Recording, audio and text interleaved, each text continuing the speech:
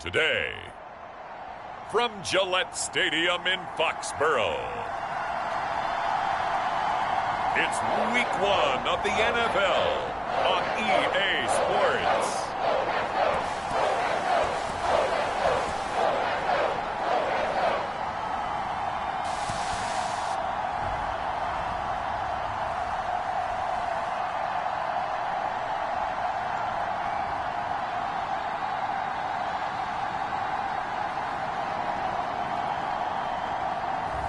It's the New England Patriots taking on the Buffalo Bills. From a venue that's been sold out since it opened back in 2002, there's a look at the home of the Patriots, Gillette Stadium in Foxborough, Mass.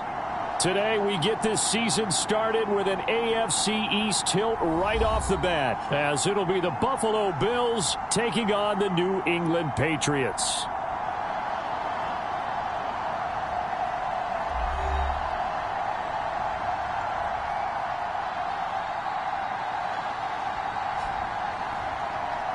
With my good friend Charles Davis in the booth, I'm Brandon Gaudin, and the moment has finally arrived, CD. It's time to begin a new NFL season. Partner, there's no hiding my excitement as I got ready this morning. I could not wait.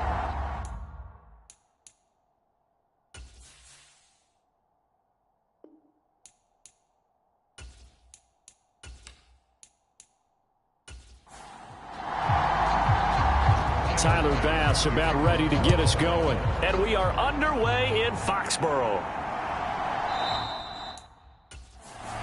And no run back on this one, so the new season will begin at the 25-yard line. So here come the Patriots now on offense. They're led by their quarterback from the University of Alabama, Mac Jones. Mac Jones absolutely believed in himself coming out of high school. Went to Alabama despite the fact there are many high-profile quarterbacks already on the roster, and blossomed into a Heisman Trophy candidate in his final season with 41 touchdowns and only 4 interceptions. Steady, consistent as a passer, doesn't have the biggest cannon for an arm, but can stretch the field and lay those passes in on the deep ball. And he'll be taken down right there at the 38. So here's a 1st and 10 at the 38. Throwing Jones. And that is going to be incomplete as he led him a bit too much. 2nd and 10. Now Jones.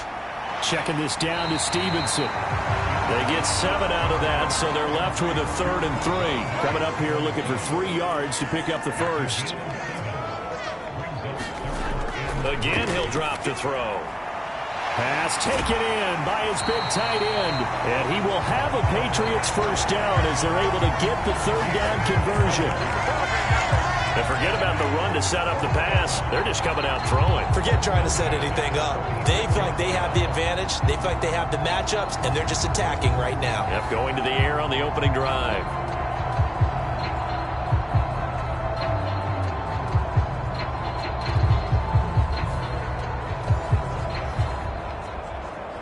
So 1st and 10 now in Buffalo territory at the 46. Now a fake on the jet sweep, and they'll instead run up the middle. And he is tackled inside the 40, not quite to the 35. A 10-yard pickup, and it's enough for a Patriot first down. We use the word relentless a lot with guys who are aggressive on the field. In this case, it really fits, doesn't it? How about his ability to break tackles and his feet never stop moving?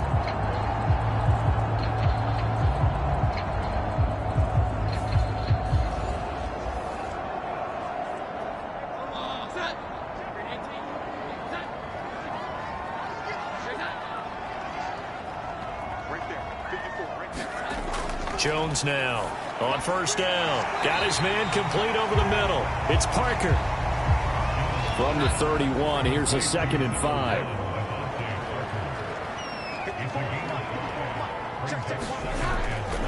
They'll try the left side with Stevenson. And he's going to get this one down to the 30. 5 yards on first down, but now just a 1-yard pickup there on 2nd. And on 3rd and 5, this will be the 8th play of the drive. Looking to throw. Jones. This one complete to Tunyon underneath. And he will have a Patriots first down by about a yard. It's a gain of 5 on 3rd and 4. But they kept it simple there, CD, only needing the short gain to move the chain, so they didn't want to go with a deep throw. They just go with that safer, shorter throw and able to convert. Nothing wrong with that at all, partner. Check the box, right? Make sure you pick up the first down. Offense is getting established. You're moving the ball. You're not turning it over. Check, check, check. They like what they're doing early in the game. On first down, Jones. And that's going to be incomplete. Too tough to hold on to that one. It's 2nd down.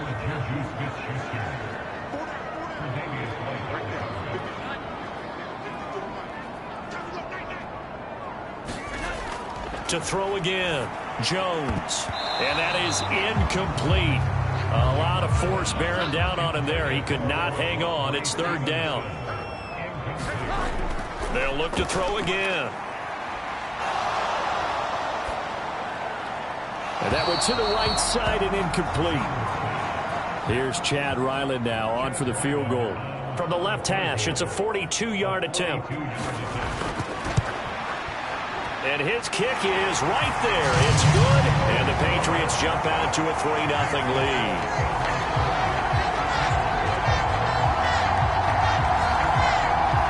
Well, all offseason, probably a lot of thought goes into that first drive of week 1. They didn't get the touchdown, but at least they got something. And what I like about it is that they didn't overthink it, because you're exactly right. A lot goes into the offseason, the preseason, to get to that first drive of the regular season. They went right downfield, mission accomplished, points on the board. So here are the Bills now ready to go on offense for the first time.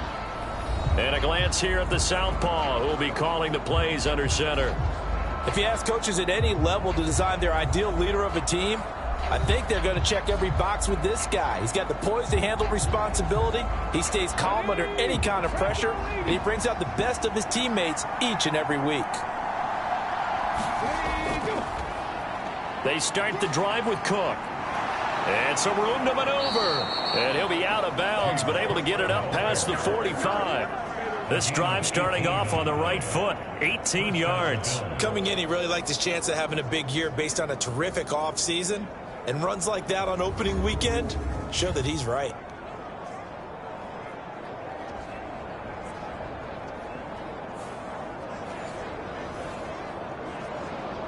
A big hitter to start the drive has him up near midfield here for 1st and 10. He'll drop to throw. They'll try and set up the screen to Hines. A good pickup there on first as the screen pass gets him 8. And good yardage there on first down, because sometimes all you need to do on the screen is get one key block. That might set your man free, and that was pretty good pursuit to the football defensively, or it could have gone for more. Now a 2nd and 2.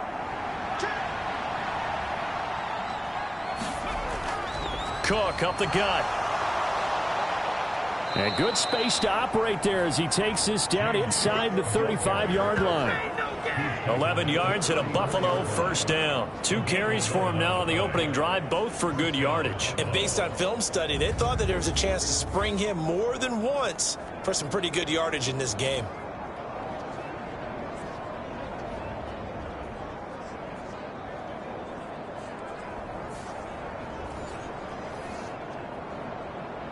From the 34 now, here's 1st and 10.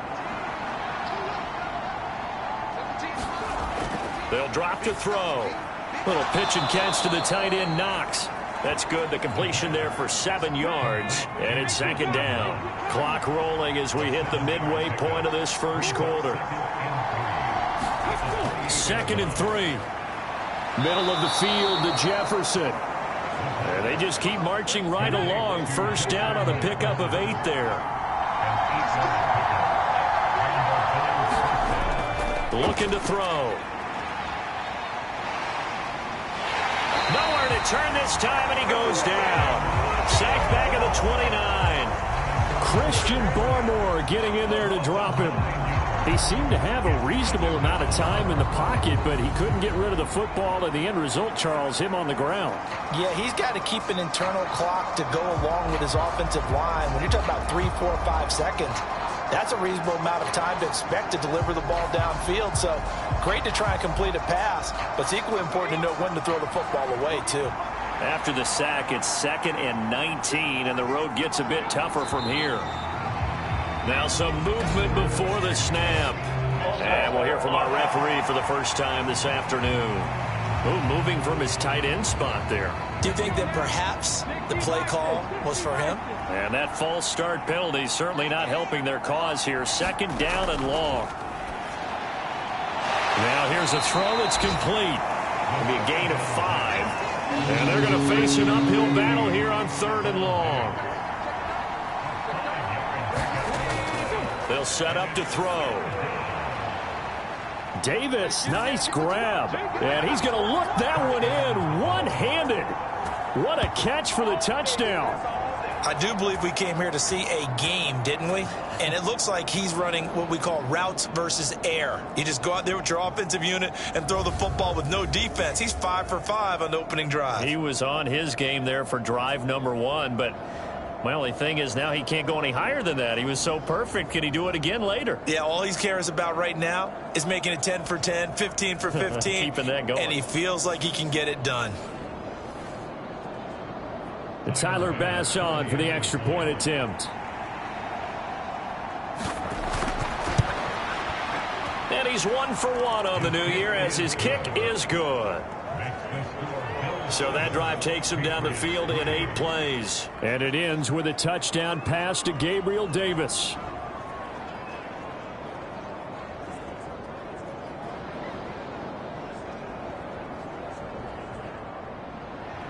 After the touchdown, Bass to kick it away.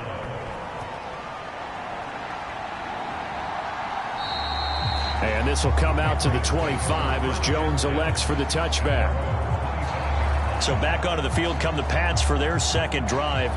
And Charles, nothing like squaring off with a division opponent, a division rival in week 1. Do you like that they are matching up this early, or would you prefer a game like this be a few weeks down the road? I actually like the early matchup for a few reasons, Brandon. First of all, it allows you to... All right, rifles one, and that's going to be intercepted. And he's going to get this one to the 23-yard line. Oh, timing is everything on a route like this. He tried to drive that football into a tight spot.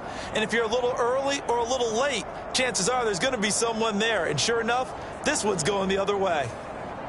So here come the Bills out for their 2nd drive.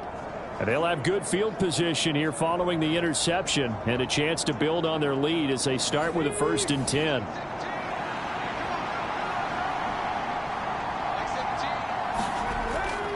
First down, here's the run with Cook. And he can only manage to get a couple. 2nd and 8 coming up.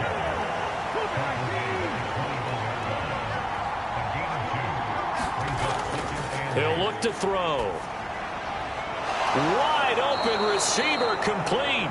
And stopped a few yards shy of the goal line at the 3.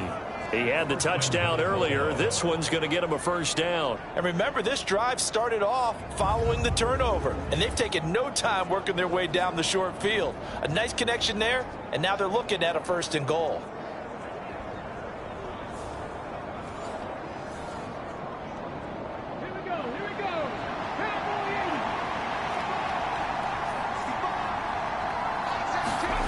Now back to throw.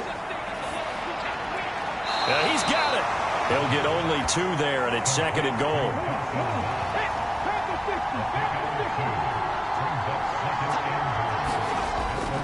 Cook is in.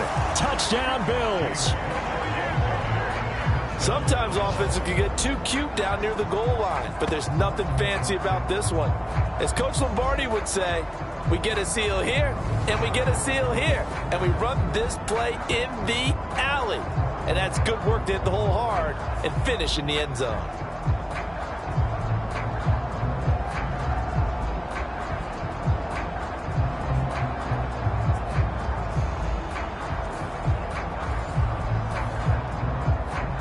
Tyler Bass now for the point after.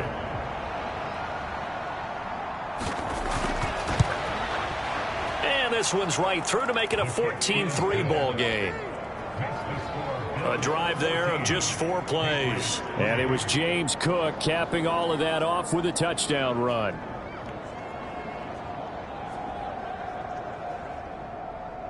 After the touchdown, Bass to kick it away. And this will be a touchback as that sails over the end line. New England trying to get a place on offense.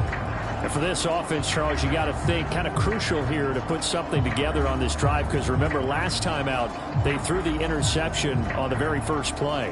And you can't afford to let this defense keep building any more momentum. They're playing awfully well, and they're awfully confident right now. To me, it's time to attack and take some of that momentum back. But make sure you're selective in doing so. Understand where you want to throw the football and make sure it's open before the ball leaves your hands. Ball up to the 35 now as they come up on 1st and 10. Back to throw. Jones.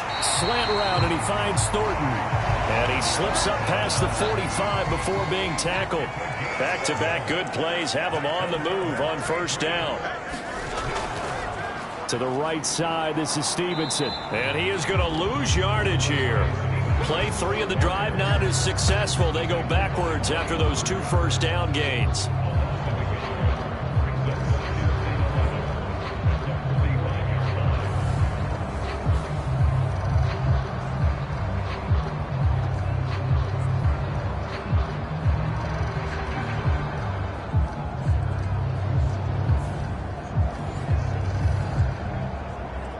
Looking at a 2nd and 11 now after the loss. Looking to throw. Jones. Short pass caught by Henry. They'll wind up getting 10 back as that sets them up for 3rd down. So they just need 1 yard here to pick up the 1st down. They'll try and run for the first with Stevenson. And he'll be brought down, it looks like right at the 40. And 5 yards on the play there as the drive will continue. We all love to have a home run hitter in the backfield. Guy can take it the distance. But in short yardage, trying to pick up 1st downs, that big guy, always a nice luxury to have, isn't he?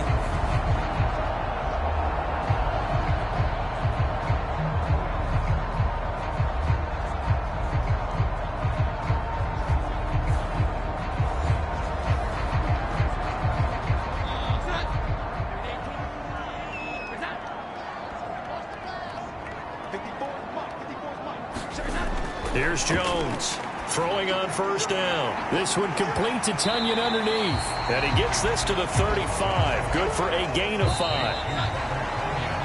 After one, a 14-3 ball game.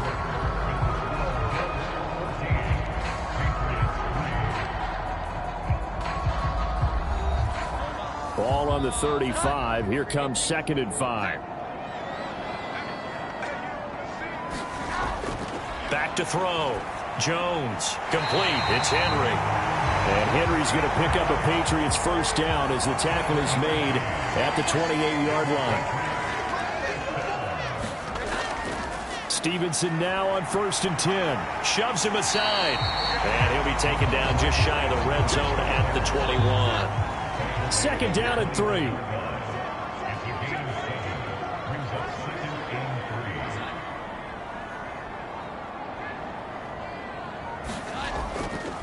Off play action. Jones. That's to the sideline and incomplete. The coverage keyed in on him since that last completion his way. He earned a little more attention on that route, and that made it a lot tougher to get a clean throw his way. The offense on 3rd down, they've been good. 3 for 4 thus far. Here it's 3rd and 3. On the draw is Stevenson. And he picks up the 1st down yardage as he takes it down to the 16. They get 5 out of that one, and it moves to James. And we tend to give those running backs that are slashers a lot of credit, but how about guys who are maulers? Because that's what you want in short yardage situations, and we just saw that occur right there, didn't we? Vertical, downhill running.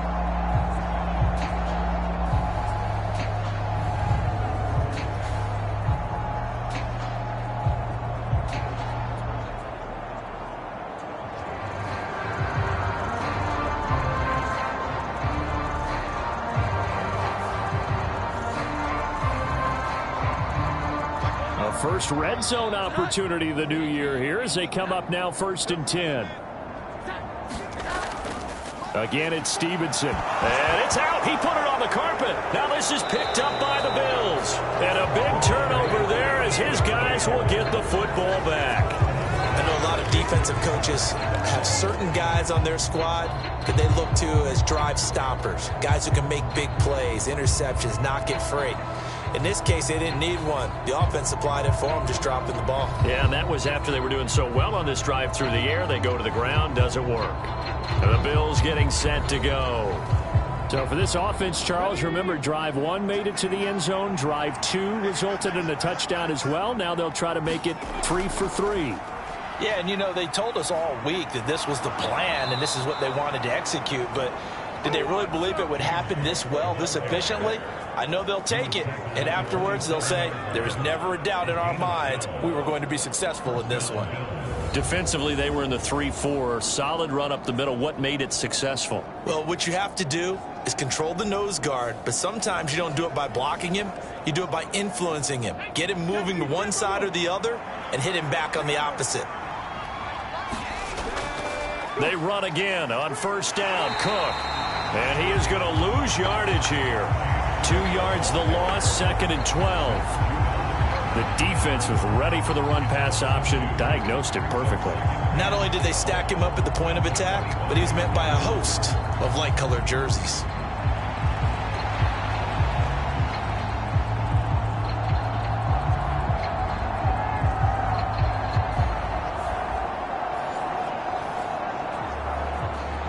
Now they contend with a 2nd and 12 after the loss. He'll look to throw.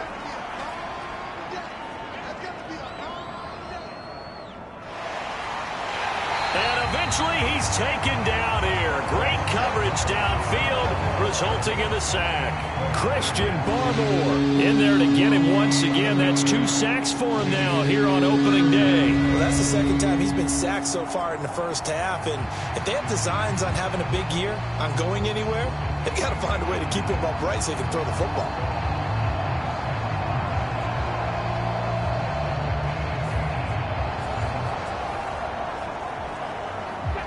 Need something from deep in the bag of tricks here after 1st and 2nd down went backwards. It's 3rd and very long. They'll set up a throw. Oh, the pressure too great, and he goes down once more. Marching in for the sack, Matthew Judon. Well, this is what happens when you get behind the chains, as people like to say, when you have obvious passing situations. Hard to vary it up and fool a defense. And you hate those situations if you're an O-lineman, right? Oh, without a doubt, because you just know they're coming, and you never know exactly how. They can be exotic in their blitzes, or their athletic ability just takes over. The Bills send the punter out. And no room for error here as his first punt comes from deep in his own end zone. Taking on the midfield logo. 8 yards on the return following a punt of 41. And the Patriots will have great starting position as they take over 1st and 10. Out comes the New England offense to see what they can do this time. And they've sort of lost their way, partner. How do they recalibrate and get this proverbial train back on track? Well, this is where leadership really comes into play. How's the head coach handling it? The offensive coordinator? Sometimes they just make a joke. All right, guys, had your fun? All right. Throw it out the window. Yeah, let's get back on track here. And sometimes that'll work just fine. I guess it's time now to lean on that leadership. Throw right side, going to be taken in by Henry. So give him 5 yards there on the pitch and catch. And now it's 3rd and 3. Up the middle, here's Stevenson. And he's able to get it to the 31, and that's enough for the first. 5 yards is the pickup there as that extends this drive. Well, partner, what do you think? Might have been 4-down territory if they didn't pick it up, but... Yeah, it's a moot point now. I was curious, so if they didn't get it there, would they have gone for it? I guess we'll never know. Yeah, we didn't have to make that call, but I have a feeling both of us would have said, go for it.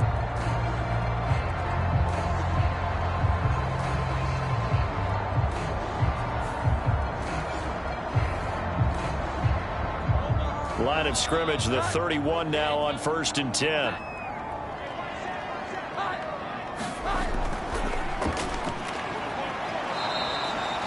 The tackle that time by Zach Cunningham. Ball on the 30 now. Here's a 2nd and 9. Looking to throw. Jones over the middle. Hauled in by Smith-Schuster. And he's got a first down as a tackle made at the Bills' 17-yard line.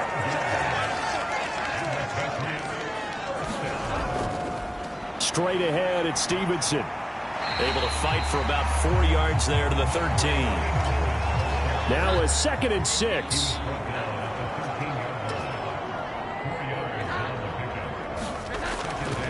They run once more with Stevenson. And this time he's not going anywhere. They'll get him down right at the line of scrimmage. No gain on the play there, so they're left with a 3rd down and 6. They are in need of 6 yards here if they hope to move the chains. Jones on 3rd down. And a quick throw here, that's complete. And the Patriots are going to have 1st and goal as they try to finish off this drive with 6 points. And in a lot of ways, that catch is expected. Red zone presence, and that one was realized there. You've got to find your tight end in that situation.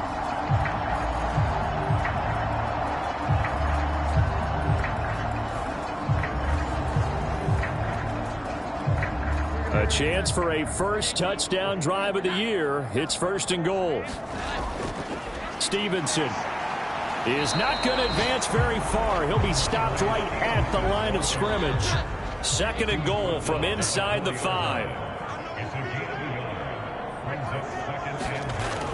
And they'll let the fullback try and take him home. And he's going to get this back to the 3-yard line and no further. This Buffalo defense has stood their ground. This is 3rd and goal. Back to throw. Jones. This is caught. And he is out of bounds here.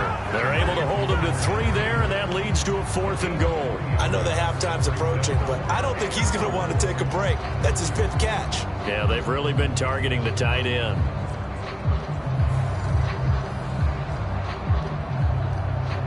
The offense is going to stay out there. We'll see what the play call is. They need to find the right one here on 4th and goal. They'll run for it. It's Stevenson. And he didn't get there. Knocked backwards to the 2-yard line. They're turned away on 4th and goal. And the Bills' goal line stand is going to get them the football back.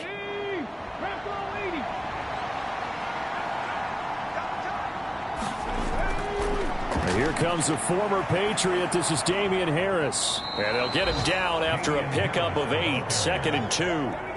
They don't need to run another play here before the 2-minute warning.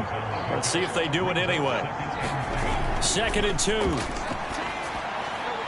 the hands of the tight end, Dalton Kincaid.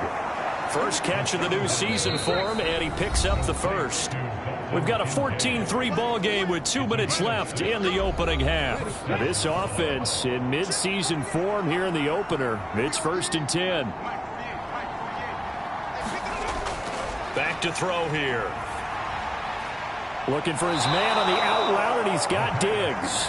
And he's going to get this one across the 30-yard line. 16 yards there, and the Bills have a 1st down. And now at this point in the first half, you've got to realize as an offense, you're not going to get it all back in one fell swoop. This is going to be about sustained drives and making sure you finish with points. And that's a good throw there for a 1st down. Line of scrimmage, the 31 now on 1st and 10. They're going to look to throw. Justin Jefferson bringing in the slant. And he slips up past the 45 before being tackled. 16 yards, a little deja vu from the previous play where they got 16. Good strong throw and catch right there. And so far in this game, the alleys have been open for them to get completions, and they're taking advantage of it.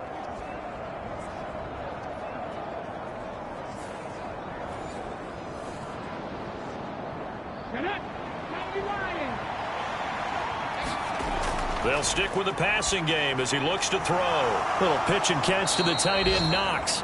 So the completion good for 7 there. And that's going to bring up 2nd down. Now the Bills are going to use the first of their timeouts as they'll stop it with exactly a minute to go before halftime. Now 2nd and 3. Back to throw again. He's got the connection over the middle to Diggs. Now the Bills will use the second of their timeouts as the stoppage will come with a little under a minute to go in this first half.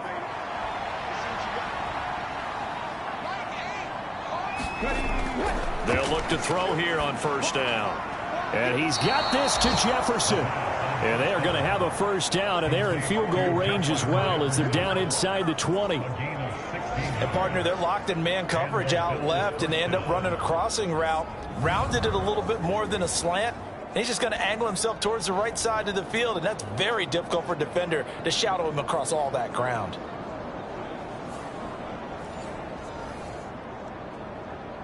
So here's a 1st and 10 now down inside the 20. They'll look to throw. And this one right back into the hands of Jefferson. No gain on the play. And it'll be 2nd down. They'll look to throw here. And he's going to go down. They sack him back right around the 30. Now here's a timeout as they're going to get it with 8 seconds remaining here in the first half. So on 3rd down, the field goal unit will come out as they'll try to get 3 before half. There'll be a 47-yard attempt from the left hash. The kick by pass is good, and the Bills will add on to their lead.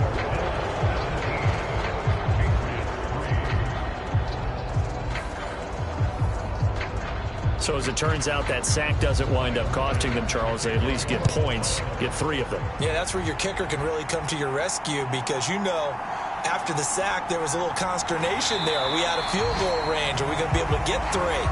In this case, he stepped right up and gave them exactly what they needed. So we've reached halftime here on opening weekend. As we'll get you down the coast to Orlando for Jonathan Coachman at our EA Sports Halftime Report. Coach! All right, Brandon, thanks very much. And welcome back to football, everybody. We've got a full slate of 16 games here to start the new season. So let's take our first trip around the NFL. We'll get started up at Cleveland Browns Stadium in Cleveland. And it's the Raiders out in front as they approach halftime. Trey Tucker, a touchdown reception. From there, we'll head down to Charlotte to check on the Panthers at home at Bank of America Stadium. And you can see, currently they trail in that ball game. Bijan Robinson, 100 yards exactly on the ground with a touchdown run as well. Lastly, let's motor up to the Motor City.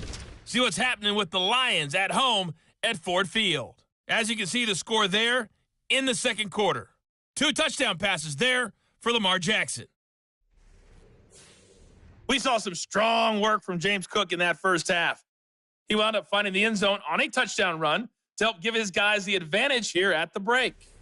Okay, Coach, thanks as always to you and the gang in Orlando as we welcome everyone back in for quarter number 3. We'll see if week 1 fatigue becomes any kind of a factor as we are back underway in the second half. And out a little across the 25 to the 27.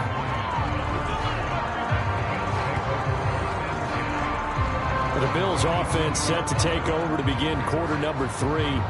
And they've got the lead. CD, what do you think the message was at halftime? I don't think the message was too drastic, I think, in the half, or that they need to change things too much. I do think the offensive line could play a little bit better. I think they'll try and help them out more. They'll probably keep a tight end in a few more times and maybe add a running back to the formation to pick up those pass rushers because they probably allowed a few too many sacks for comfort in the first half. 2nd and 5.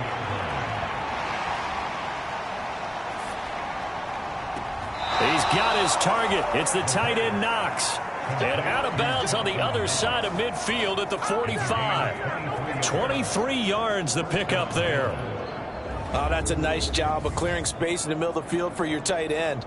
He's going to start behind the line and run an angle route, hoping to kind of get lost in the middle of the field. And this is put right on him, and he's able to pick up a first down. So into Pat's territory now. Here's 1st and 10 at the 45-yard line. Now it's Hines. 11 more on that one and another first down.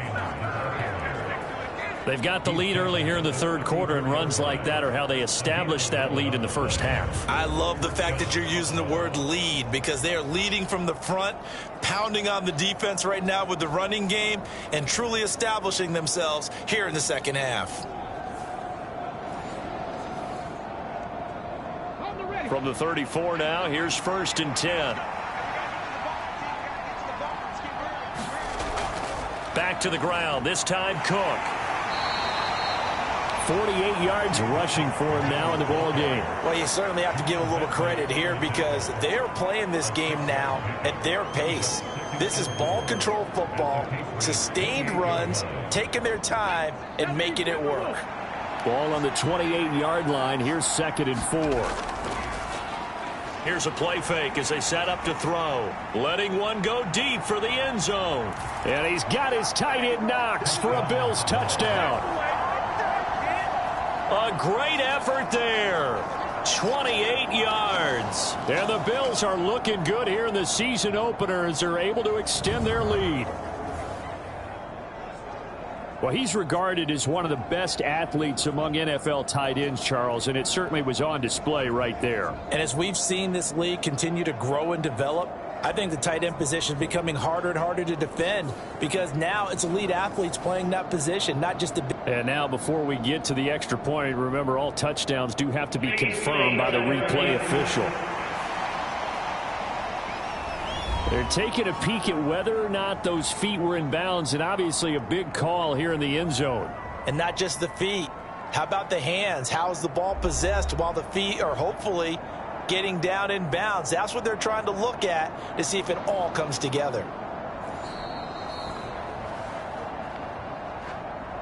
So they called it a touchdown originally, and this will stay a touchdown after the video review, so they had it right.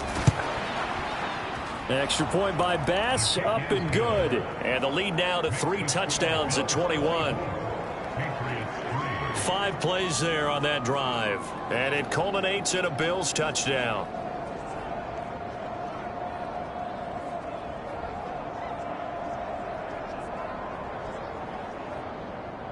After the touchdown, Bass to kick it away.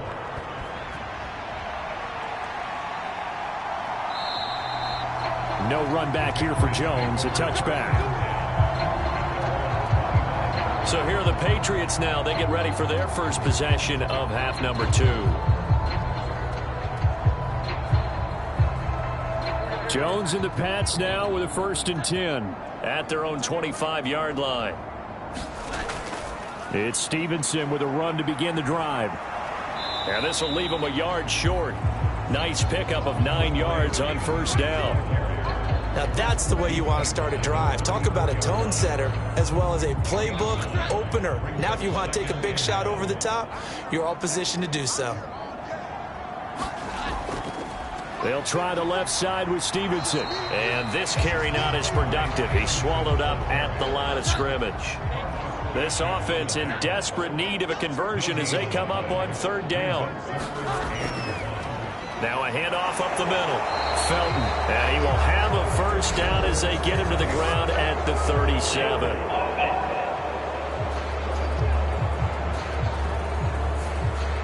Third and 8.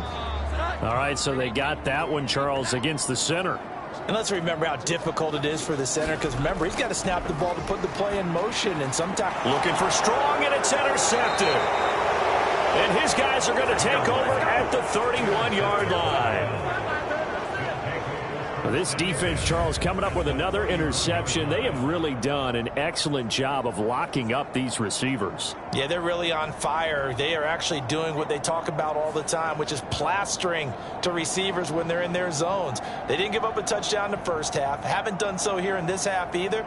Blanketed the field going all the way back to the opening drive, and they come up with a pick right there. So 1st and 10, and if they score on this drive, might have to start digging into our second half blowout material. Up the middle, it's Cook. And he's got it down to the 28. Yeah, I don't know if it's exactly a win-win, but if you're on offense, you'll take that kind of a run, all right? It was kind of stacked up, found a little bit of yardage, and frankly, they're pretty close to staying on schedule on offense. The playbook is still open for the coordinator. Down right around the 25. Well, they were handed great starting field position on this drive, but now they face a 3rd and 4. Work in the middle of the field, and he's got a man complete. And he is going to have a Bills first down. They needed 4. He doubled that. He wound up getting 8. So he turned to a trusted, familiar face in that 3rd down situation. It paid off. Yeah, you go to your veteran receiver in that spot, so you can't underestimate him when he's on the field. Defensively, make sure you know where he is because he understands how to get open in key situations. So the ball down to the 16 here for 1st and 10. A 10th carry in the game for Cook. And he'll get it here to the 10-yard line. 4 yards remain on 2nd down. Ball on the 10. Back to throw. And it's caught. 9 yards on the play there, and it sets him up 1st and goal. Good throw, good catch, but I really like the route. The drag and being able to run away from defenders, hard to stick with them for that long. Yeah, better against man than zone, or? Better against man, because now you're running away from someone and you're not running into a defensive player in another zone. Harris. No signal, and now they say he did not get in. He is stonewalled at the 1. Another shot from the 1 on 2nd and goal. Cook is not going to get in here as they push him back to the 2-yard line. That backs him up 1 yard and brings up 3rd down. That's a nice example of good team defense right there. Ball was snapped at the 1-yard line. They knocked him back and caused a loss. But you notice they were trying to find any type of a gap to run through. Wasn't one available, and they stuffed the play right there in the middle of the field.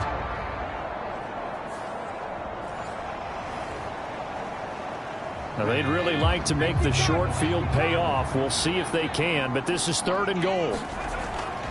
Again, it's Cook. And he takes it in across the chalk for a Bills touchdown. James Cook, already his 2nd touchdown here in this opening weekend. And the Bills take advantage of the short field and finish it off with a quick touchdown. Well, he'd been the workhorse on this drive, and it would have been unfair to bring someone else in to finish the job. So they go back to him again, and he delivers with a touchdown run.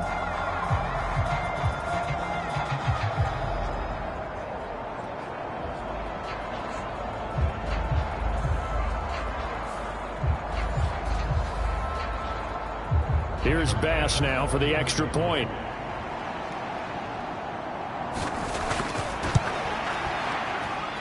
And that'll increase their lead to 28. So that drive goes 8 plays. And it was James Cook capping all of that off with a touchdown run.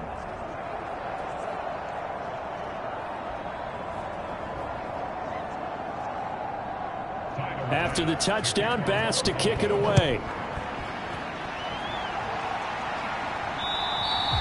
And this will not be returnable. It's out of the back of the end zone for a touchback.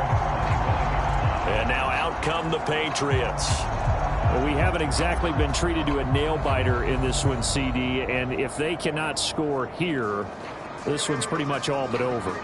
Are you saying that you feel like people are starting to think about getting out of here, maybe beating the traffic in order to get home or to their final destination?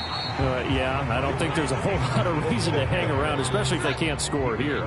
Yeah, you're right about that, because it has been pretty clear who the better team has been in this one. And in a league that we talk about every game being a one-score game as we go into it, watching this blowout, let's just say it's been unusual.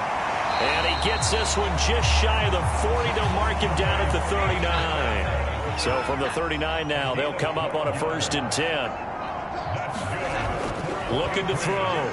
Jones. Throw finding Thornton over the middle. And they're well past midfield, just a yard or 2 shy of the 40.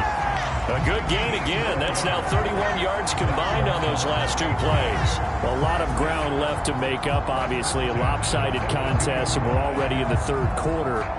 And they won't get it all back in one play or one drive. That's cliche, but it's true, Charles. If they can just maybe get plays like that and get a little momentum built, they can get the scoreboard a little closer. And can you add some blinders to the cliche, meaning keep these guys from looking at the scoreboard, because that doesn't help them at all right now. Their focus needs to be on finishing every drive with points and playing mistake-free football from here on out. Now Jones on 1st and 10. This one complete to Tunyon underneath. This will be stopped about 2 yards shy of the marker. 8-yard gain, 2nd and 2. Back to throw. Jones setting up a screen for Stevenson. And on this one, he'll get to the 15, right at the 15-yard line. Still in search of their first touchdown of the game, but they're on the move. 1st and 10. Running left is Stevenson. And they get to him quickly here as he's stopped right around the 13. 2nd down and 8. Looking to throw. Jones out route, and this is Henry with the catch. Touchdown! Hunter Henry from 13 yards out. And the Patriots are able to make some inroads here to that deficit. Well, we know someone just added to his touchdown passing total, but all he did was get the ball out quickly to his tight end and let him take care of business the rest of the way.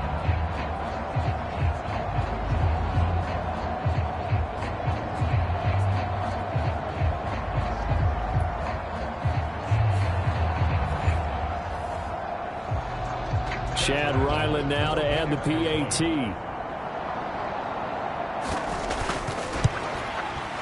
And he puts this one through. It makes our score 31-10. So that drive in total 8 plays. And it's finished off by a Pats touchdown. So after the field goal, Ryland back out as he'll send this one away.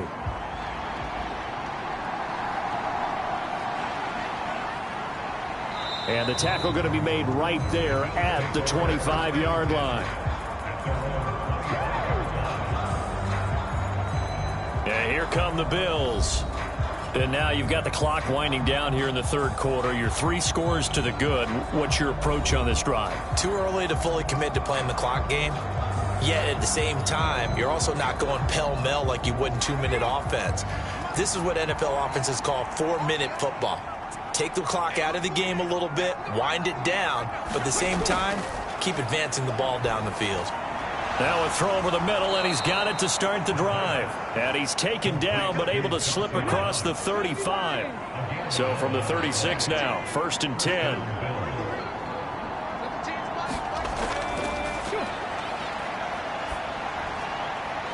Now this one to his tight end out on the right side. And he'll go out of bounds, it looks like right at the 40. Ball on the 40 now. Here's the 2nd down and 6. Here's a throw right side taken in by his tight end. And he gets this one to midfield before he's brought down.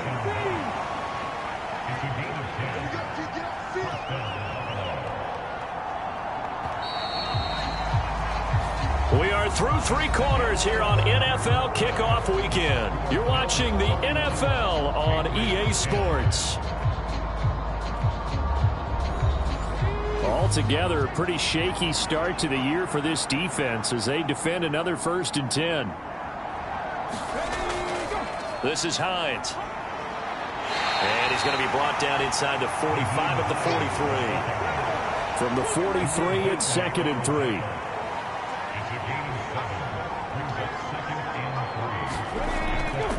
Cook up the gut. There he goes right side. And all the way home for a Bills touchdown. James Cook with now 3 Week 1 touchdowns. And the Bills are closing in on a winning start to the year as they extend their 4th quarter lead.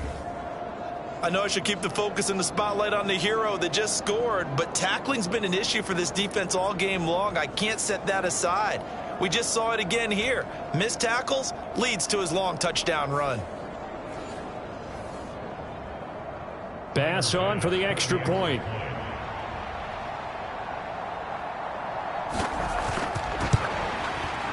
And he's been a busy man, 5 for 5 now as he knocks another one through to extend the lead.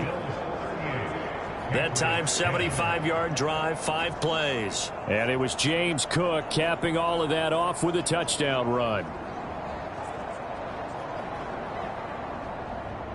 After the touchdown, Bass to kick it away. Marcus Jones going to elect to bring this one out. And tackled at the 21-yard line, so a net negative there of 4 yards. Another go-around now for the Patriot offense. And whatever promise they showed in the preseason has not translated into week 1 because they have not been particularly competitive here at home, no less. So these fans just kind of beside themselves right now. Jones now on first down. That's to the right sideline, and it falls incomplete. Now a 2nd and 10. Now a shotgun snap as they'll look to throw. And his throw's going to be incomplete. And that's another play that's painted the picture of this game overall. It's been a blowout. It's been continually fueled by big turnovers and stops for one side and an inability to advance the ball from the other. And this offense on 3rd down today, 6 conversions and 9 tries. They've done a great job of picking these up. This is 3rd and 10. And this one is incomplete. Even with such a big lead late, the effort hasn't lapsed one bit. If the offense wants to score some points in this one, they're going to have to earn it. These guys are not giving up anything.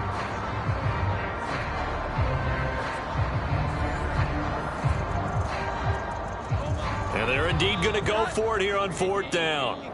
So trailing here in the last quarter, let's see how this plays out. Desperation time now. Here's Jones. And they get Jones for the 3rd time in this ball game. Picked off by Micah Hyde. Partner's bad enough when you just can't hold on to the football. But when your quarterback's throwing it to the other team, that's 3 interceptions now, 4 turnovers for the game. You really have no chance to win the football game. Here's the Buffalo offense now as they get set to take over here. And after the interception, they are sitting in an even better spot with the ball and a comfortable 4th quarter lead. Historically, this is such a tough, loud venue, but you can hear a pin drop right now. A lot of fans long gone, not used to seeing a lopsided score like this. 110 yards rushing for him now as he has been tremendous all day long. On 2nd down, Cook. And tackled down after a gain of 3. Leaves him with 1 yard to go on 3rd down. Brandon, I've got to think this offensive line has got some smiles on its faces. And I know it sounds crazy, but they practiced for this back in training camp. They knew they'd be in situations where it'd be extra defenders in the box coming after them, trying to keep them from locking down a game. Right now, they want to show the world they're up to the challenge. Oh, a strip. The ball comes out.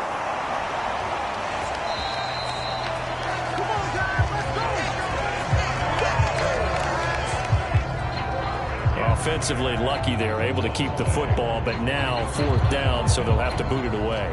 I do think, though, they're going to look at this as a positive.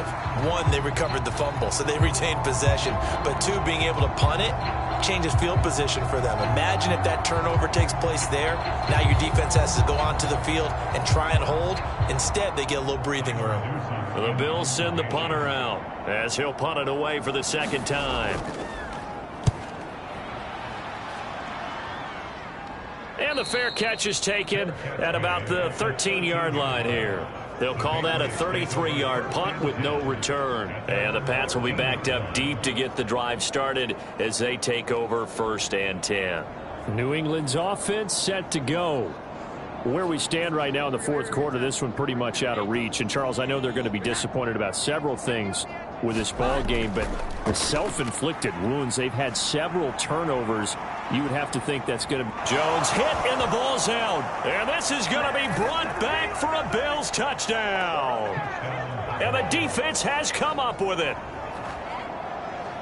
So the defense forces the fumble. They get the score, and a guy on defense becoming offensive there, Charles. And you know they love that. Any guy on defense loves to pick up the ball and have it in his hands and try and score himself.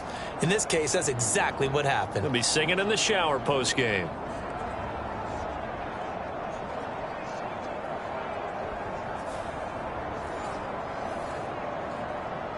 Tyler Bass now for the point after.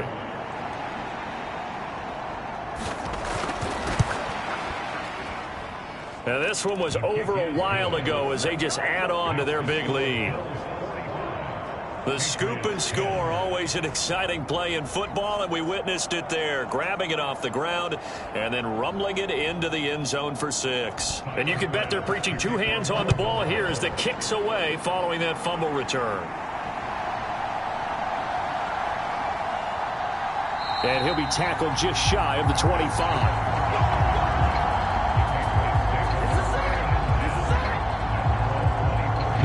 Trying to get to place on offense. Even though they were able to force the punt defensively, still a big hole to climb out of, especially at this late stage of the contest. Jones and the Pats now with a 1st and 10 at their own 24. Throwing to start the drive.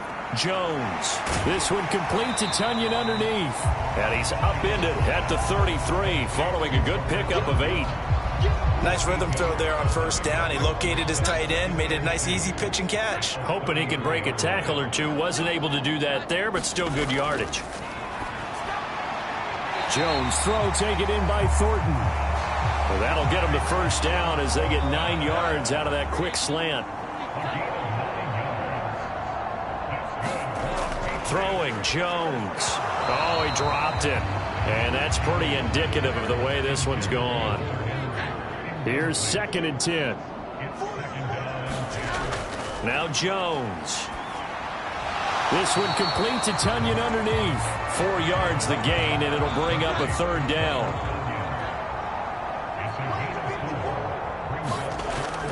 Operating from the gun. Jones. And he's got a 1st down as the tackle made at the Bills' 45-yard line. And they get 10 yards there and convert on 3rd.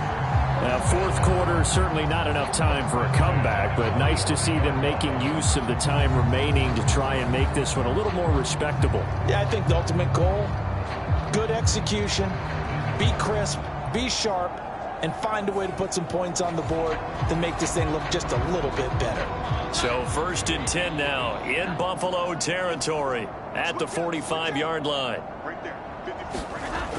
Back to throw. Jones.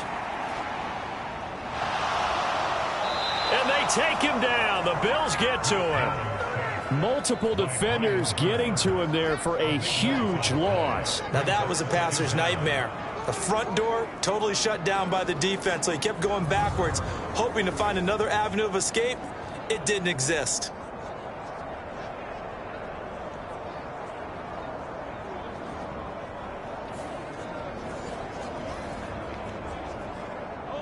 So after the sack, a scenario you certainly don't work on too often. 2nd and 24. Looking to throw. Jones. That was play number 7 on this drive, and it got him 7 yards. A long way to go here on 3rd down for the 8th play of the drive. Operating from the gun. Jones. A quick throw there is incomplete. The Patriots send out their punter as he's on to punt for the first time this afternoon.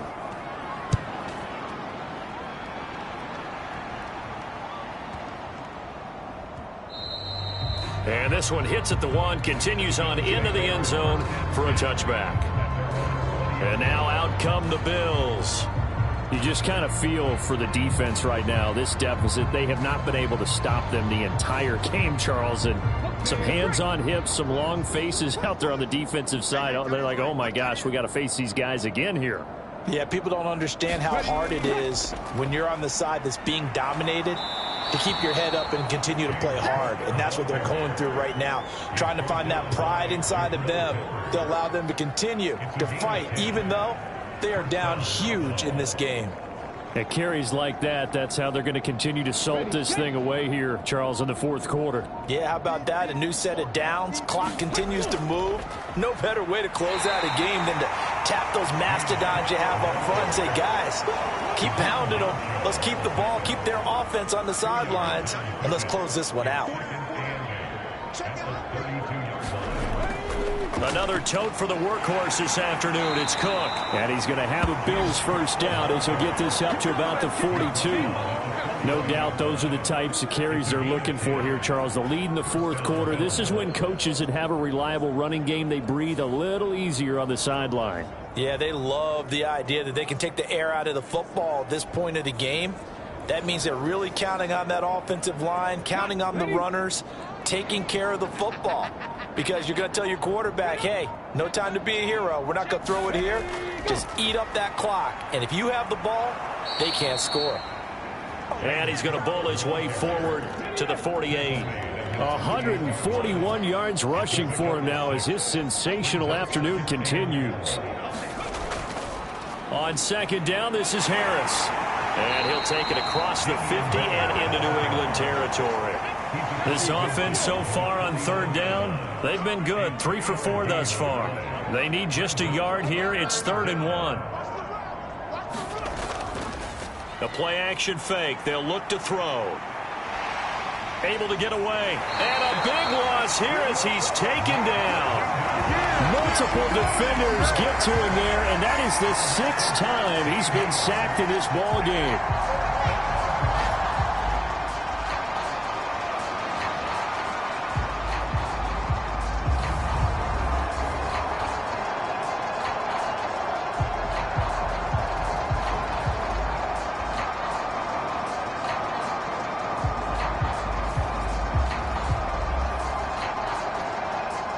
Just 2 minutes remaining here in the fourth quarter of what has been a one-sided affair.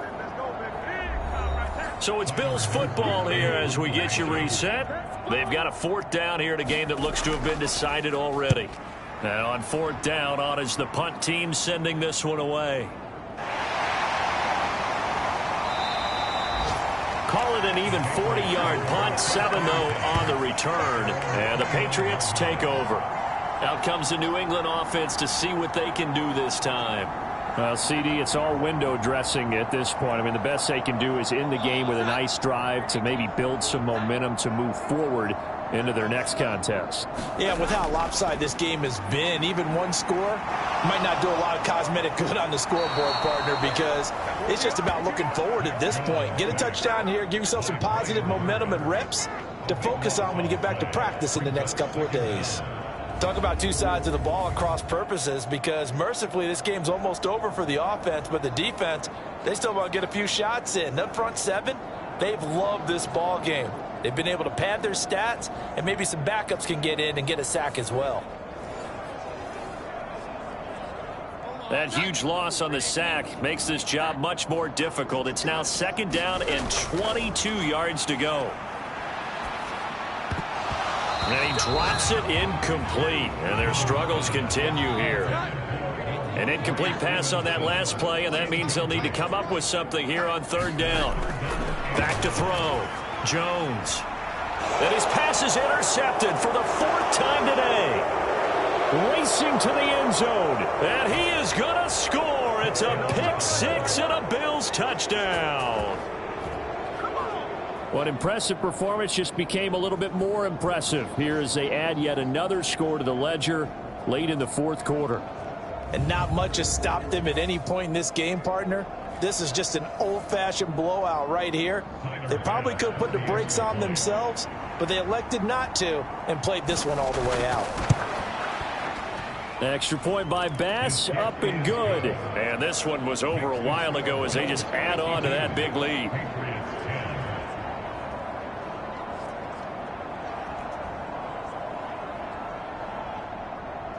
So they'll get another shot on offense following that pick 6. And now the kick is away.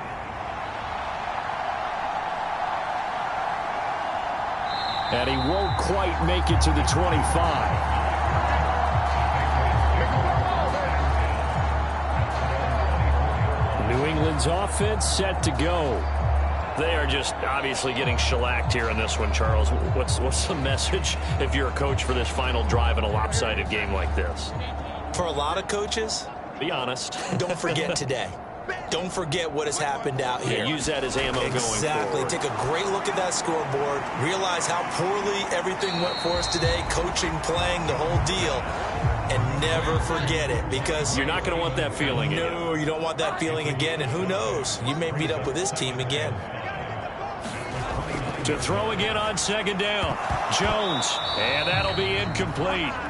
Took a pretty good shot as he tried to pull that one in. Couldn't hang on third down. Looking to throw. Jones. And oh my goodness, here's a 5th interception. And they'll set up shop right near midfield at the 49-yard line. Well, partner, I got to tell you, I'm trying to think of something positive to say for this offense, but I'd have to be a spin doctor for that one. This has been a tough performance to watch. And I think it's hard at this point to actually identify what's really gone wrong. I guess the catch-all is everything. Doesn't sound like real sharp analysis, but I don't have much else for you. And the scoreboard just lopsided, and it's been ugly from the get-go.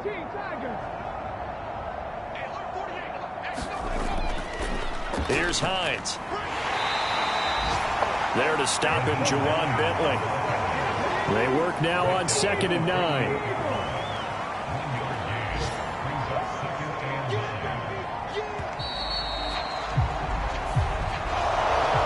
This was not just the opener of a brand new season, but this was a division game here in week 1. And to come through with a 1-0 start against a division opponent gives you a little something extra heading forward for the rest of the season. Yeah, let's pile it all into one game, right? Opening the season, and you open within the division. You knew the motivation was going to be there on both sidelines. One just executed better and earned the win. So for the Bills, it's a fantastic start as they roll to a blowout victory here in the season opener. And they will head back home next week. Meanwhile, for the Patriots, they go down to defeat here in the opener. And they'll get a chance to redeem themselves at home next week. That'll do it for us. I'm Brandon Gaudin alongside Charles Davis. Thanks to our entire crew as well. We'll talk to you next time. So long, everybody.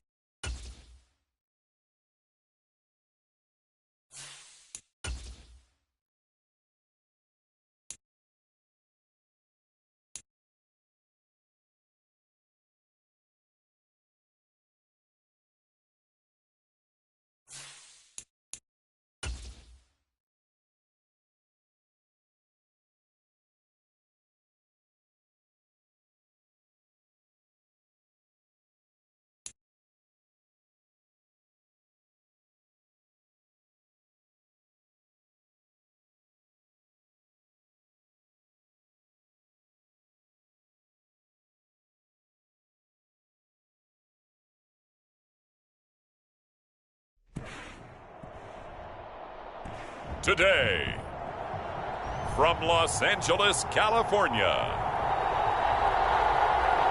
it's Week 2 of the NFL on EA Sports.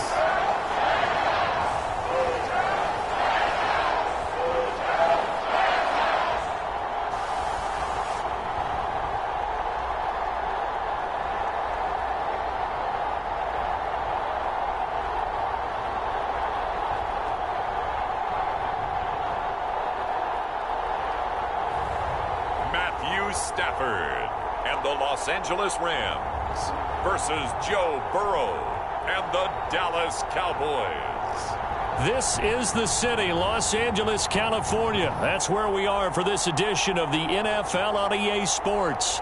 Today, after a topsy-turvy opening weekend, it's on to Week 2, and we've got a good one here, as it'll be the Dallas Cowboys taking on the Los Angeles Rams.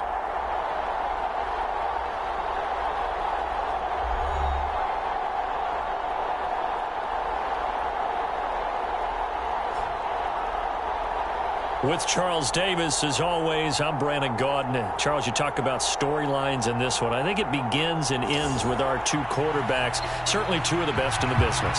And nowadays, I don't think you can get by for long periods of time without a top-flight quarterback.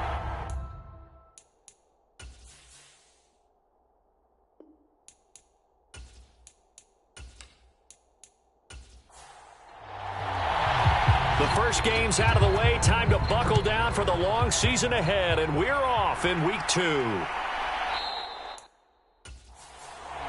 And we will not get a run back here to start. It's a touchback, and it will come out to the 25. So out come the Rams now for their first possession. They'll be led out by a former Pro Bowl quarterback out of the University of Georgia, Matthew Stafford. A seasoned veteran. We're seeing more chapters being added in Stafford's decorated career. Secured a Super Bowl ring, remains a respected leader, and his stats, they're better than ever. Now we just continue to watch him climb the ranks of the NFL's all-time passing leaders.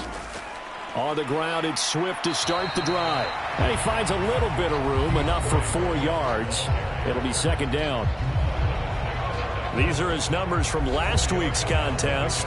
17 carries, 57 yards. It's a pretty mediocre week for him on the ground. Certainly a boon to his offense if he can get a little more output on his touches this week.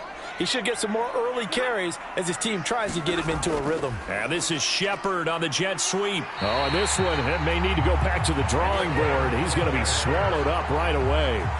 6 yards to pick up, and that's a first down. Well, I sure wouldn't be surprised if we see more of this as this game goes on, because we know they like to use their wideouts either on quick throws or on jet sweeps like what we just saw there. And to say that that one worked well, partner, that's stating the obvious. And the result here, a pickup of 8. Leaves him with 2 to go on second down. And I think this is a route we'll see more of as this game goes on, because with his speed, they want to get him the ball in space on drag routes just like this. They want him to get the ball and run after the catch. Good job there, though, holding him for a short gain. On second down, Swift. And he'll go down right around the 47 this time. A couple of first downs on the drive already, as they'll go from the 47 now on first down. And they'll send Kupp in motion right. And they'll fake it there on the jet sweep, and instead, here's Swift. And that play going absolutely nowhere as he's belted before he could get out of the backfield. A loss of a full 3 yards, and now it's second down. Sometimes you just sit back and marvel at what he can do defensively. Speed, strength, quickness, he's the whole package. And that package just wrapped up the runner for a loss.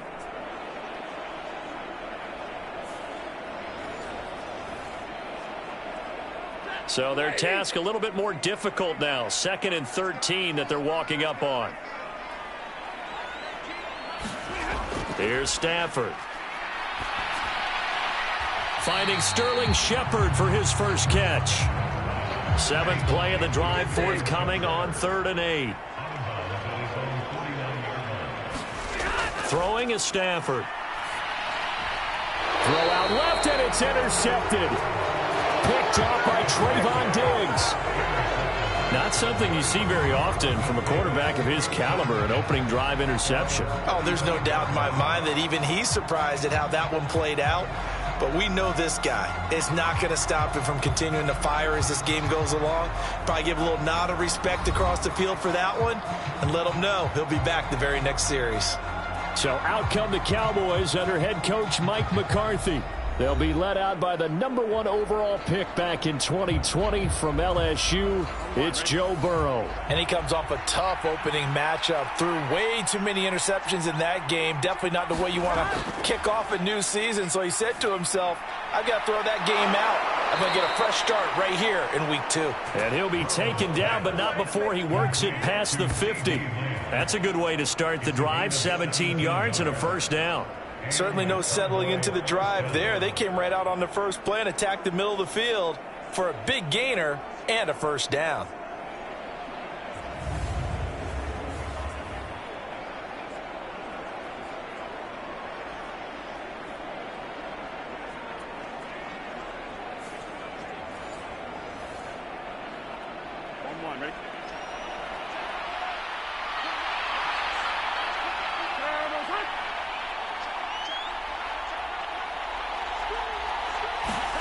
Throwing now, Burrow on first down. Short throw caught by Pitts. And they'll get him down after a pickup of 8, 2nd and 2.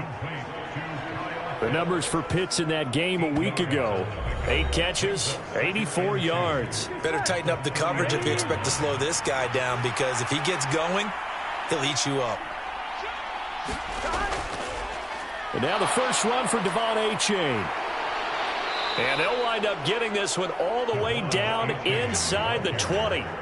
That good for 22 and a first down. Well, partner, I have to say they caught him in the right defense there. Nickel set, 5th defensive back on the field, and they love to run against that because now you typically get a bigger blocker on a smaller defender. Yeah, because those DBs like you, they want the interception. They're not as worried about the running play, right? Not at all. And I still remember being in school, and one of my offensive line teammates used to say, boy, I'd love to come downfield and hit you little people.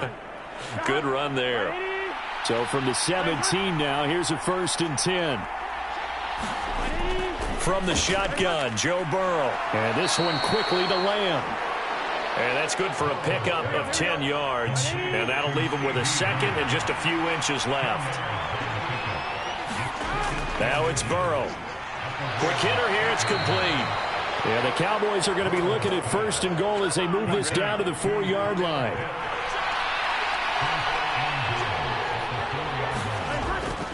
Etienne will get about halfway there as he takes this from the 4 down to the 2.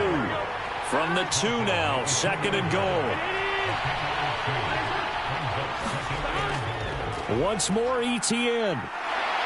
And good work there defensively as they're able to keep him out of the end zone. 3rd and goal. This L.A. Rams defense will try to bow up once more. Now it's Burrow. And this is caught for a Cowboy touchdown.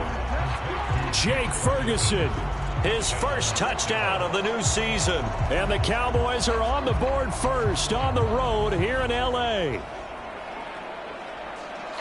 No surprise there, 3rd and goal down here. That's where they're going to look for their tight end. Yeah, you want that big guy running his routes because it doesn't matter who they cover him with.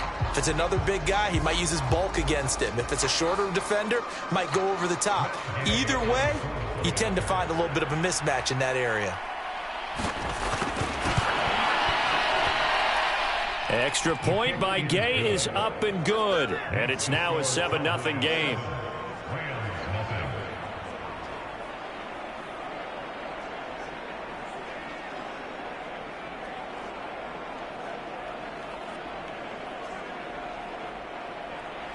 The kick team out there for the Cowboys as they run up to send this one away. And they'll put up the stop sign there as his guys will get it at the 25. So the Rams coming back onto the field, their 2nd drive of the game. They threw an interception the first time they had the football, wound up leading to a touchdown the other way. How do you approach drive number 2? Going back to your game plan coming in, everyone has matchups that they like better than others. where they think they have an advantage, dial up some of those plays. Try and go to those spots and get your off. Oh, a hit. He lost the football. Stafford puts it on the ground.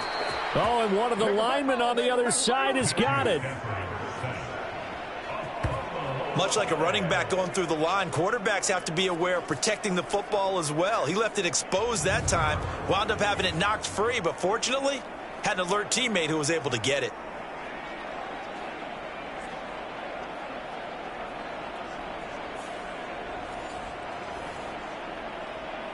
The fumble on first down. Now here's second down.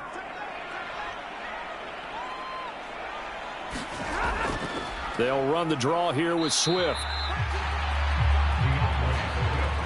You look at this Cowboy defense. Now, they've been a very good unit against the pass, defending at 5th best in the league. And, hey, they were stingy in the opener. Didn't allow much of anything at all through the air. So now they come into week 2 saying, hey, let's see if we can do even better. Let's go ahead and get to that number 1 spot. Boy, a nice play there as they wind up converting on 3rd and 15. And that's how you shake off the interception you threw on the opening drive, come back and throw another strike and gain nice yardage. And I give credit to 2 people on this one. The man throwing the ball and the person calling the plays. They're not shutting him down early in this game. Line of scrimmage, the 37 on 1st and 10. Here's Stafford. And that is incomplete. He couldn't hold on through the contact. Brings up second down. From the gun, here's Stafford. He's got his target. It's the tight end, Tyler Higbee. And the stiff arm made it a pretty little run. Not a huge gain, but a nice chunk of yardage. They'll try and run here with Swift. And he's got the first down yardage as he brings this up to the 47. 3rd and 2, right? So this is a situation where low man has got to win at the line of scrimmage. But it's not just the low man winning. It's the low man who's winning with some force. And they had that to pick up the first down. Barely picking it up, but they did.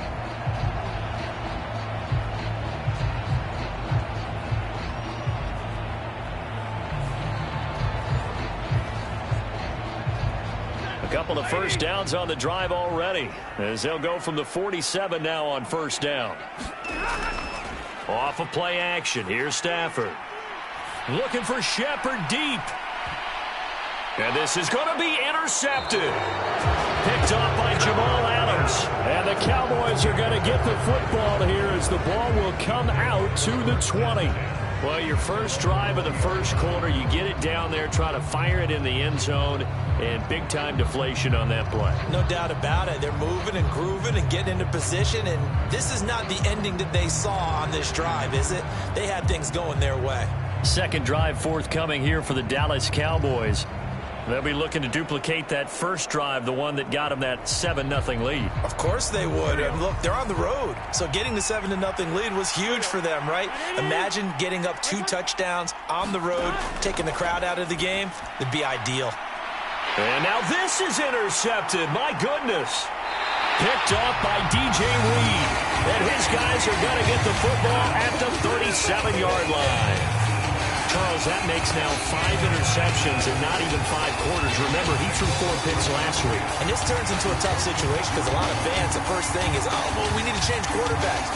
This is your guy. This is your elite player. You can't just take him out like that. If I'm the coach, I make a little joke and say, you know, some big guy, we're going to change the football. So it's obvious that's the problem. It's not you. Keep firing.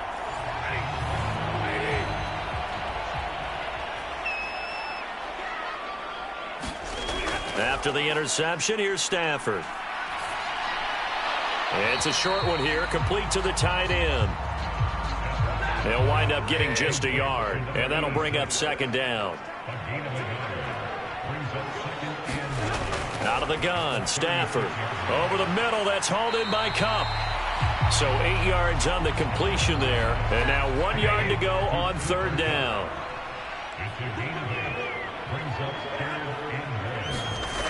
Back to throw, Stafford. Pass taken in by his big tight end. And he is going to have a Rams first down as they're able to get the third down conversion. Got to say, I was a little surprised to see him, Charles, come out in the shotgun on third and less than a yard. Yeah, but the way the NFL is nowadays, we hardly ever see anyone really run for it on short yardage. So they're going to throw the football more times than not. That was a nice, easy rhythm throw right there, and they pick up the first down. So here's a 1st and 10 now, down inside the 20. Stafford looks to throw again. Open man right side is Kupp, complete. That'll go for a gain of 7, and it's 2nd down.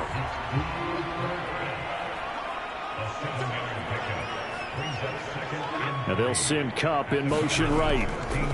Now a fake on the jet sweep, and they'll instead run up the middle. And this won't be enough to pick up the first. A gain of 2, 3rd and 1. After 1, 7-0 on EA Sports.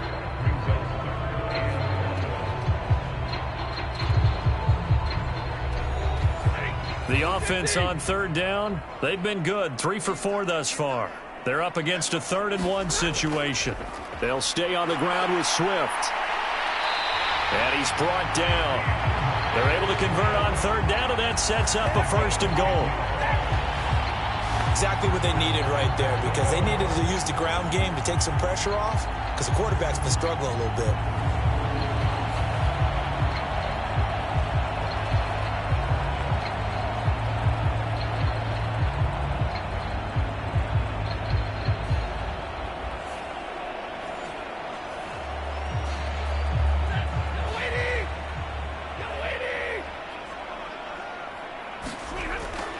Akers. And running room scarce here. He's going to be stopped in his tracks at the line of scrimmage. They'll say no gain on the play, and it'll be 2nd and goal. Akers again. And he takes it across for a Rams touchdown. Cam Akers, his first rushing touchdown on the year. And the Rams are an extra point away from drawing level.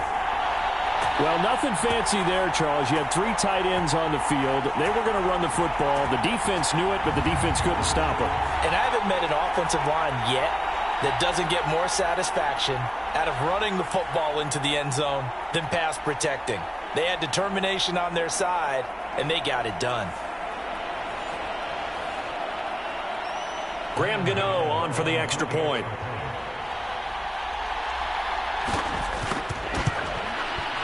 It's up and good, and we're tied at 7 here in quarter number 2.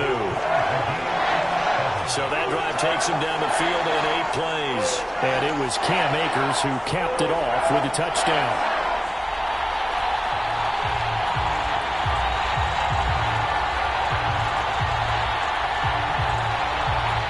So all even at 7 now as they kick it away. And it'll come out to the 25 as he will not attempt a return. Dallas offense set for this next drive. They had the interception last drive, led to the tying touchdown. So 7-7 the score as they begin 1st and 10.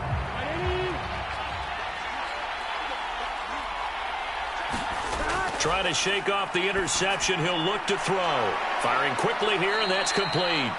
And they're able to get this one across the 35. So from the 36 now, 1st and 10. H.A. now up the middle. And that play is blown up, losing yardage back at the 35. Officially, it's a 1-yard loss. That's going to bring up 2nd and 11. The Cowboys had 0-1 on the year following the loss in the opener. And right now, they're probably asking, hey, who did we offend in the scheduling office? Back-to-back road games to start the season.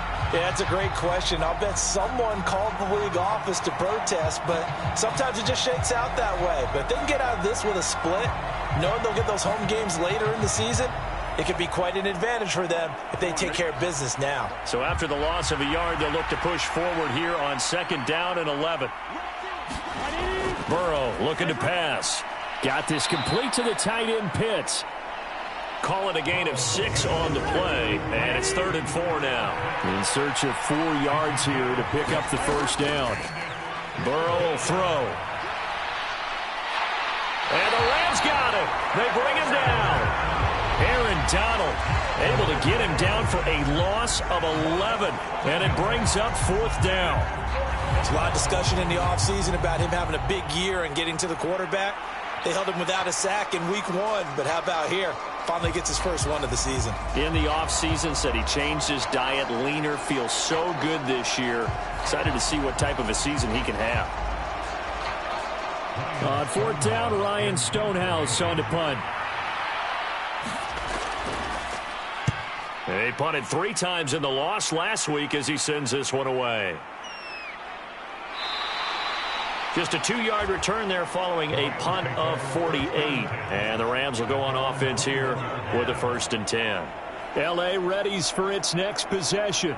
That last drive, it was a good mix. Run, pass, defense on their toes. And what really helps out in a big way is when you're doing the run-pass mix and everything's working, that means that they're guessing wrong every time on defense. They think you're going to pass when you run and vice versa. I would continue that, and when they finally draw a beat on you, maybe you mix it up a little bit, a little play action and throw the ball. And will they maintain that balance? Time to find out. The running lanes have definitely not been there for him here in the first half, and I don't think it's all been his fault. His offensive line hasn't given him much space. A loss results there. A loss of a yard there to start out. That leads to a 2nd and 11. Now Stafford. And that one too wide and incomplete. An incomplete pass on that last play, and that means they'll need to come up with something here on 3rd down. Stafford now to throw. Little out route here, complete to Shepard. And he'll get this up past the 25 before he's out of bounds. They'll wind up getting 7 on the play, and that's going to bring up a 4th down. A bit of a catch for him to remember. That's number 400 for his NFL career. Not a bad number at all.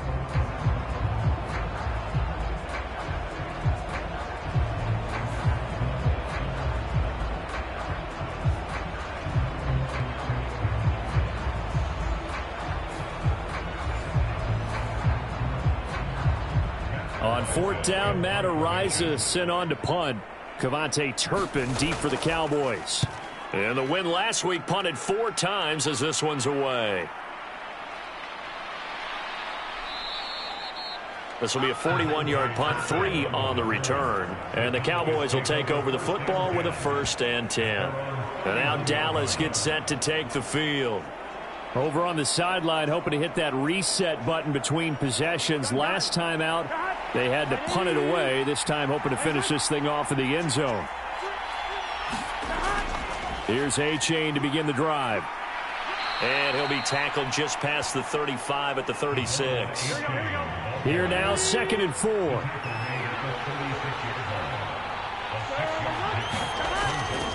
Again, it's A-Chain. A gain of 5, good enough for the 1st down. Well, partner, if the defense isn't going to adjust and they keep giving them those 5, 6, 7-yard runs over and over, they're likely to run it the whole way to the end zone. They'll be more than happy to take the yardage available and save some of their other plays in the playbook for another time. And he'll be pretty well stopped in his tracks. Give him a yard up to the 42. And it appears we've got a member of the Rams shaken up on that last play. Well, they come out and take a look at him. We will step aside for just a moment.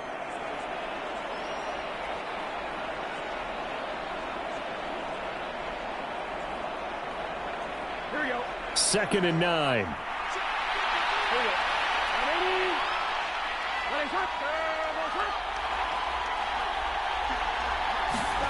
180. They're passing here. Joe Burrow. And a quick throw here. That's complete. It'll go as a gain of 4. And all of a sudden here, it's 3rd down.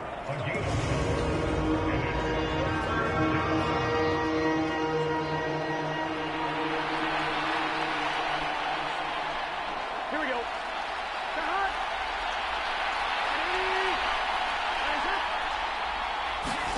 Here's Burrow. Oh, the turnover fest continues. Here's another interception. Picked up by Jordan Whitehead. And a huge return as he'll take this one all the way down inside the 30-yard line. This This defense had 3 interceptions last week. They're on pace for more than that here. 2 in the first half. Do not adjust your set. This is not instant replay.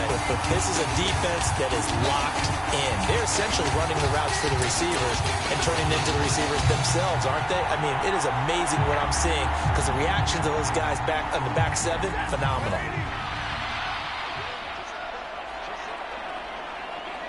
They'll send a receiver in motion to the left. Now a first down throw. Stafford. Under pressure, and he will go down. Sacked back at the 38. Micah Parsons showing off that elite athleticism as he gets the sack. Well, last game he had 2 sacks. Got another one here, picked up right where he left off. Brandon, he spent the entire offseason working on new moves, new techniques, trying to add to his arsenal of pass rush moves. Certainly paying dividends in what we've seen so far. So 2nd and long, and got to be careful not to fall out of field goal range. Stafford going to give it to Swift. And they only get a yard back there. They'll be left with a 3rd down and long. I do know from experience that when you slow down someone's running game, you're now doing the dictating on defense. And guess what? Now you're getting ready to tee off on their quarterback because they have to throw it all the time. But you still have to be alert for the draws and other plays of that nature to make sure you don't get hurt. And the pressure gets to him and brings him down. Stafford is sacked. There's your co-NFL record holder, T.J. Watt, doing what he does best, terrorizing quarterbacks. Even keeping the back end for extra protection on 3rd down, they still couldn't prevent the sack. Now it's 4th and long thanks to a terrific individual effort on defense.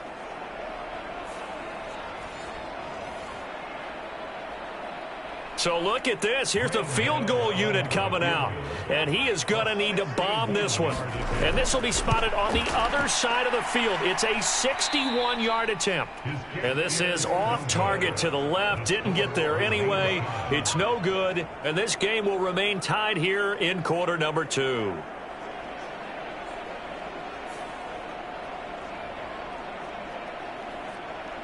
And now here come the Cowboys.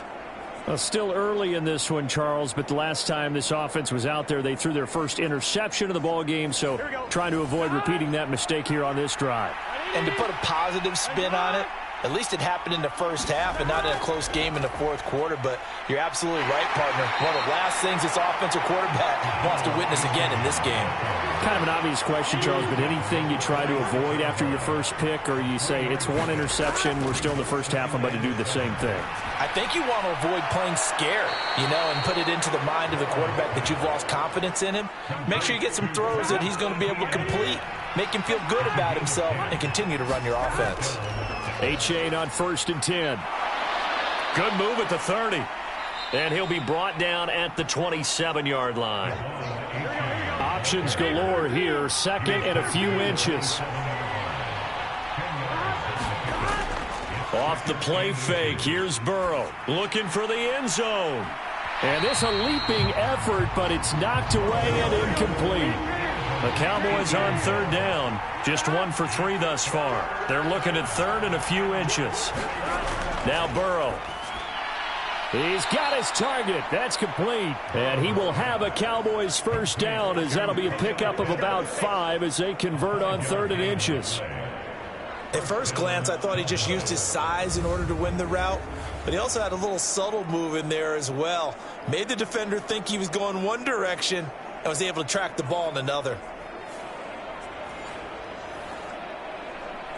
Here we go. Here we go. Ready? Now Burrow on 1st down. Right back to Pitts again. And he's tackled a yard short of the marker. Good gain of 9 on 1st down. 2nd quarter, 2 minutes to go. Tie ball game. Just need a yard here. 2nd and 1. Here's Burrow setting up to throw it. And he's going to be intercepted a 3rd time. And now off to the races down the right side. And the Rams are going to take over here up near the 40. And as we've seen, points have been precious so far, and they just threw something away on that snap. And look, let's face it, as we advance further into this game, that play will be on the minds of everyone who's watching it. They wonder if this is the turning point. Is this the spot where those points were given away and could cost them a ball game? L.A. set to take over again on offense. And the last time that they were on the field, little demoralizing. Missed field goal. You always feel like you want to get it in the end zone, but then, oh, well, at least we're going to get 3. Didn't go through the goalpost, though. It does test the mental processes of a team, though, doesn't it? Because when you miss a field goal, it's amazing how fast they want to turn on the guy kicking the ball. But you need to keep his confidence up, because how many times have we seen games where it comes down to a stretch, and guess what? You need that guy to make the big kick for your team to move on or to win a game. Make sure you keep him happy. Make sure you keep him comfortable. I'm sure you always treated the kicker nicely, though, right? You know, truthfully, I did. Good. I always did, because those guys, they won us a whole lot of games. 44 on his first punt, and this is a good kick as well. Runs through the contact, and he'll be just shy of the 20 at the 19 as he goes out of bounds. It'll go as a 42, make it a 43-yard punt, 6 on the return. And they will take over 1st and 10. Dallas offense set for this next drive. And with 3 interceptions thrown already, we'll see. Do they rely more on the ground game here? They may have to change things offensively to try and settle things down, not just for the guy throwing the ball, but for the rest of the offensive unit, because their confidence has to be shaken a little bit. And you just wonder, is the backup going to start to warm up a little bit over on the sideline? From the 22, here's 2nd and 8.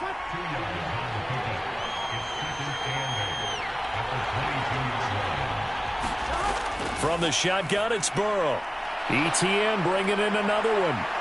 And he'll be brought down right at the 30 here.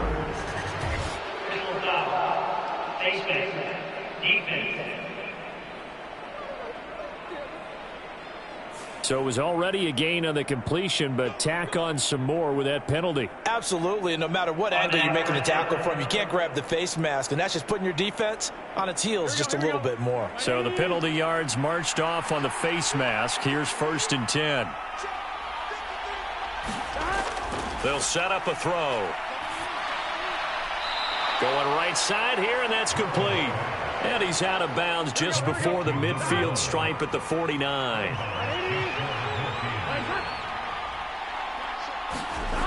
Out of the gun, it's Burrow. He'll find Lamb. That's complete. Now the Cowboys going to burn the first of their timeouts, as it'll come with 36 ticks to go in half number 1.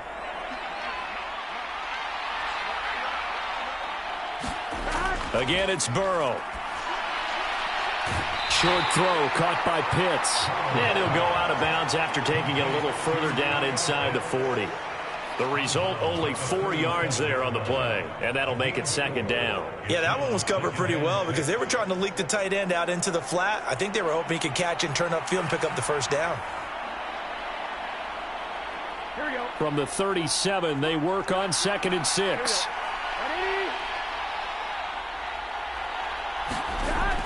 They'll look to throw again. Quick hitter here, it's complete. The Cowboys going to use their 2nd timeout now. So that means they're down to 1 remaining here as we head toward halftime. Line of scrimmage, the 31 now on 1st and 10.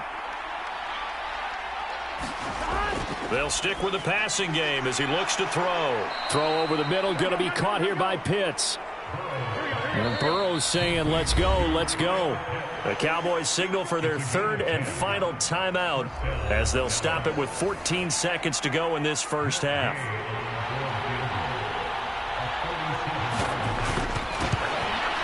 Gay's kick is good. And they take the lead here now at 10-7.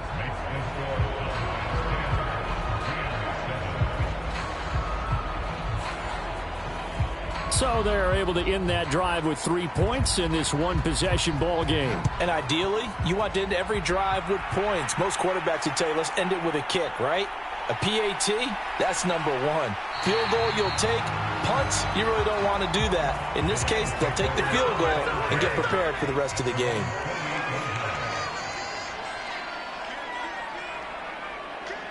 And with time running short here, they'll simply take a knee, and that should do it for half number one. So we've hit halftime, just a field goal separating these two teams at the break. As we'll send you eastward to Orlando. Standing by with that EA Sports halftime report now is Jonathan Coachman. Take it away, Coach. Okay, Brandon, we'll get you back to you and Charles in a bit. But first, it's time for a trip around the NFL following an eventful opening weekend. Let's see what's happening in Week 2. We'll begin up north at MetLife Stadium over in New Jersey, where you see the final score there. Anthony Richardson, 4 touchdown passes in the victory. From there, we head over to the Pacific Northwest, check on the Seahawks at home in Seattle. And they've got the lead over the visiting Arizona Cardinals. Tyler Lockett, a touchdown reception. Finally, let's get down to the Bayou to check on the Saints at home at the Caesars Superdome. And they have the lead in that one over the visiting Chiefs. Dak Prescott has thrown a touchdown pass.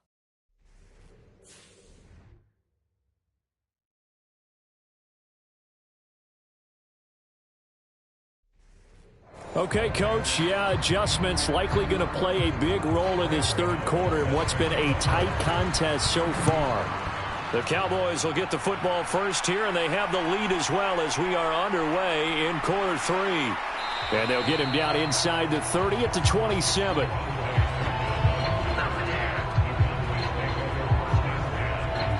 Joe Burrow trots out again with the rest of his offense. And he's got to be wondering what happened in that first half. 3 interceptions, very uncharacteristic. And even the great ones go through phases like this, like what we just saw. And most of them, they have such a mental capacity to throw it out. And Burrow going to be hit and taken down. They got him.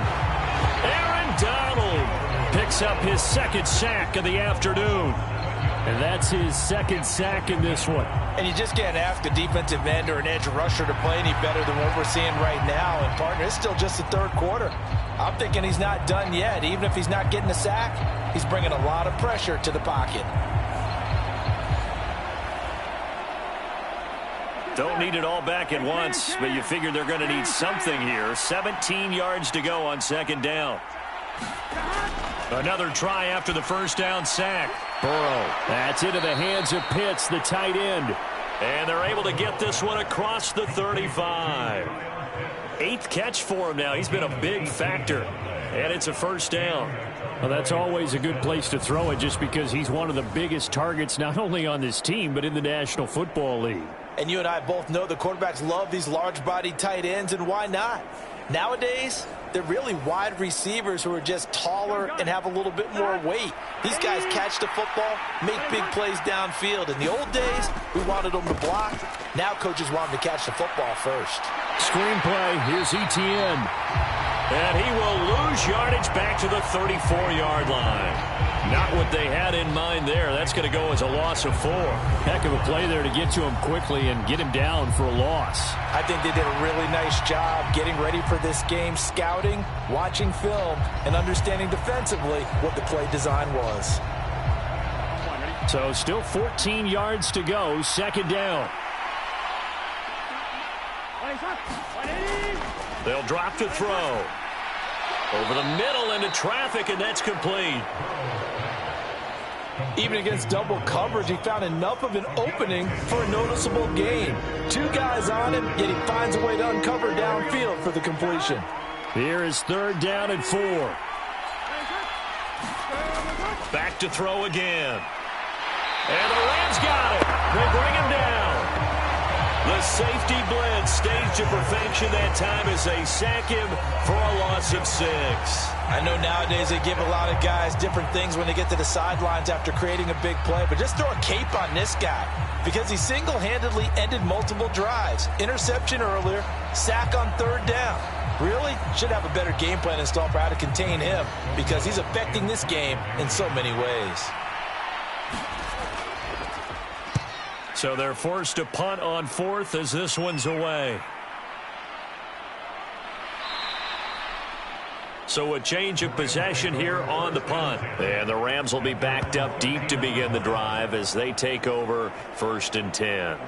Now we take a glance at the offense as they work their way back out for their first possession of the second half. Now this game, it has obviously been all about the defense on both sides of the football. Which offense is going to break through here? We'll see if they can do it on this drive. Meanwhile, Stafford's throw here hauled in by Cup. Here's 2nd and 7.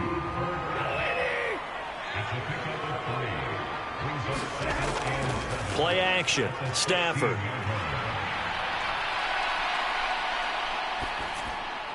Incomplete. You get the sense that they're saying we're not playing up to what we're capable of, and we're deep enough into the game that the early jitters are long gone, that they should now have some sense of continuity and be able to make some of these plays that they have not been doing so far. In trouble here, and down he goes. Back at the 8-yard line. Micah Parsons able to get in there for his 2nd sack of the afternoon. That's his 2nd sack of the game, and the best defensive ends, they do their homework as much as offensive guys do. They know how to beat the offensive lineman across from them, what moves they need to do to set them up. This guy's been pretty good at it all game long.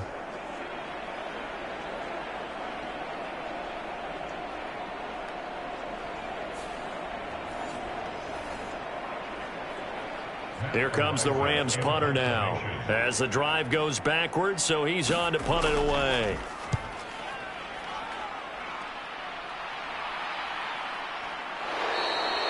Call that a 45-yard punt, just 2 yards there on the return. And out will come the offense as they take over. Now the Cowboys offense heads back onto the field. And our game's hit a little bit of a lull here, a little bit of a snag. Punts on back-to-back drives. And old school coaches don't necessarily mind that. Didn't turn it over, right? Didn't create a big play for the other team. Right now what you're looking for is, can you gain an advantage in field position? And that's what both teams are seeking right now. Yeah, they'll be seeking to gain that advantage here on this drive. An excellent way to start the drive there, 18 yards. As they began this drive, I was wondering how they were going to attack since they're playing with the lead. Would they continue to try and push the ball downfield? Well, after one play, it appears that the answer is yes. Here we go. So from the 39 now, they'll come up on a 1st and 10.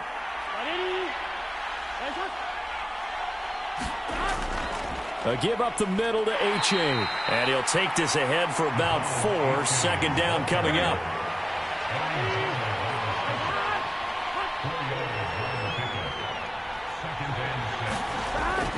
Now back to throw. A quick throw knocked away and incomplete. Quarterbacks work all the time on manipulating a defense with their eyes and their head movement. In this case, he just stared the receiver down. That allowed for excellent coverage, able to knock that one away. On 3rd down, Burrow. And this pass broken up. Excellent coverage there on 3rd down, as that was not an easy one to hold on to.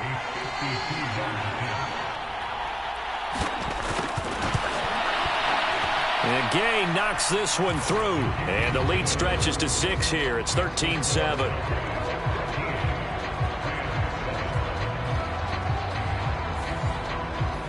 So it was a 3-point lead at halftime, and they doubled that with a field goal here. And I think defensively, you've got to be okay with that because you've kept this game within a touchdown. Your hope is that you've inspired your offense to put a drive together, get in the end zone themselves, and hopefully get you the lead. The offense for Los Angeles returns to the field. These guys definitely hoping for a better showing than their last appearance. They couldn't really even move the football much beyond the shadows of their own goalpost, Charles. We'll see if they can get a better, more sustained drive going here. Yeah, and every team that we ever talk to says the exact same thing. When you start a drive from that deep in your own territory, the goal is a minimum of at least 2 first downs, because even if you have to punt then, you change the field position, right? You flip the field a little bit. They didn't get that done. This time they want to string together a nice drive and help themselves out. And he's got it past the 30 before he's hit and dropped. It's a Rams first down on a pickup of 10. First downs have not come easy, and neither have runs like this throughout this game. Absolutely not. He finally felt like, whoa, a sigh of relief. We got something going in the running game.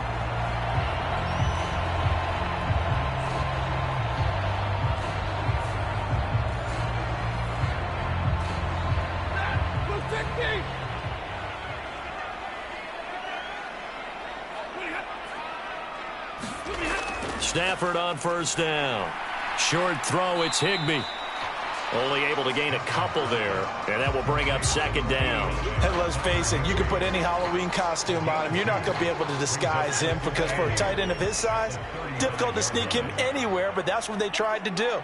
Lined up on his right, tried to work his way back to his left, but just a minimal gain as the defense was able to react quickly. And just 3 yards on the catch there. He couldn't get away. And now it's 3rd and 4. This looks like a free play for Stafford.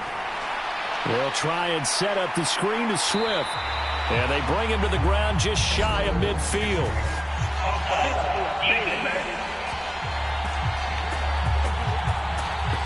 So with the completed pass and the yardage they got, they'll decline the penalty. So obviously more yards on the pass completion than they would have gained with the penalty. They did the math. They did it well, and it works for them. They will run straight ahead with Swift. And just 1 yard here from the 49 to the 50. Inside 4 minutes to go, third quarter. Right back to Swift again on second down. And he's going to be stopped up at about the 47-yard line. They follow up the first down 1-yard run with a minimal gain of 2. Just not a whole lot of room to operate there on that carry. No, not at all. They did a really nice job staying in their proper places and not allowing any lanes to open up. Throwing on third down, Stafford. Throw out wide is incomplete. And when you've thrown as many interceptions as he has in this one, you definitely start getting a little hesitant to throw the ball out wide because that's prime pick 6 territory. That time, he made sure the only guy who was going to catch it was sitting in the third row.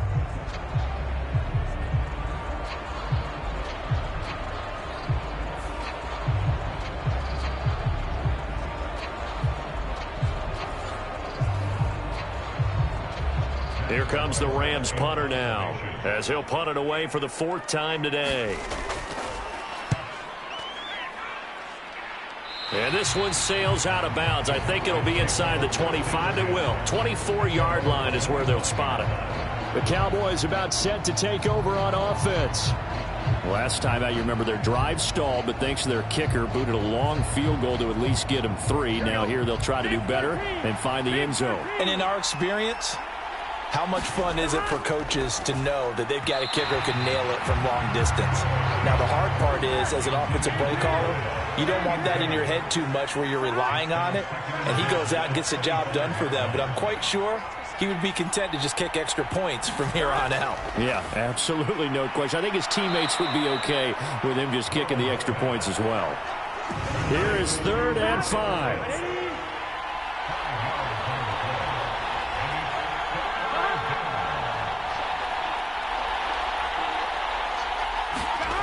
They're going to look to throw. They'll get this out to the flat for ETN. And this will not be enough. On 3rd and 5, he only gets 3. So much about offense is what you call hidden yardage. You know, you throw the ball to someone, they catch it, and then they can make a big play. You know, they create a play, run after catch. They did a really nice job there of limiting that and keeping him from a first down. Yeah, stopped him in his tracks.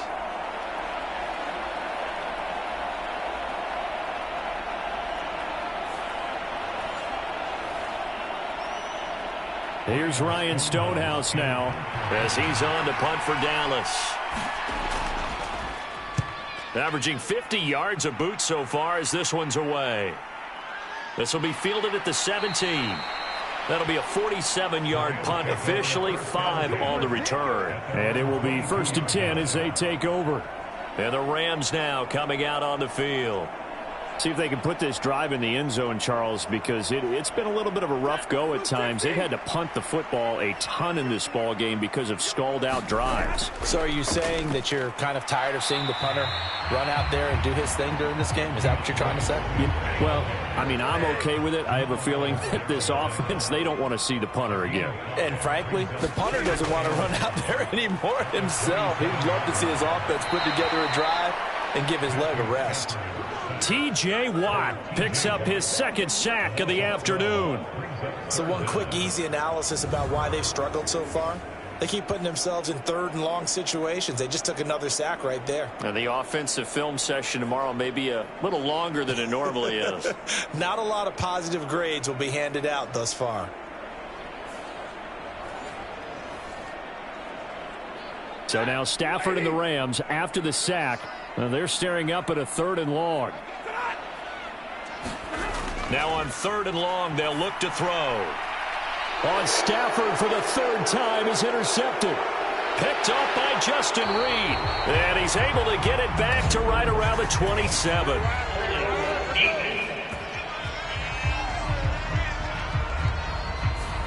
And now, oh boy, this is a bit of a surprise, to be kind. They accepted the holding penalty, so wipe out the interception, and their defense will stay on the field. Okay. They will throw on 1st down with Burrow. Short throw caught by Pitts. That's good. The completion there for 7 yards, and it'll be 2nd down. It certainly feels like there are more stars at the tight end position than there were even 10 years ago. And I think it's become more of a glamour position because of the ways it can hurt a defense, and guys want to be involved. They can be in line, close to the line of scrimmage. They can split out like receivers. But hands, route running, speed, and some toughness to go across the middle, you put it all together, you got a heck of a tight end candidate. So they'll get a little extra time to come up with his 3rd down play as we played 3 quarters. You are watching the NFL on EA Sports. And this offense on 3rd down today, lacking much success, just 2 for 7 to this point. This is 3rd and 4. From the shotgun, Joe Burrow. And this one incomplete. And another throw that really could have been, maybe should have been intercepted. That would have been number 4. Instead, it's 4th down.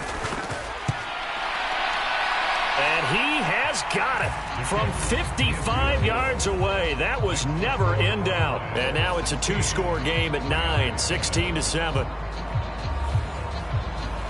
So that CD, an important one here in the 4th quarter. And that importance cannot be overstated. All eyes on both sidelines were staring that one down all the way.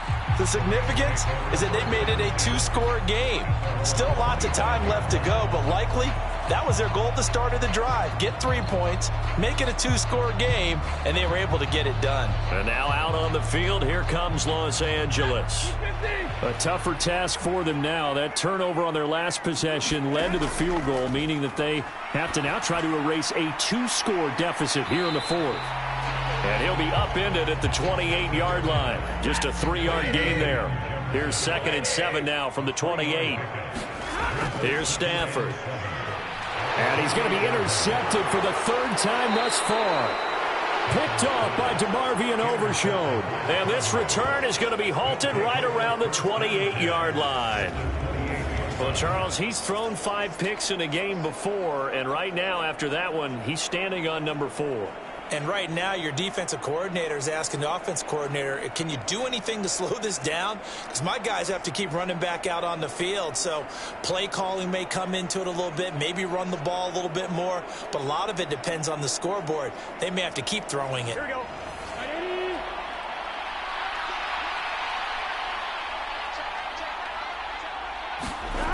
First down. Here's Burrow. Throwing middle, and it's complete. And inside the 20 before he's brought down. So from the 17 now, here's a 1st and 10. Now it's Burrow. Nowhere to turn this time, and he goes down. Sacked back at the 29. Aaron Donald able to disrupt yet another pass play. That is his 3rd sack of the afternoon. Well, this has to count as a great team effort today, but this man, he's been at the center of all of it. Really special day for any defense to have this many sacks in a game, even more so for this player. One of the best individual efforts of the season.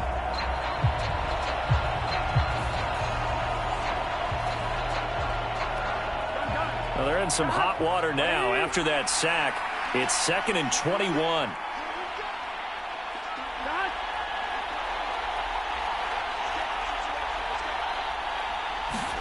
Now it's Burrow. Short throw caught by Pitts.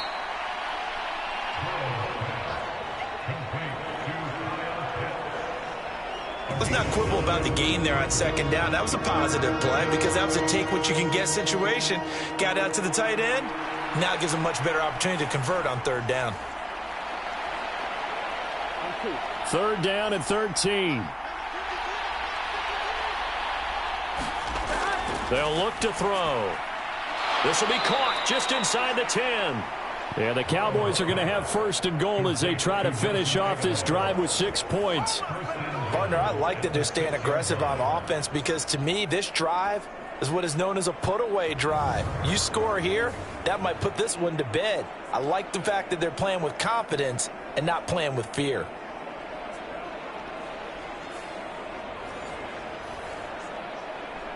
Here we go. Line 80. Back to throw here. This pass complete, out wide to Pitts. Only a yard in the completion. It's 2nd and goal.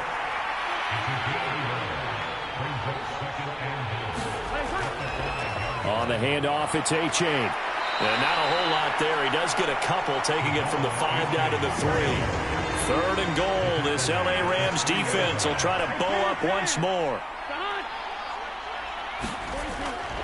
They'll try to run with Etienne. And he will take it in for a Cowboy score. Travis Etienne, a 3-yard touchdown run. And the Cowboys have extended their lead to 15 now here in the 4th. But just power football there down near the goal line. Give it to him. He's able to push his way across. Yeah, they went heavy there. Sometimes you have those big offensive linemen come in, have to report like they're eligible. But all they're doing is getting a good stance, blocking, and getting their runner across the goal line. The Cowboys offense will stay out there as they'll go for 2. And Burrow's going to look to throw for it. And he's got it. So the 2-point conversion is good, and they add on to their 4th quarter lead. He hits the big target for the 2-point try. Defenses hate those guys, especially around the goal line. It's hard to decide who you're going to put on him. Are you going to put a smaller corner on him? Are you going to put a safety who doesn't have maybe the same coverage skills? How about a linebacker? He may have the size, but he's not used to really covering in space. That's why the tight end gives you such a great advantage when you're throwing the football. And he'll decide to not bring this one out as their drive will begin at the 25. And the L.A. offense ready for this next possession. They're sort of seeing themselves spiral out of control. Let's see if they can get things back on track. And this is where the coach is walking that line of being calm and really being firm with his team. I had one tell me once, when we were having a tough patch, this too shall pass, this too shall pass. And finally we kept having a rough patch. He said, but you got to do something to make it pass. And that's what they have to do. They've got to get some control back, get themselves reasserted, and calm things down. See if they can get calm and reassert themselves here. Micah Parsons able to record his 5th sack of the season. Guys with his talent in the pocket aren't supposed to be getting hit like this. And an intense conversation with the offensive line is going to occur after this one. Might not be from him, but the offensive line coach will have plenty to say about this game.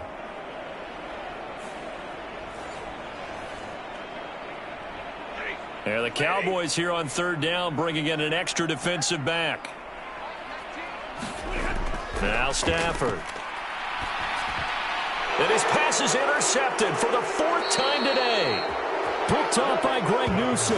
And they're going to set up shop at the 27-yard line.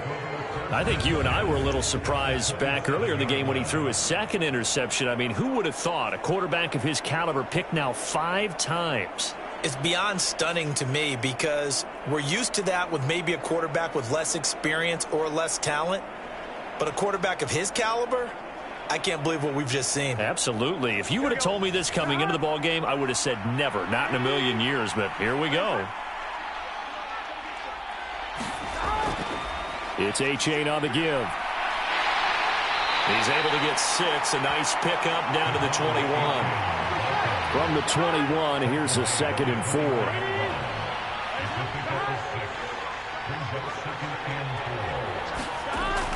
He'll look to throw. Over the middle, hauled in by Lamb. And Lamb going to have a Cowboys 1st down as a tackle made at the 15-yard line. Throwing now, Burrow on first down. And his pass is intercepted for the 4th time today. Picked up by Jordan Whitehead. And the Rams are going to have the football here at their own 18-yard line. Yet another interception, and I just had to double-check my math. But it is now 8 between last week and this week. Well, I just used the calculator. I didn't worry about double-checking it. But the thing that always throws me when you see quarterbacks in this type of a bad spot, they're trying to figure out what they can do to change it, and sometimes they try too hard, and they never get out of it, and that's where he is right now. He's just locked in a really bad way.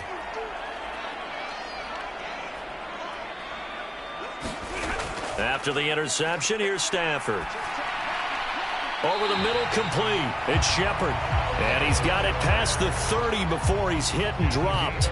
First play of the drive going for 14 and also going for a first down.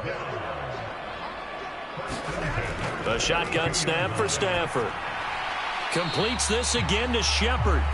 And he'll be brought down right around the 37. Here's 2nd and 5 now from the 37. Now Stafford. Throw left side, complete to Cup. And he'll be out of bounds after getting this one across the 40. Work to do here to avoid falling to 1-1, but this is 1st and 10 right now. Back to throw, Stafford. And he will go down, a Cowboys sack.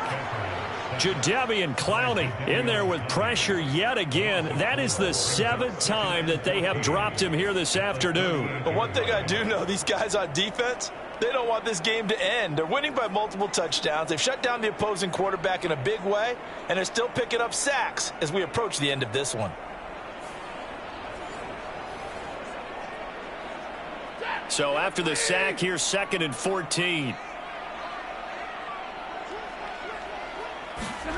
Stafford now to throw. Out to the right here to Shepard. And he's able to get this one out closer to midfield across the 45. So the completion results there in 9 yards. And now 3rd down and 6 to go.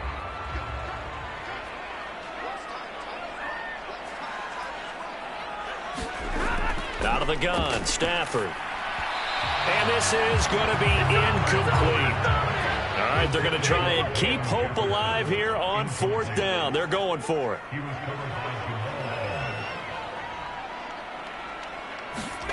Here we go on 4th. Stafford. And that is incomplete, but a penalty flag coming in.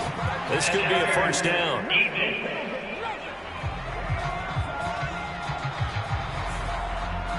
So 1st and 10 after a big mistake on 4th down with a penalty.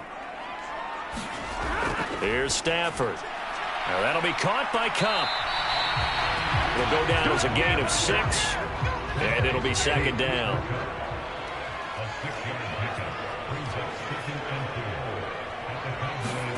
Now it's Stafford. Looking for Cooper Kupp again, 2 in a row. A minimal gain there on the 8th play of the drive. One thing I think that's safe to say defensively, the tackling's been really good. And because of that, it's been very, very hard for them to move the ball because you're not getting the benefits of run after catch. They're tackling them almost on the spot. That means you have to run extra plays, harder to move it.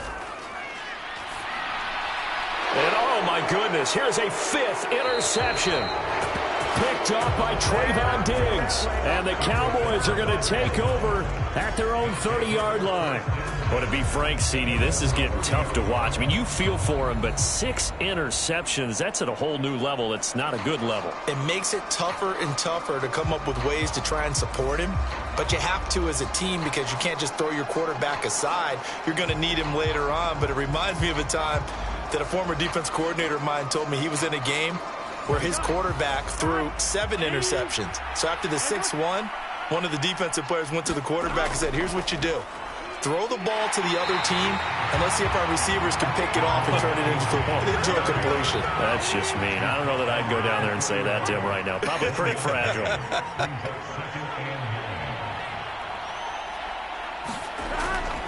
Right back to A-Chain on 2nd down. And he'll get this one up to about the 39 here. 66 yards rushing for him now to this point. 2 minutes left to play in this football game here on EA Sports. Here now, 3rd and a yard.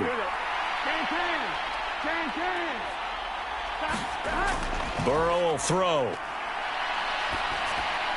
Work in the middle of the field, and he's got a man complete. And he will have a Cowboys first down as they're able to get the 3rd down conversion. He's been the go-to guy. They needed a big play there on 3rd down. Went his way. It worked out. Doesn't matter whether they've scouted it or that they think he's going to get the ball. He has a knack for finding his way open and completing the connection.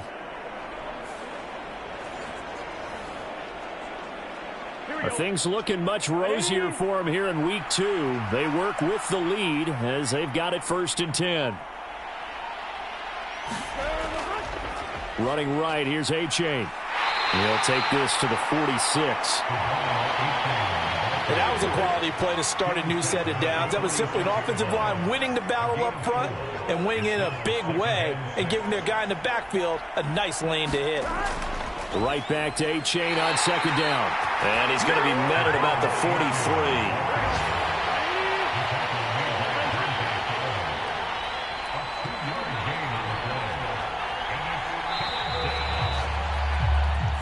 So this one will end in a victory for the Dallas Cowboys. And it was their defense that really made the statement after the break. They pitched the second half shutout. Yeah, think about the team that just got vanquished. They did score in the 2nd quarter. Do you think they thought at all that that would be their last points of the game? No, but what a second half. The adjustment, whatever they did in the locker room, it certainly worked. It certainly did, and you're exactly right. Whether it was an adjustment, whether it was just more focus on what they planned to do going in, whether they just played better, whatever it was, it all came together in the second half, and no points were allowed. That's a great way to close them out.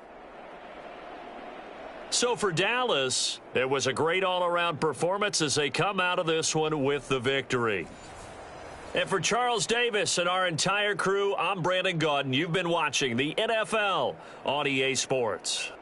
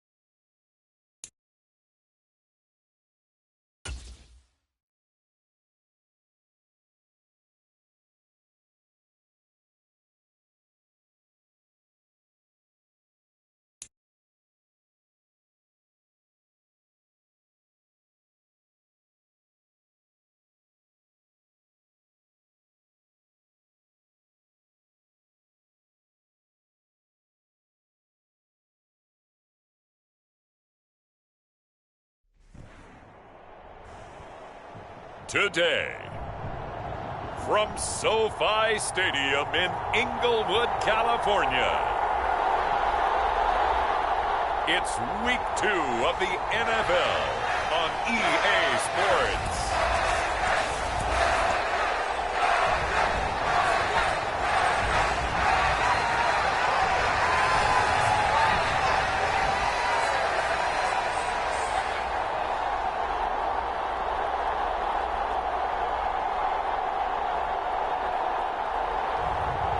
It's the Los Angeles Chargers taking on the San Francisco 49ers. From the second largest city in the U.S., Los Angeles, California, we've got football as EA Sports coverage of the NFL is on the air. Today, after a topsy-turvy opening weekend, it's on to Week 2, and we've got a good one here, as it'll be the San Francisco 49ers taking on the L.A. Chargers.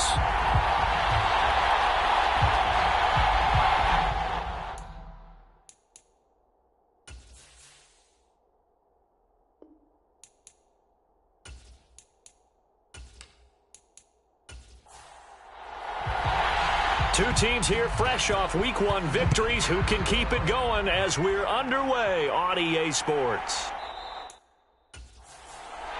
And he opts to not bring this one out. The first drive will start at the 25. So here's the first drive now for the 49ers. And they are led out there by their mobile quarterback. We're seeing it more and more in this league, how teams love to have athletes back there taking the snaps, guys who can throw it and move around and get yardage with their legs if needed. He's one of the best examples that we see out there right now. He can throw for hundreds of yards one week and then run for 100+ the next. He adds an extra dimension that really confounds defenses when he puts it all together. Chargers able to get the pressure and bring him down. Derek Brown just would not be denied. That's a loss of 7. Well, the very first thing they told us, Charles, was we need to apply pressure early, and I would call that early pressure a nice sack to start the game. And on the other sideline, I just have this image in my mind of the head coach on the headset with the offensive coordinator asking him if that's exactly what he saw in his mind when he called that play. And if so, is it going to be like this all day? That's a tough one right there. First carry for Christian McCaffrey. This will be a short gain of 3 before he's brought down at the 22. And this opening drive not going to plan. This is now 3rd and 13. He'll drop to throw. The first catch of the game for George Kittle. And this effort will not get it done. He stopped well short of the first down at the 29. They'll get 8, but they're going to have to punt here on the opening drive because that's not enough. One hallmark of good defenses is understanding the game, understanding positioning, and tackling immediately in the secondary after catches. I think we just saw that on display right there. Got to him before he ever had a chance to think about turning it upfield.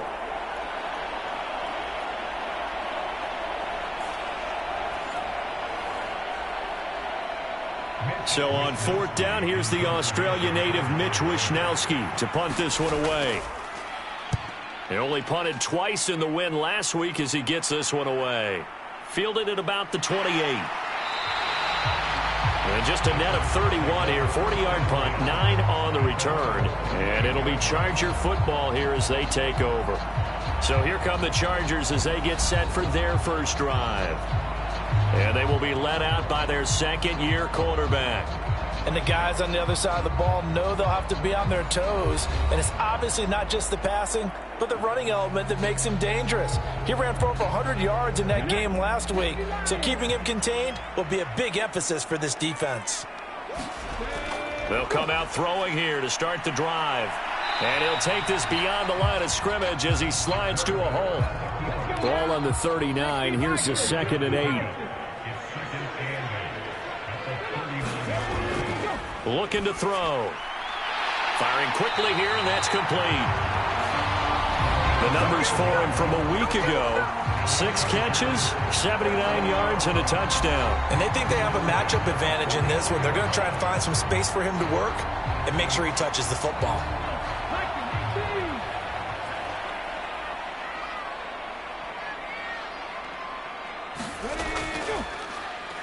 On first down, Porter. And just 1 yard here from the 49 to the 50. Now 2nd and 9.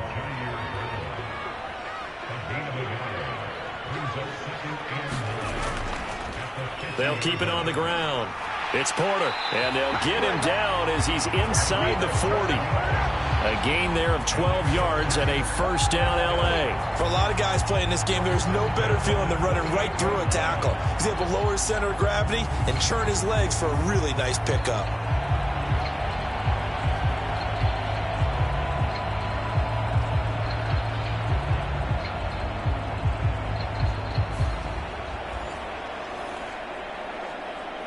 So here's a 1st and 10 at the 38.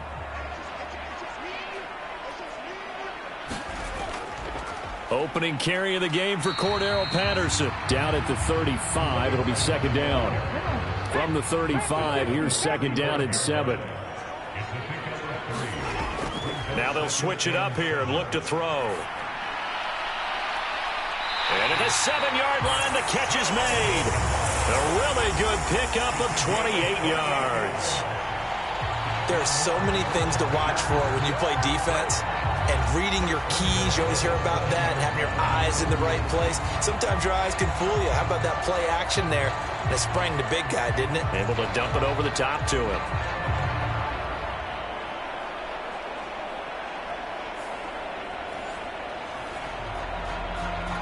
So 1st and goal now from the 7-yard line. Here's a give up the middle. And he's able to get it down to the 2-yard line. It'll be a gain of 5 there as they move closer. It's 2nd and goal. That's good hard running right there on 1st and goal. That gets him down to the 2 and puts a lot more pressure on that defense. From the 2 now, 2nd and goal. They'll try again. But he will lose yardage here. Back to the 4-yard line.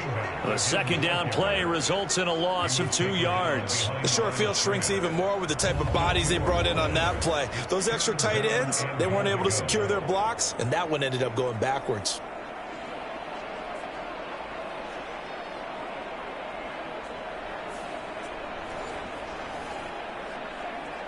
Line of scrimmage at the 4. Here's 3rd and goal. From the shotgun, he'll look to throw. Steps away to his left. And he's in for a Charger touchdown. A great play there. His 2nd touchdown on the season. And the Chargers are on the board first here this afternoon. Good start to the season for him. He had the touchdown last week in the opener and a 2nd one in week 2 now. How about the pace he's already established, right? Not sure he can keep it up for an entire season, but don't burst the bubble because he thinks that he can. Do guys go into a season with a goal for touchdown scored or yardage? What do you think? I think every single one of the guys who's going to touch the football, they all have those types of goals. They all have those types of thoughts. And then they just have to see how the season unfolds if they can stay with it. Unfolding so far so good for him. Fairbairn good with the extra point. And that makes the score 7-0. That time a 9-play drive. And it results in a 4-yard touchdown run. After the touchdown, Cook now to kick this one away.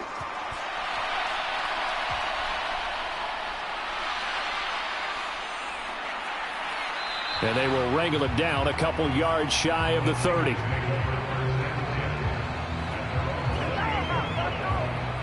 Back out there comes the 49ers offense ready for their 2nd drive. And they'll certainly be trying to do better than that first drive where they went 3 and out.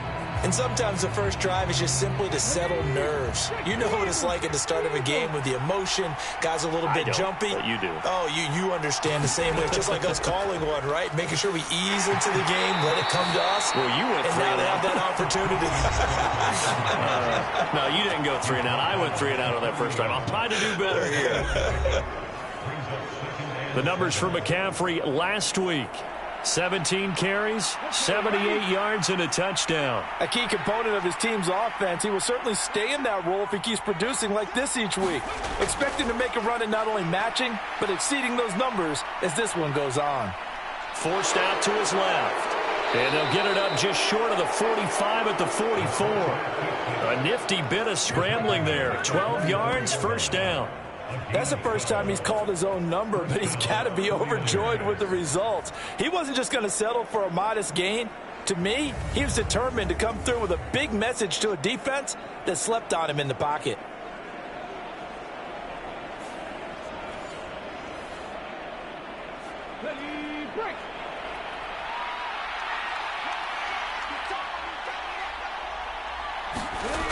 On first down, he'll drop to throw. That throw taken in by Jamison Williams. And he'll be taken down, but not before he gets into enemy territory. On first down, this is McCaffrey. And he edges forward, but only gets a pair of yards out of it, and it's second down. But you talk about the defense for these Chargers. Coming into this one, ranked number 19 in the NFL against the pass. With that lack in pass defense, they do make up for in run defense. They're a top 10 unit against some people trying to move the ball on the ground. But this is a passing league, so there's a conundrum for them. How do they get better defending the pass? Here's 2nd and 8. Man open, that's Deebo Samuel. And a nice job to break free of one tackle, but it slowed his momentum somewhat, and he's taken down right after. On 3rd and short, they'll try and pick it up through the air. That is caught. And he'll be taken down, but he does have first down yardage. Got what they needed there. The drive continues with a 9-yard pickup. We've seen quite a bit of the short passing game here early on first quarter, haven't we? We have, and I think it works a couple of ways for this team because, number one, you throw the short game until they stop it. And if they're not going to stop it, you keep throwing it, and occasionally you'll break a tackle and turn it into a bigger gain. Also, if they start to creep up, start to pressure receivers, now you go over the top, take it deep, and now you get some of those big shots downfield. Now on first down, he'll drop to throw it. Connects with Kittle underneath. He'll be dropped at the 25 after a gain of 6. From the 25, here's 2nd and 4. Here's a play fake as they set up to throw. And that one incomplete, but now a penalty flag coming in late. That might be PI.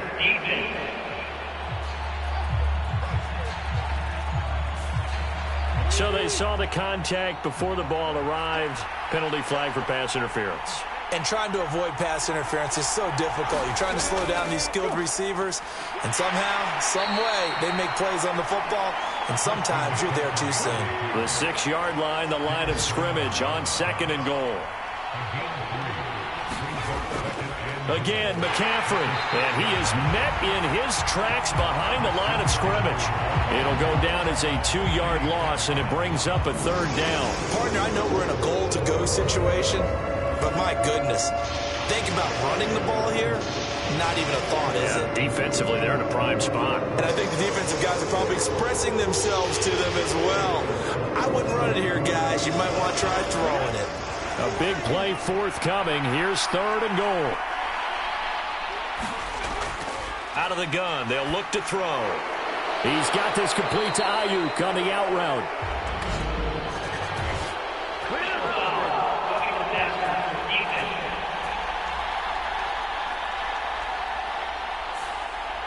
So a critical mistake, roughing the passer. Now it's 1st and goal. They'll look to throw here. That is caught by the tight end, Kittle. Touchdown, 49ers. A great effort there. His first touchdown here of the new campaign. And the Niners are an extra point away from evening this one up. Well, that's just how they drew it up, CD. His first read was there, got it to him quickly, and into the end zone. Absolutely excellent execution by all involved. And the coordinator, got to give him credit, found the perfect play call. Quarterback let it fly as soon as the target came free, and his guy made a nice catch. Just how you draw it up in practice and then execute it in the game. A 10-play drive that time. And it all ends with a George Kittle touchdown. So all even at 7 now as they kick it away. Cordero Patterson to return it, bringing it out of the end zone. And ultimately, he stopped right where he would have been if he had simply gone down to a knee at the 25. The Chargers get set to go here for their second drive. So both of these teams, Charles, coming off touchdowns now, but this offense, they just had to stand on the sideline, watch their opponent author a really impressive drive to reach the end zone. Yeah, and I think you're not telling yourself the truth if you don't think there's some one-upsmanship going on right now, because they just had their touchdown answered by a drive of double-digit plays that also found the end zone. Now they want to do something even more impressive to answer that one. They go jet sweep here with Williams. 2 yards, good enough for a first.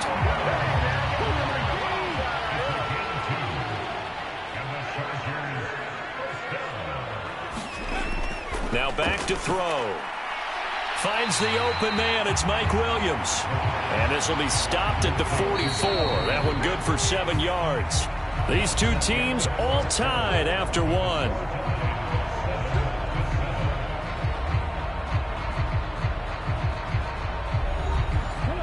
From the 44-yard line, here's 2nd down and 3.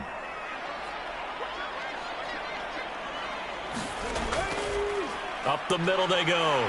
Porter. And some nifty running here as he'll take this across midfield and down to the 47.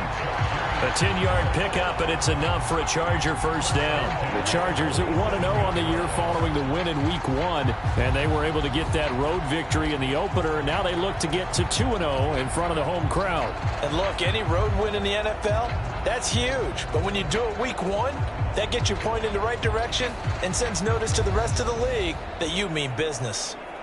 So from inside Niner territory now, this is 1st and 10 at the 47. They'll drop to throw. A little short pass. This is Everett. Short completion, just 4 yards, and it's 2nd down.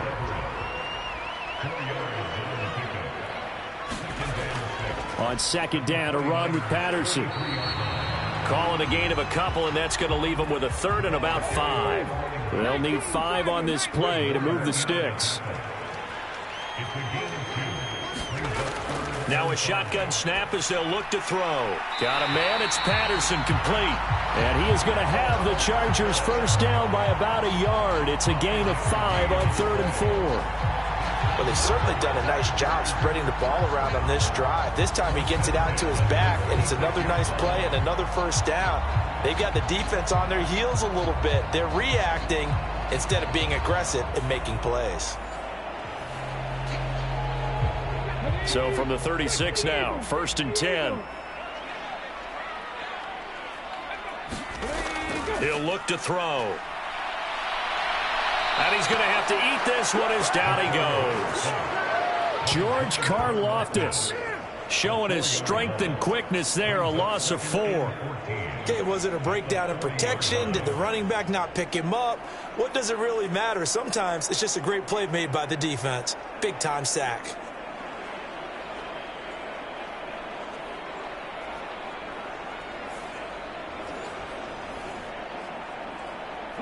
Well, this has been a good march down the field, but now they're stuck looking at a 2nd and 14. Back to throw. Throwing the slant pattern here, complete. That was the 9th play of the drive, and they pick up 9 yards with it. Now they'll throw here out of the gun. So no sack. He gets back to the line of scrimmage, but it'll still bring up a 4th down. Well, I could spin this negatively as he just got back to the line of scrimmage. But when you really analyze it, he took away a big play for the defense, made it an uneventful run because he avoided a sack and didn't lose yardage.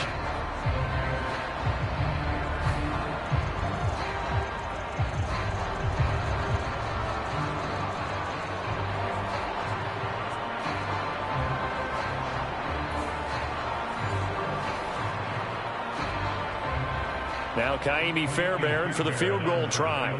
This one from 48 yards away. The kick by Fairbairn is good. And they take the lead here now at 10-7.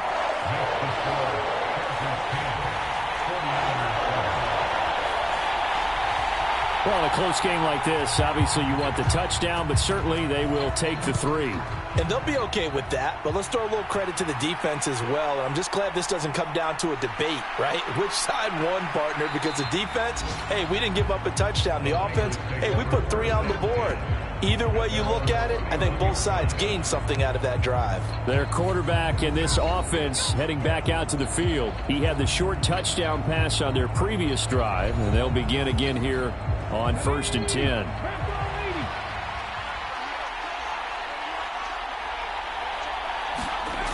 They'll try and start this drive in the air. He'll get this out wide here to McCaffrey. And he'll get it up near the 35, right at the 34 here. Line of scrimmage, the 24. This is 2nd and 6. McCaffrey on the counter. And he'll get 2, maybe 3, up near the 37. The Niners on 3rd down. They've been okay, 2 for 3 thus far. This is 3rd and 4. They'll look to throw. He's got the first down and more. And he is going to have a 49ers first down as they're able to get the 3rd down conversion. And I like the idea here. Get the ball in his hands, even if it's in the passing game. 3 catches a week ago, and he does a nice job here to pick up yardage.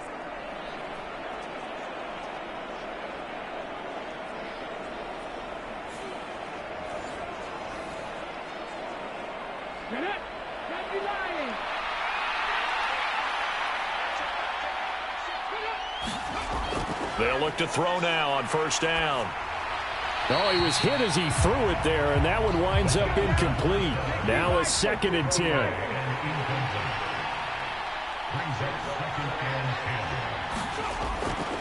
They're going to look to throw.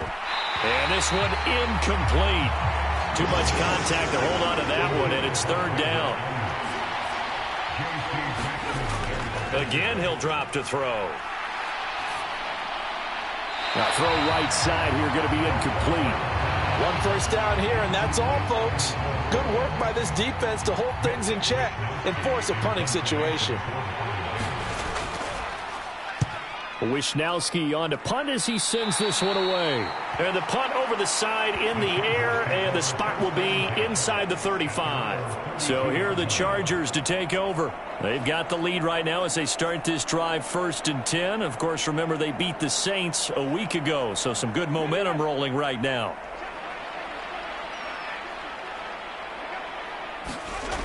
They'll set up to throw. The throw here right sideline falls incomplete. Here's 2nd and 10. He'll look to throw. And he can't find a receiver, and he's brought down. Javon Hargrave, the D tackle, getting the sack. Well, that's a pretty darn good start to his season, huh? A sack in the opener, adds a second one here. That tells you about his offseason. He came in determined to have a big year, and it's paying off.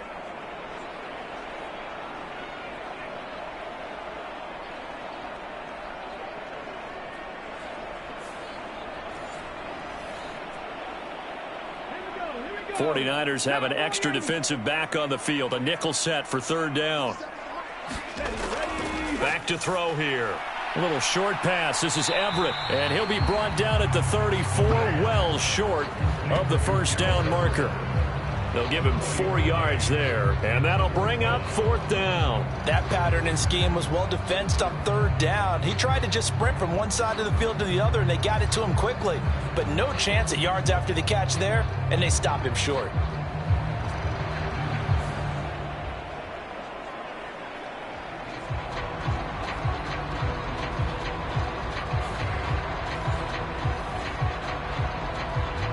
On 4th down, on is Logan Cook to punt.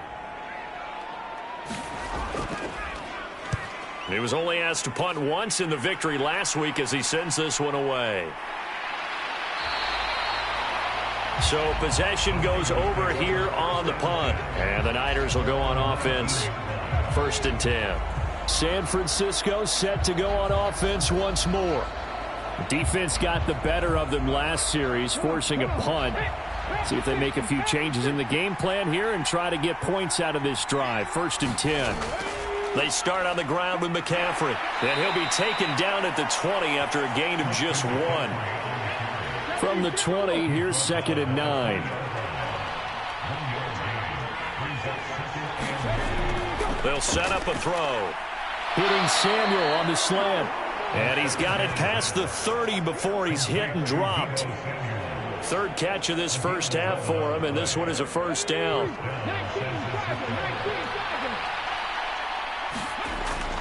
McCaffrey running up the middle. And he's going to be met at the line of scrimmage and taken down. 2nd and 10.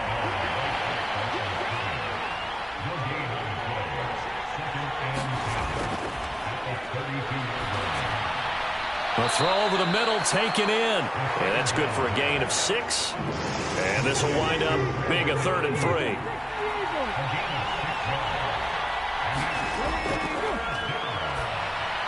Connects with Kittle underneath.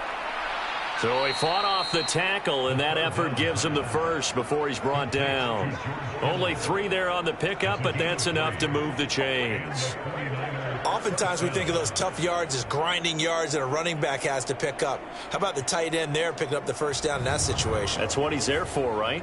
Big fella, get it to him, let him fight off some people and pick up the necessary yardage.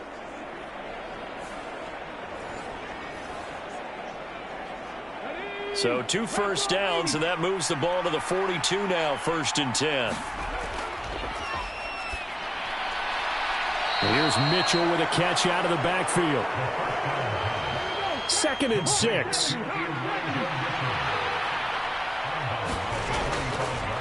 On 2nd down, here's Mitchell. And they'll get this just to the 47, 1-yard gain. 2 minutes remaining in the first half, 10-7, our score. We remind you in just a couple of minutes, we'll get you to Orlando and our good friend Jonathan Coachman. Coach will run through some of the... Try to get it to Williams, but it's intercepted. And the return here is stopped at the 35-yard line.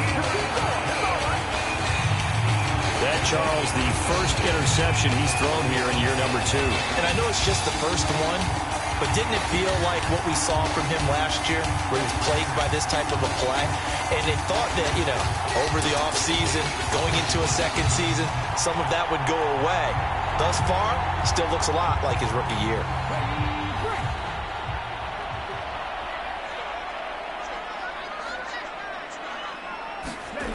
They'll come out throwing here on first down. And this will be incomplete. Physical play on the football there, and it's 2nd down.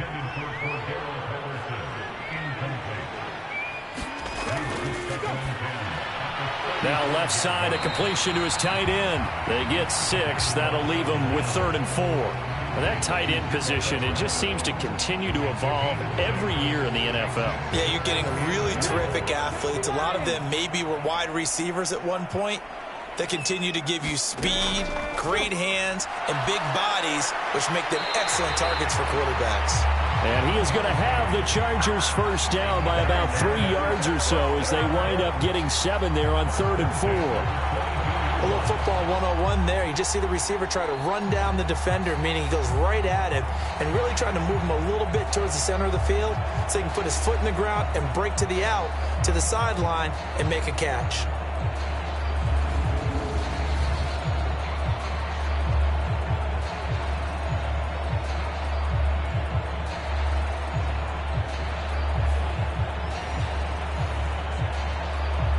Working with the lead, trying to get to 2-0. Here's 1st and 10. They'll look to throw again. This caught left side by the tight end Parham. The Chargers going to signal for the first of their timeouts as they'll stop it with just over a minute to go before halftime. 2nd down and a little more than a yard here.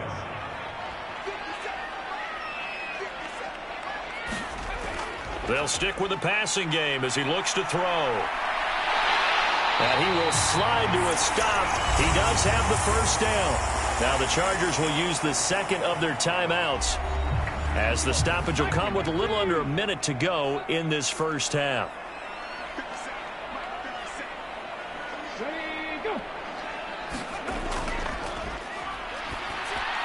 Looking left side, and he's got a man. That's Porter. And they're into the end zone, but it's not verified yet. Hold on, there is a flag down.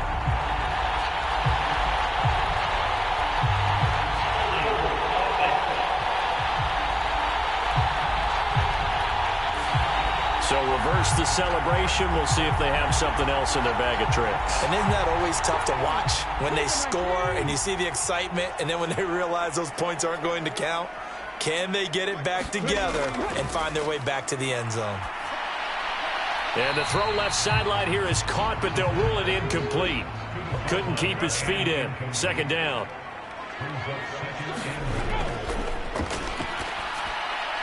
And he'll complete this one to Patterson. And despite the fancy footwork we saw, they'll get to him just inside the 15. That time the completion goes for 4 yards, and we're set up with a 3rd and goal. It's funny, throughout the time that we've been together, when we talk with running backs about the ability to catch the ball, their eyes light up when they talk about open field and having one-on-one matchups, don't they? Yeah, they do. That's the reason why. What we just saw, shedding those tackles, and that's what they're used to doing. It is, and it starts at the beginning of the play. One-on-one matchup if someone's trying to cover them, but they also like those one-on-ones downfield after the catch when they're running with the ball. They think they're going to win those too. Chargers going to use their 3rd and final timeout as they stop it with 16 seconds to go in half number 1.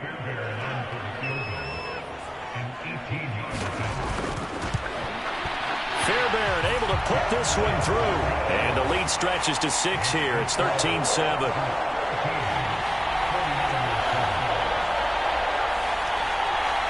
So, Charles, they get to them with their first turnover of the game and then make it hurt a little bit extra with a field goal. And anytime you give the ball up, what's the first thing a coach tells his defense? Don't let them score off of this. You've got to put out the fire. In fact, in 2021, that's what one NFL coach termed his defense, the firemen. Go out there, guys, and don't let them put some points on the board. The San Francisco offense ready to start their next drive. And with 10 seconds left, not really enough time to put something together. And he'll dump this off to his running back, McCaffrey. And with just 4 seconds left in this first half, a timeout call. 2nd and 5. They'll throw now on the final play. Oh, he'll look downfield for Kittle. And it's knocked away and incomplete. So we have reached halftime in what's a 6-point game at the break. As we'll send you back over to Orlando with our EA Sports Halftime Report, here's Jonathan Coachman. Okay, Brandon, we'll get you back to you and Charles in a bit, but first it's time for a trip around the NFL following an eventful opening weekend. Let's see what's happening in Week 2. We'll get started over at the Superdome in New Orleans, and it's the Saints who are out in front. Dak Prescott has thrown a touchdown pass. From there, we head up to the Pacific Northwest. Check on the Seahawks at home in Seattle. And they've got the lead over the visiting Arizona Cardinals. Tyler Lockett, a touchdown reception. Lastly, let's head up to the Twin Cities to check in on the Vikings at home in Minneapolis. And they were losers in that one to the visiting Houston Texans. C.J. Stroud, a touchdown pass in the victory.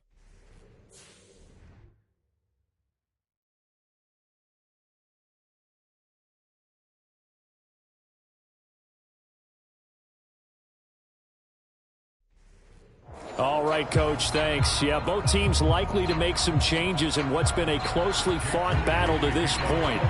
So the Chargers will start the second half with the lead and the football as we're underway in the third quarter. On the return, here's the dangerous Cordero Patterson. And he takes this near the 25, just a little pass there, called it the 26. Out comes the Chargers as they'll go on offense now to start this third quarter. This offense set to begin the third quarter, and Charles, if they had a checklist of things they wanted to accomplish in the first half, certainly at the top of that list would be having the lead, and they've got that here. That's always the most important box to check, isn't it? But also, they've had some success in their passing game, so probably an empty box establishing the run. They're on pace for fewer than 100 yards in this one, so now they want to make sure that they get that going so they truly have a control in this ball game, and down the stretch, being able to be balanced, either throw it or run it, and try and win this ball game. So 7 yards from the first down here as they come up to the line of scrimmage. Look at the big fella go. And he'll take it to the 43-yard line. 7 catches for him now, and this last one, a first down. And that's well executed there on third down. And I love the confidence that they had to let their tight end try and find some space in the middle of the field, right in their quarterback's line of vision. And QBs love to make that easy throw, and they hooked up there for a first down.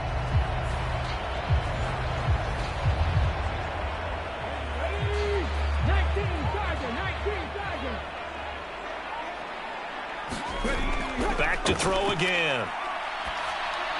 Got a man over the middle. It's Williams. And he'll be tackled on the other side of midfield at the 46-yard line. Back to throw now on first down. It's a short one here, complete to his tight end. Call it a gain of 6 on the play, and that's going to bring up second down. I know sometimes we can get fooled when we watch him make catches, as we just saw him do there, because he really looks like a wide receiver the way he goes about his business. Yeah, 230, 240 range. Yeah, not super huge. Maybe not counted on to be that inline point-of-attack blocker that we used to have in the good old days. But you can flex him out. You can run wide receiver routes with him. You can make him a primary target, and that's how he'll shred a defense. In the first half, he was held in check on the ground, but despite that lack of production, they still have the lead. And they've got to feel fortunate about that. If they could actually get production from their lead horse, that would help open up this offense and widen this margin, too. This will be play number 7 on the drive. 3rd and a yard.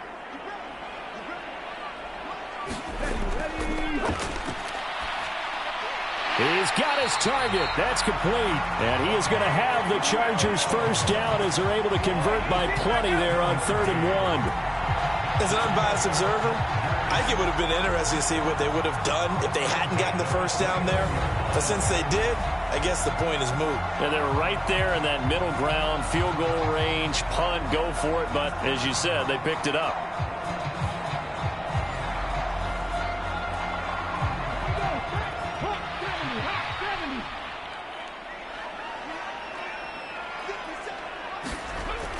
First and 10, it's Patterson. A short gain here, maybe a yard to the 29. Here's a 2nd and 9 now from the 29.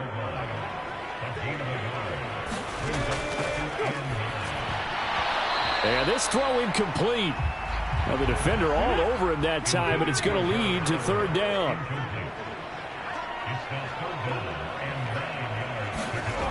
Out of the gun now on 3rd down. They're unable to connect, but a late flag comes in. And the contact may have come too early.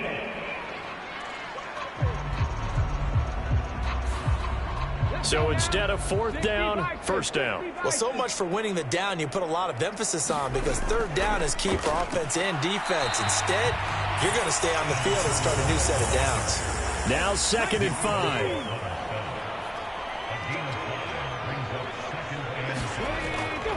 Out of the gun, a run with Patterson. And now they're inside the 10 as he's brought down at the 9.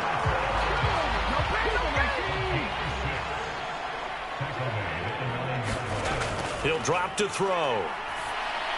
Out left, he's got it to Everett.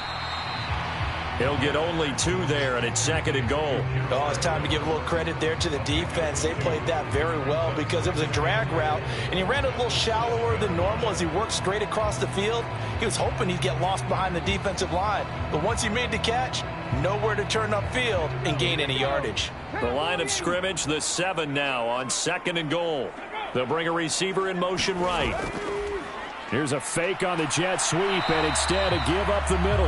And that'll move him a little closer as he takes it from the 7 down to the 4-yard line. They'll look to throw on 3rd and goal. He finds his receiver, Williams, for a Charger touchdown. 4 yards on the touchdown grab. And the Chargers take the opening kickoff of the 3rd quarter and drive right down the field to extend their lead. Good throw there, and I don't want to blow it too out of proportion, but he looks a lot more comfortable in his second season. You can tell he put the work in the offseason, and what I mean by that is understanding the playbook, not just the plays and how to execute them, but how to do it against a variety of defenses. Also understands his team better, what they can and cannot do. You can see the confidence rising in him as he plays. And he is into the end zone to bump the lead up 2 more. And with a successful 2-point try, the QB rolling out, I would imagine on the defense that makes it tough. When he goes out, he's got the option to run or pass. Yeah, it really does. If you decide not to bring extra people, spy on the quarterback, someone to account for him, because oftentimes that is the unaccounted for player.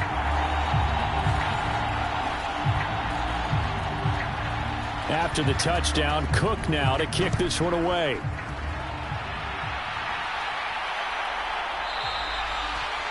And Williams going to sit on this one. It'll be a touchback.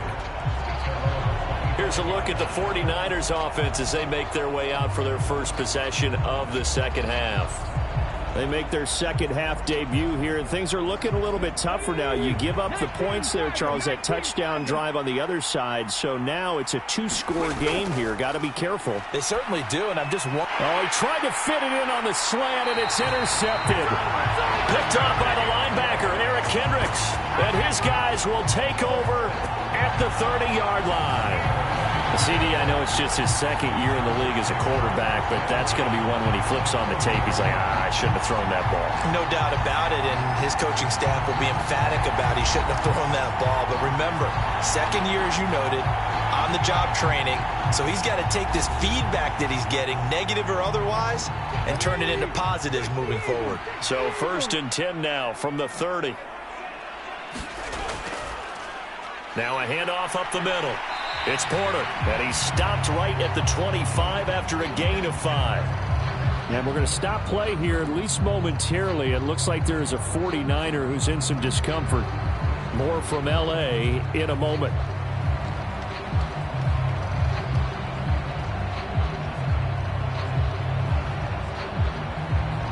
So from the 25, this is 2nd and 5. Looking to throw. And a quick throw here, that's complete. 9 yards to pick up there, and it's a first down.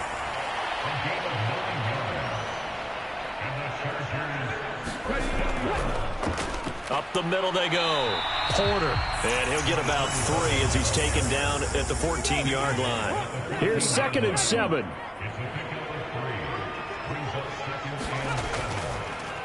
They'll keep it on the ground. It's Porter. And strong running there as he's inside the 10 and down to the 8-yard line. 2 yards still to go. 3rd down now. Hands it off out of the gun. And he's able to pick up the first before he's brought down inside the 5 at the 4. They're able to convert with a gain of 4. And that's why you spend a first-round draft pick on a running back. Not for just the fancy runs, but these dirty, gritty 3rd and 1s, 3rd and 2s. That's why you draft him.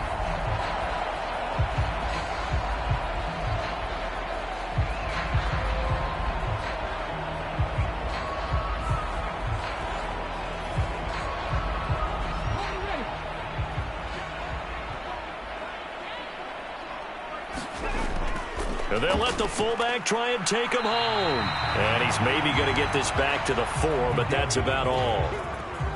No gain on the play that time, and it sets up 2nd and goal.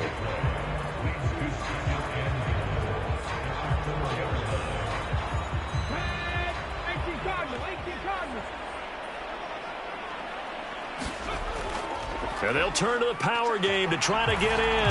Now he fights his way in for a Charger touchdown. His 2nd rushing touchdown of the year and 3rd overall.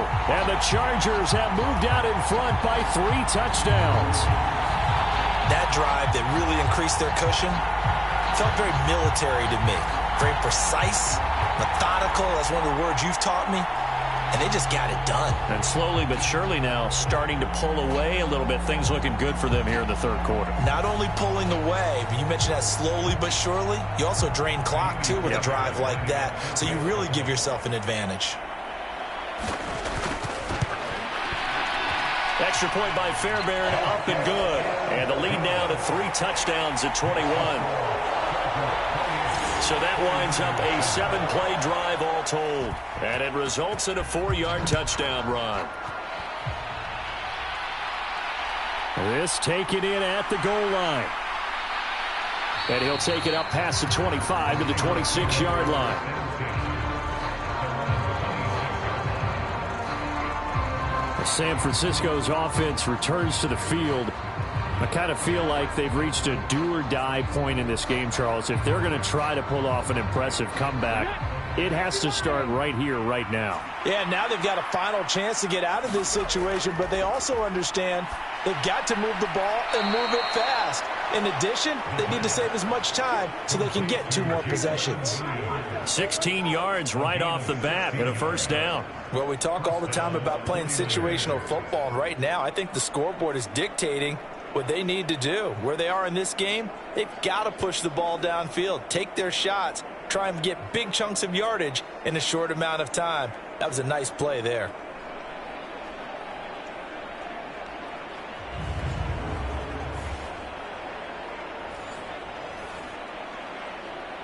One play has him up past the 40 already, and another 1st and 10.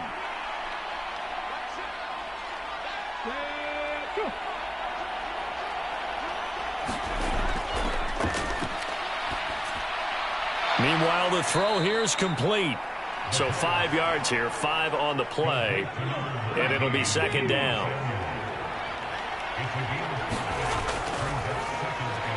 Now this one over the middle into the hands of his tight end, complete. And Kittle going to have a 49ers first down as he'll get this down to the 47-yard line.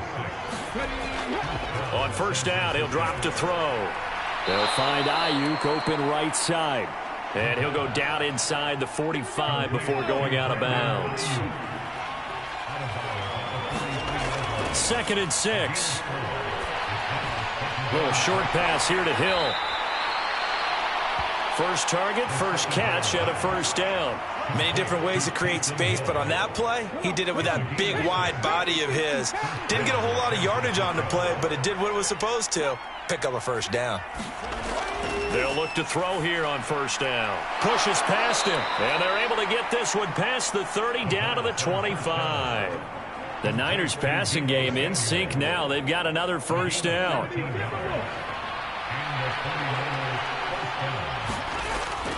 Up the gut, McCaffrey. And he maneuvers up the middle for 3. And it's 2nd down. From the 22 now, here's 2nd down and 7.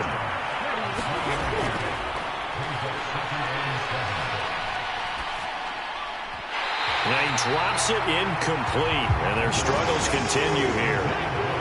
This offense in desperate need of a conversion as they come up on 3rd down. From the shotgun, he'll look to throw. Able to shake him off. Oh, it's intercepted. A drive killer there. Jeremy Chin picks it off. And the Chargers are going to get the football back as time will run out in this 3rd quarter of play. Back now at SoFi Stadium in Inglewood. It's Charger football, and they've got the lead as well as we begin the 4th quarter. The Charger drive about to get going. Well, the win for them at this point seems pretty assured. I mean, still a decent amount of time left here in the 4th quarter, Charles, but you got the football. You're up 3 scores. They have to be feeling really good about where they're at. I love your observation skills, partner, because I think you saw them charge onto the field fired up about another chance to get into the end zone. Looks to me like this group is ready to crush any hope left on the opposing sideline, and they want to do it with some gusto, too. On 2nd down now, it's Porter. And the reinforcements come in as they're going to stop him behind the line. That'll wind up as a loss on the play, so now they're staring at a 3rd down and 12. With his size, it often takes more than one guy to get him down, but if you can at least slow him up and the reinforcements arrive, you have a chance to get him on the ground, and that they did, that time for a loss. So time to start going in the other direction as they come up now 3rd and long. The play action fake. They'll look to throw. He'll buy some time right. And he'll have this past the 30 prior to going out of bounds. The coverage may be too good that time as he breaks away for 19 with his legs and a first down. At this point, this offense feels like they could just roll out anything, and it would work. They are certainly in no hurry for this one to end. Not when they can rack up some stats and continue to add to their lead. Well, this offense really looking polished these first couple of weeks. Here's 1st and 10. Now movement up front. I think they're going to get one of the Charger linemen. This O-line's been great. They've got the big lead, so give them a pass there, I guess. Yeah, I would think so, because if we were grading them on their performance in this game, a lot of pluses in their boxes so far. They'll give it to Patterson. And they'll wind up getting this to the 37. Gain of 9. From the 37, they work on 2nd and 6. Now a handoff up the middle. Porter. And this winds up a gain of 4 to the 41. The Chargers on 3rd down. They've had plenty of success. 8 conversions, looking for a 9th. They need just a yard here. It's 3rd and 1. That is caught. And he'll be taken down, but he does have first down yardage. Give him the 3rd down conversion. 5 yards on the play. For many people, that's not your standard play call in that 3rd down situation. But for so many offenses, they just want the ball in the hands of their playmakers in open space. And after he caught it, he did a nice job picking up the first down.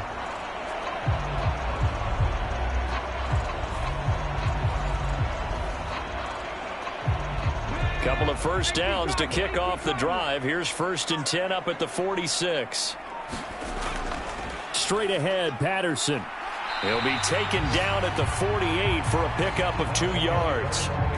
You've got to be impressed by that defensive front on reps like those. They were not being moved off the line, kept their shoulders square, and gave their teammates time to fight to the ball and limit that gain. And they'll send Williams in motion right. On 2nd down, it's Porter. And he's got this one across midfield into 49er territory. So 2 of 2 on 3rd down conversions on this drive, and now they face a 3rd and 3 here. They'll keep it on the ground. Porter.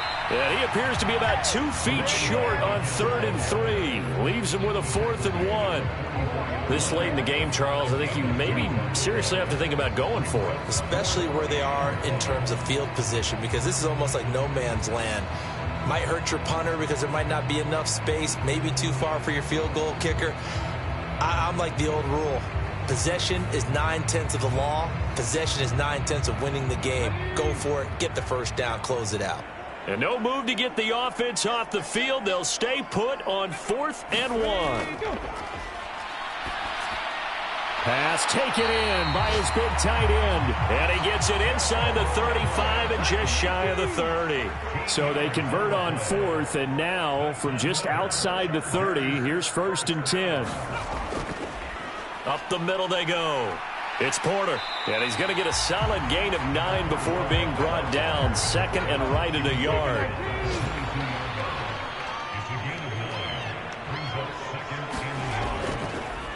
Now a handoff up the middle. Porter. And he's able to get it to the edge of the red zone at the 20-yard line.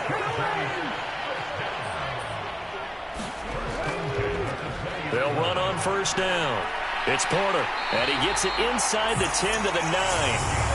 85 yards for him on the ground now on that, his 20th carry of the ball game. Starting to look like this drive, it may be the final nail in the coffin. Well, this is why you work out so hard, right? This is why you spend all that time in the offseason. This is why you have those OTAs and mini camps. For these situations, these scenarios, to run someone into the ground and secure a victory. They'll try and run for it on 1st and goal. All of a sudden, those lanes that were there earlier in the drive dry up near the goal line. That's a good job defensively to diagnose the run and stop it for a very short pickup. And he's brought down right at the 5-yard line. Give him 2 on the play. Big play coming here. It's 3rd and goal.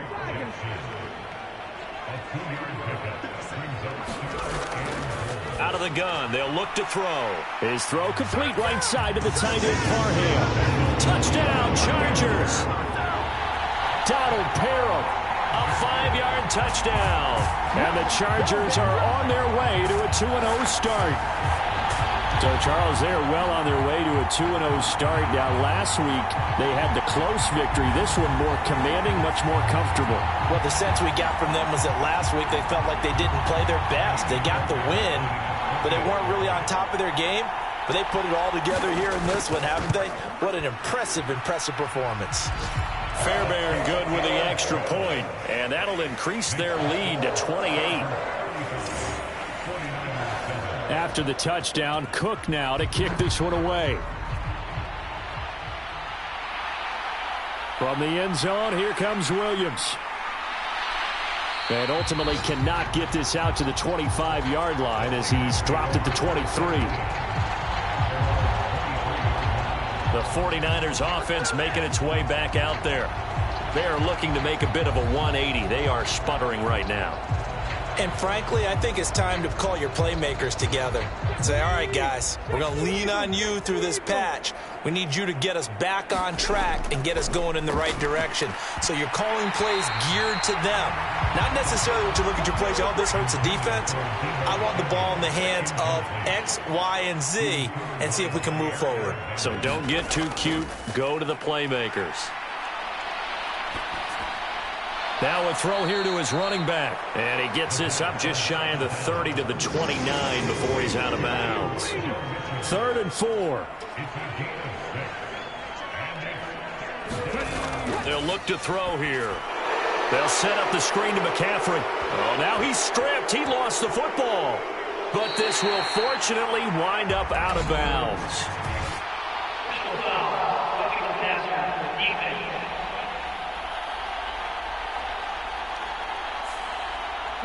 Maybe a critical mistake at this juncture as now they've got a 1st and 10. From the midfield stripe, they'll look to throw. Got a man. That's Ayuk. And that's good for a pickup of 10 yards. And they'll be left with a 2nd and about a foot. They'll drop to throw. Over the middle, that's complete to McCaffrey. And he'll get it inside the 40 to the 39. 2 yards, good enough for a first. Well, they certainly had success throughout this contest, getting him the ball in the passing game, and there he picks up another first down.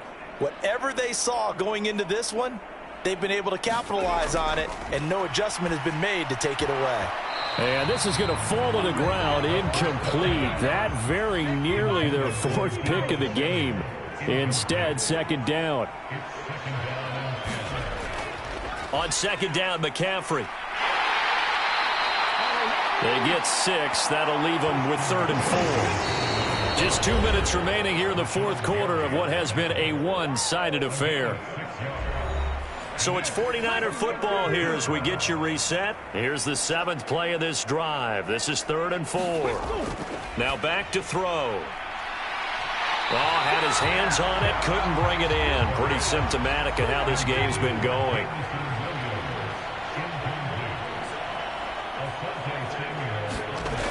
Got to try it here. He's back to throw. Work in the middle of the field, and he's got a man complete. Work to do here to avoid falling to 1-1, but this is 1st and 10 right now. But his pass is intercepted for the 4th time today.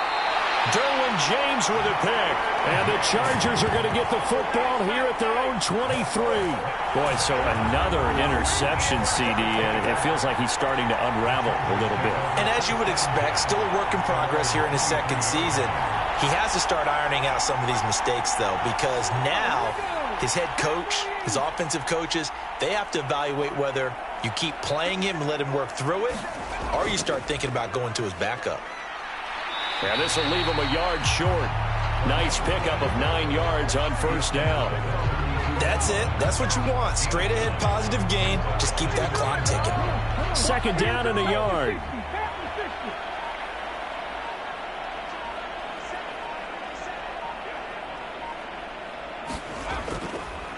He's going to try and do this himself. Only a yard there on the keeper, and that's going to leave him with a 3rd down. He's taken down at the 33-yard line. Brings up 3rd down.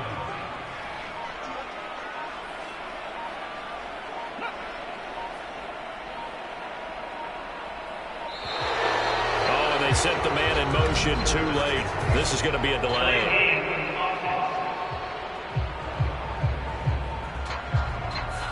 The offense knew it. They were already starting to walk back as that one is accepted. They'll come up facing 3rd and 5. They run the counter. Porter. And he's going to be taken down here with a penalty flag on the field.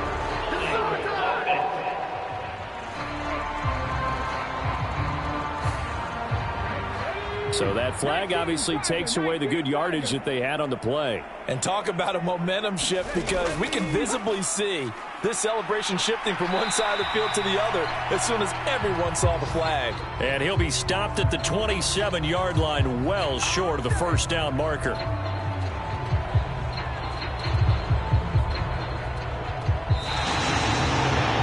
This was a very close ball game at halftime, Charles, but in the second half, that offense kind of kicked things into another gear, and they were able to pull away for the victory. And, Brandon, I think they're the type of team that just looked in the mirror and said, hey, ton of pressure on, but we're the type of team that can flat out handle it. They stood up with confidence, and made it happen for a victory. So for Los Angeles, it was a great all-around performance as they come out of this one with the victory. That'll do it for us. For Charles Davis and all our hardworking crew, I'm Brandon Gaudin. You've been watching the NFL on EA Sports. For more, find us on Twitter at EA Madden NFL. With that, we say so long from Southern California.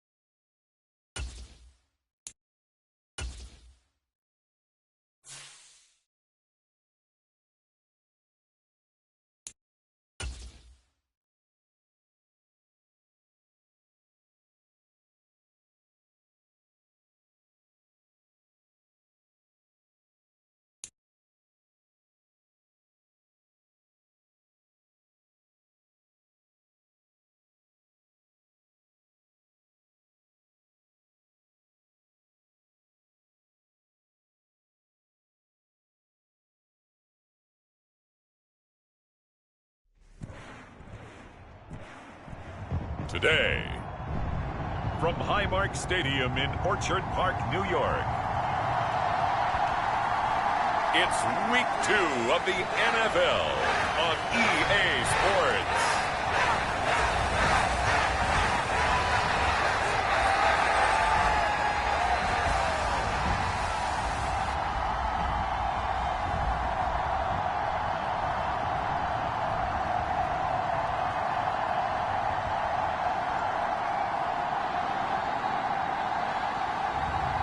It's the Buffalo Bills taking on the Tennessee Titans.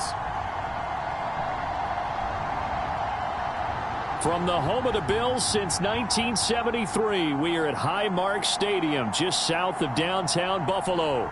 Today, after a topsy-turvy opening weekend, it's on to Week 2, and we've got a good one here, as it'll be the Tennessee Titans taking on the Buffalo Bills.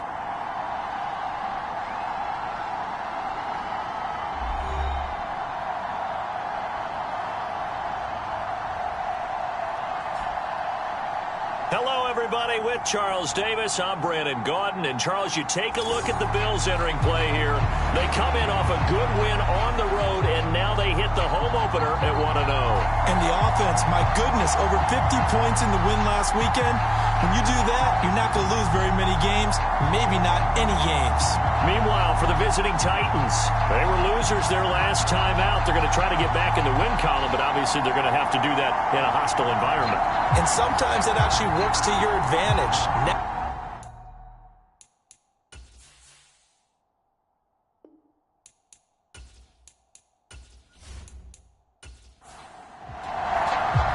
The final weekend of the summer. Hope you're enjoying it wherever you are, as we are off and running on EA Sports. And this will go as a touchback, and they will begin things at the 25. So the Titans set to go to work for the first time. And they will be led out by their signal caller in his second year in the NFL now. And it would be interesting to see pretty early in this one exactly where his head is, because the best quarterbacks shake off performances like he had last week. Way too many interceptions. Didn't throw a touchdown pass. Team lost the game. Let's see if he can bounce back and get things going in the right direction. He'll be trying to forget those 3 picks, as you noted. And he'll power his way forward for about 4 yards there on the first down carry. The numbers on the ground for Henry last week. 18 carries, 78 yards, and a touchdown. They put a lot of effort into game playing and establishing this ground game last week, and the reward was a nice day rushing the ball. Helped them put a balanced offense out on the field. And that carry is an indicator that this ground game wants to be established again this week. And everyone on their assignment defensively there, as he'll be taken down behind the line. It'll be a loss of a couple on the play, so now third down coming up. Well, this defense for the Bills, terrific last week in the season-opening victory. And that's not the half of it. They forced 7 turnovers in that game, and I know we always talk about turnovers coming in bunches once you force the first one, but 7? That seems almost impossible, but we watched it happen. An early tough test on the opening drive. This is 3rd and 8. Levis on 3rd down. And a loose football. Now this is picked up by the Bills. And they're going to be set up in the red zone right around the 17-yard line. Not only a fumble loss there, but a fumble lost on your first drive in your own territory. Now you're dealing with a lot of stuff here because you feel bad going off the field because you gave up the football. How does your own defense feel now having to go out there and stop them when the momentum is clearly shifted in their favor? So here come the Bills with excellent field position to get things started. And they'll be let out by their left-handed quarterback. I tell you what, when he is on schedule for that week, secondaries take notice because you've got to stay alert back there on every snap. A truly powerful arm, one is capable of challenging any level of the defense on any given play. That's why so many scouts preach arm talent when preparing for the NFL draft. A quarterback with arm strength to make every throw in the book, he's an asset to have in any offense. And 2nd and 10, he'll look to throw again. And that is caught. What a catch at the 3-yard line. That gain of 15 gets him on the doorstep, 1st and goal. A nice gain there to his trusty tight end, and now it's got them thinking opening drive touchdown here as they get into the red zone. And in most cases with your tight end, you feel like you've got a mismatch no matter who's covering it. Is it a small cornerback? Is it a linebacker who may not run as well? In any event, whatever you see, you think that tight end can win that battle. 1st and goal, a chance to convert that early turnover into points. Cook will take this over the line. Touchdown, Buffalo. So his great start to the season continues. He found the end zone time after time in the opener last week, and he does it again here in week 2. And Brandon, we have a lot of coaches sell us week to week that there is no momentum, there is no carryover. Every game is its own entity. But after what we saw him do last week and now punching one in here, I'm starting to think that there is a carryover, and he's feeling it.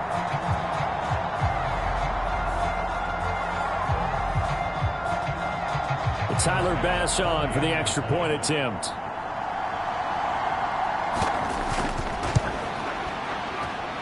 And it's 7-0 Buffalo. The drive there only spanning 3 plays. And it was James Cook capping all of that off with a touchdown run. After the touchdown, Bass to kick it away.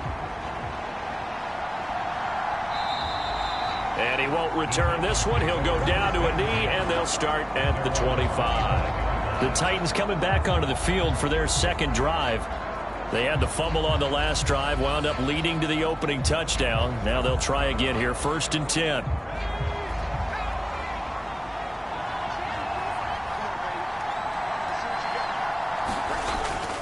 Levis to throw off play action. And this is incomplete. So the incompletion, and now it's 2nd and 10, again from the 25-yard line.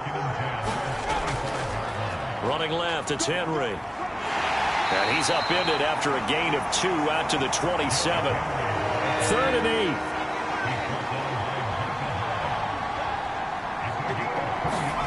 8. Levis looking to throw. It's complete to Hopkins. And I don't think he got there, no. He's short by maybe a foot, maybe. Call it 4th and inches.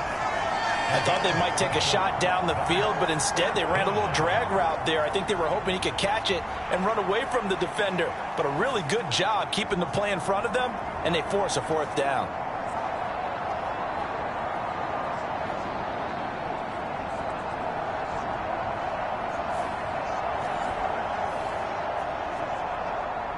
On 4th down, here's Presley Harvin on to punt.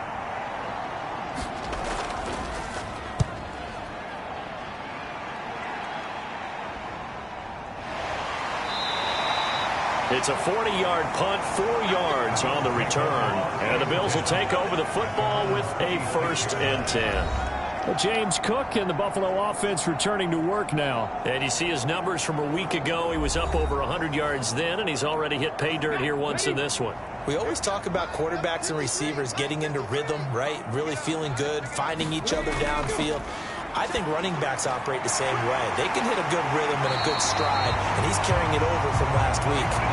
And they get him down, but not before he takes it across the 40-yard line. Successful start to the drive, 17 yards, and moves the sticks. So many times in my career I've heard coaches talk about completions are one thing. But as long as we're there at the catch and we get guys on the ground, we can live with that.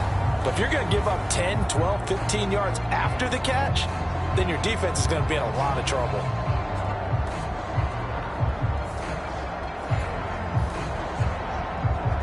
One play has him up past the 40 already, and another 1st and 10.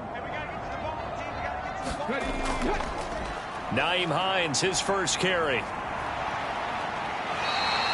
7 yards on the pickup there, and it'll leave him with a 2nd and 3.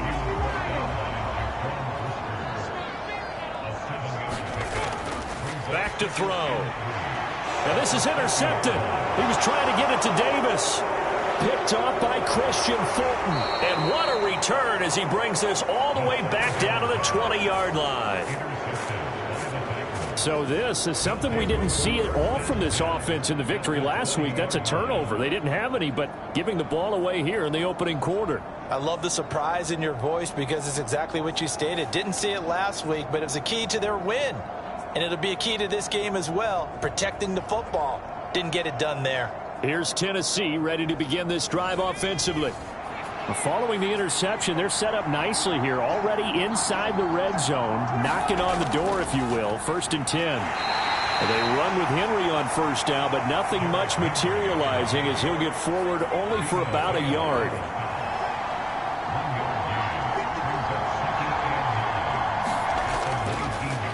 And they'll give him another shot here on the ground. And he'll get it here to the 10-yard line. And that's the big fella's MO right there. Running through tackles, keeping the sticks moving forward. This defense, if you don't bring 11 guys to the ball to try and get him on the ground, he's going to keep making runs like that. I feel the press box shaking every time he touches the rock.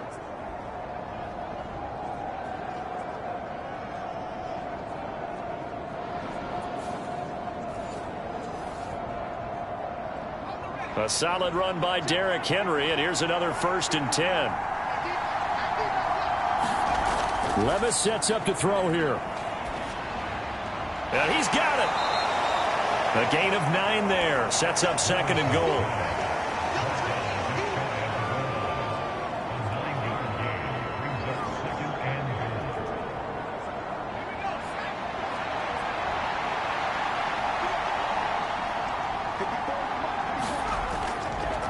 Henry.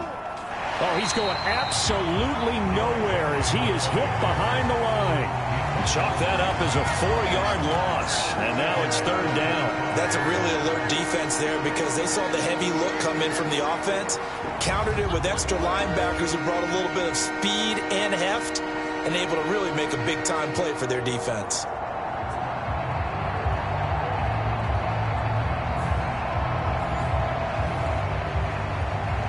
Now, they'd really like to make the short field pay off. We'll see if they can, but this is 3rd and goal. 3rd and goal, here's Levis. And it's caught in the end zone. Touchdown, Tennessee.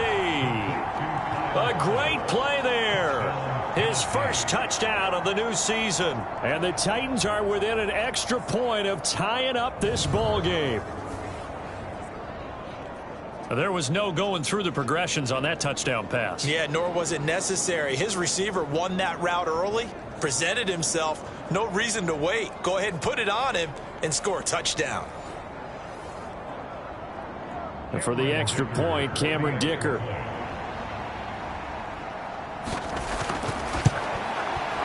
It's up and good. So these teams match touchdowns here in the first quarter, and we're tied 7-7.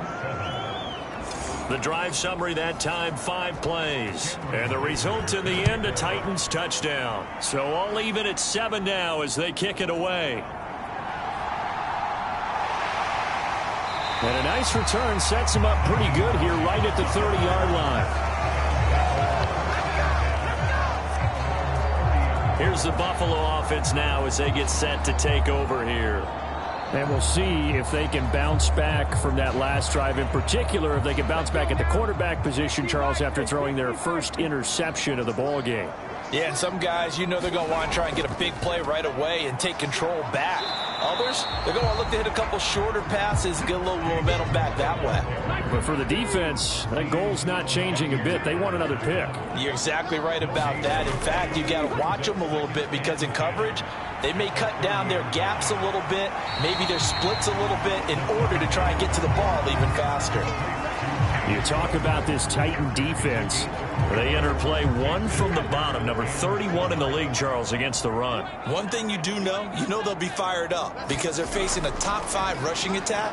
And even if they have early success against them, they got to remember they got to sustain it because teams that are top 5, they don't stop running the ball if they don't get things done early. First connection there of the afternoon for those two, and it's good for a first down. Well, I think when they look at their offense, they think to themselves, weapons everywhere, and they want to move the ball around. They want to spread it to different people, but you absolutely know they want to get this man involved as well, and that's what they just did on that play.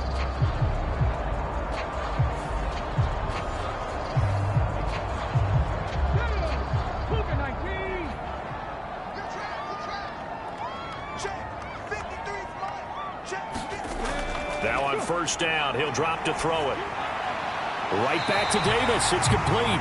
And he gets this inside the 35-yard line. This duo locked in. 14 yards there and a first down.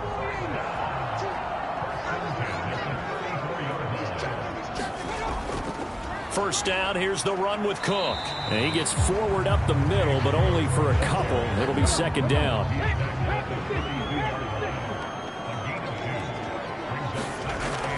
They're going to look to throw. He's got it complete to Stephon Diggs. And he's going to get this down near the 20-yard line. First grab so far for Diggs. It's a first down. That's now 4 completions in a row. A good bounce back following the interception last drive. Certainly not letting it affect him, that's for sure. And we all know interceptions are going to happen. So the big trick, don't let it affect you going forward. Most of the good quarterbacks, they just tell the ball boy, get that one out of the rotation, give me a fresh ball, and let's go. He's got his offense moving again. They run it again with Cook. And he's brought down just outside of the 10 at the 11. Another 6-yard carry, same as last play. First down. He was solid last week, over 100 yards in their victory on the ground. They want to get that going again. Absolutely. And what they also understand is that from week to week, it's not necessarily the same, but they want it to be, right? What they saw last week on the ground, they want to see in this game as well. That was the 9th play of the drive, and they pick up 9 yards with it. And we see another pitch and catch there to the running back. This position just continues to evolve. They become just as critical to the passing attack as a lot of receivers, tight ends, because their ability to make people miss in the open field can really generate big plays for an offense. He will find Diggs in the end zone. Touchdown, Buffalo. 2 yards on the touchdown there, and the Bills have taken the lead. They scored the most points of anyone on opening weekend, and now first quarter touchdown here. And while there's no guarantee that all the points they scored in opening weekend are going to hold up and be the average all year long, they're certainly starting to set that type of a pace. And what you do with that is you put in the heads of all of your opponents, we've got to really be ready on defense because these guys know how to put the ball in the end zone. You think they can keep piling on the points like this? I think they can if they're prepared to adjust and adapt, because they won't see the same defenses week in and week out. The extra point by Bass, up and good. And that makes the score 14-7.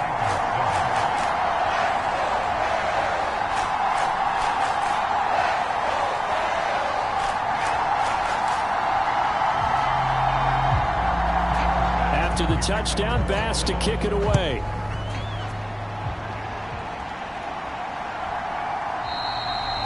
And he won't return this one. He'll go down to a knee, and they'll start at the 25. Out come the Titans now. As this offense comes back out here, Charles, they're trailing in this ball game. And they've been on the sideline for a while. They did score their last time out, but they just had to watch that long, sustained drive, so we'll see if they can shake the rust off. Yeah, and that's always a question that you have when you have to come off the bench after having sat there for a long time. Are you ready to go? Are you loosened up? But even more so, are you mentally alert and ready to put your best product out there? You look at this Buffalo defense. They were strong last week, CD, and that went over New England. They forced 7 turnovers. How many? 7. I mean, think about that number now. That's supposed to be a lucky number, right? Lucky for one side, unlucky for the other. So back-to-back incompletions, and that has them staring at a 3rd and 10. Levis from the gun. And now another one thrown incomplete. Here's Presley Harvin now.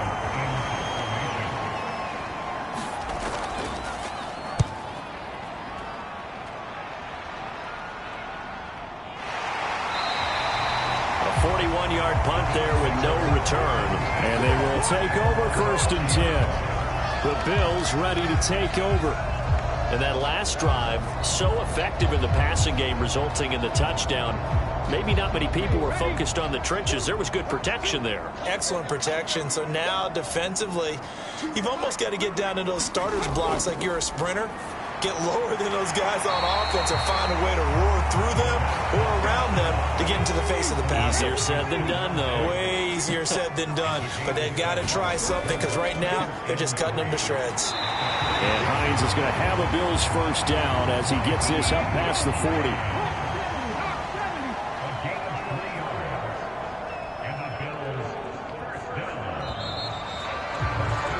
Through one quarter, 14-7 our score.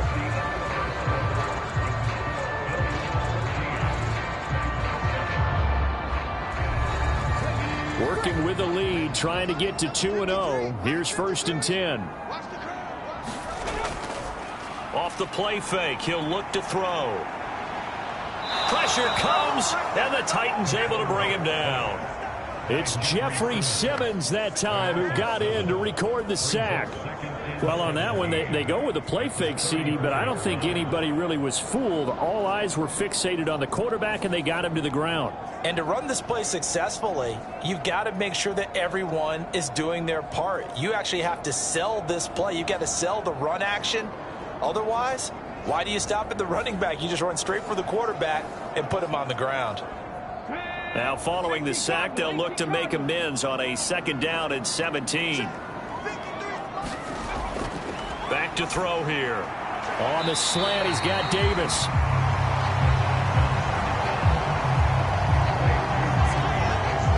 You can see the time and effort and thought that they put into their passing game because it was evident right there. It looks like a simple pitch and catch, but you and I both know that they have planned for this and worked hard to make it happen. Here's 3rd and 7.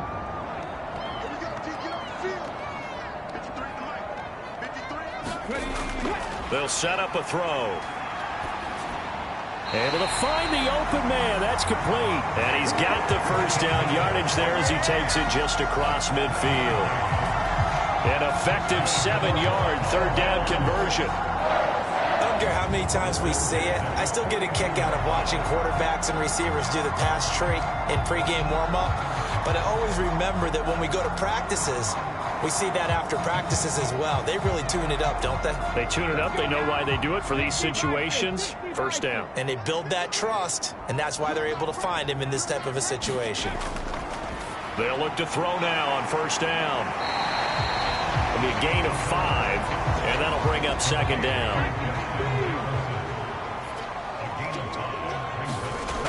Again, he'll drop to throw. Another one on this play for Justin Jefferson. Back-to-back receptions for him, and it's another 1st down. They'll try the middle with Cook. And not a whole lot of room to operate there on the 1st down run. He gets maybe 3. And they'll come up 2nd and 7. Now a shotgun snap as they'll look to throw. And that falls to the ground, incomplete. A nice job of bodying him up defensively. And now it brings up 3rd down. On 3rd down, he'll drop to throw. Setting up the screen for Cook. And he will be marked down short of the 1st as they get to him at the 29. He did his best to just get 4 out of that, but not enough. And now 4th down. Good reactions there defensively. That screen was a little slow in developing, and they shut that one down with little gain.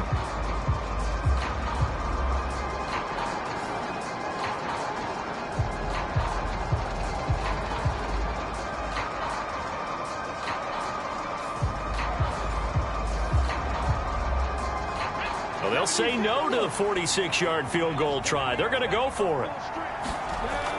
They run for it with Harris. And, boy, is he close. Did he get there? No, they're going to say he's short of the line to gain. No dice for Sean McDermott and the offense. And this 11-play drive is going to lead to nothing on the scoreboard.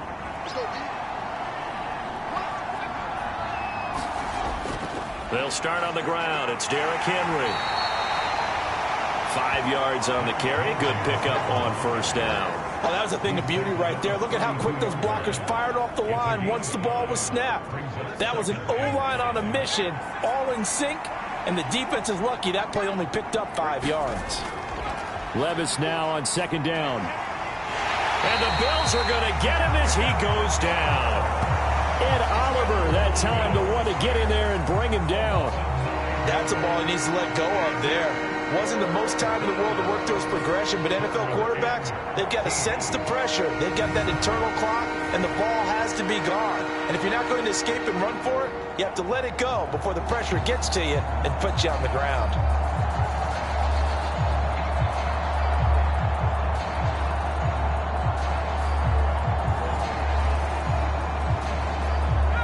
This offense so far on third down, they've only converted once in 4 tries. This is 3rd and 14. Now here's Levis now on 3rd and long. And he'll be stopped at the 27-yard line, well short of the first down marker. It'll go as a gain of 4, and it'll be 4th down. Brandon, a good idea there on 3rd down. Run a little clear out and hope you can get your receiver the ball coming across the formation. Nice design, but well played defensively, and they stop him well short. On is Presley Harvin now as he'll send this one away. He's been a busy man here in this first half as he gets it away. Fair catch called for and taken right near the 30-yard line. 37 yards on the punt with no return. And out will come the offense as they take over.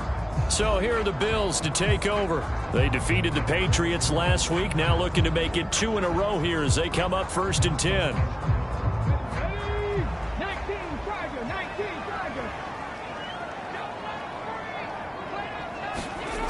They'll come out throwing here to start the drive.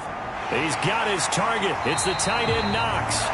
And he'll be taken down, but not before they work it across midfield. A well-executed 22-yard gain. There's completion to the tight end, and I think they were looking at something out of central casting, frankly. Absolutely. I mean, size, the hands. Speed, I mean, can flat out run. You put that whole package together, you light up the eyes of an offensive coordinator, don't you?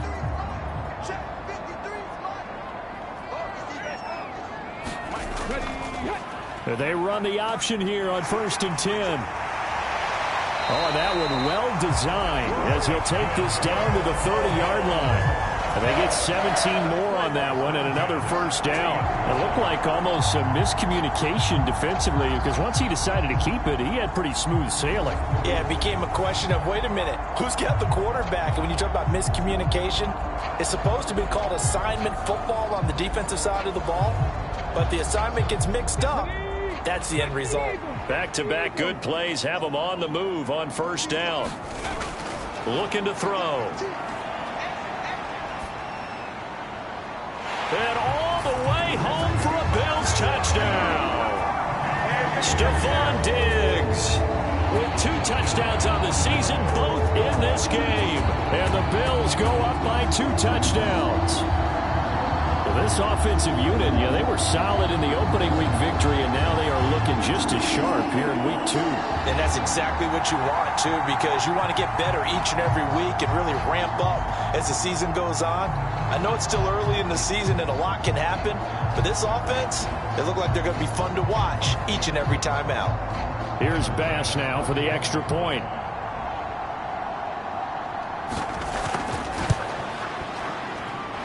It's good, and it is now 21-7.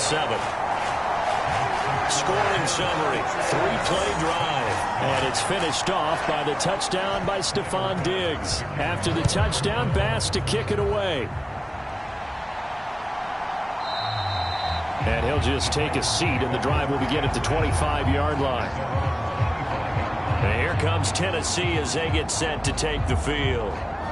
Charles, a very uninspired effort. The last time we saw them out there was a quick 3-and-out, then they punted the football. Yeah, and you never want to get stopped so soundly during a series, but what would be even worse now is letting it happen again right here. They've got to get going.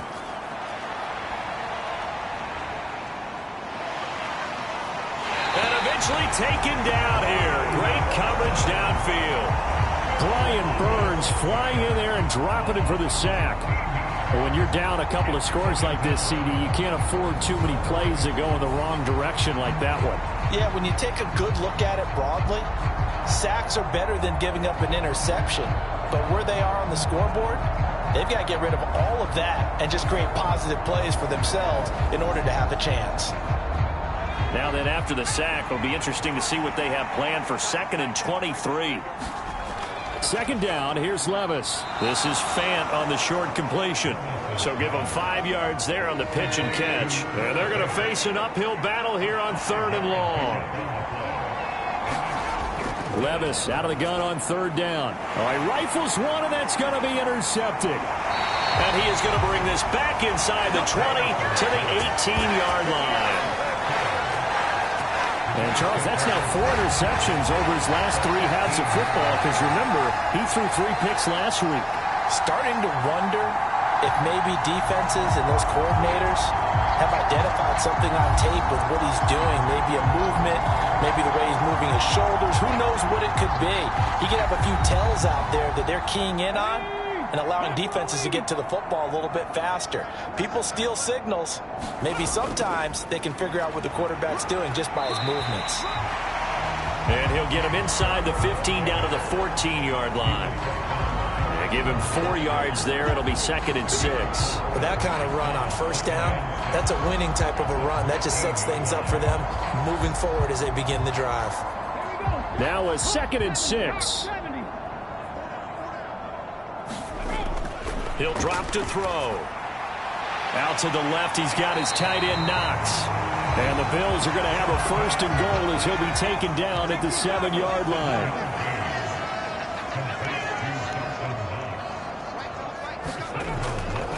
Here's a play fake as they set up to throw. He will find Diggs in the end zone. Touchdown, Buffalo. Stephon Diggs on his way to a monster game. 3 first-half touchdowns. And the Bills take a 3-touchdown lead. So not only is that his 3rd touchdown catch of the game, he's done it here in the first half. I'm not sure defensively what they're going to come up with to slow him down, because already we're seeing him run past, over, through guys in order to make these catches. And being able to try and shut him down at this stage of the game, it's going to take a lot of effort. So maybe it'll open things up for some other people. Well, they better figure something out, and soon. An extra point by Bass, up and good. And the lead now to 3 touchdowns at 21.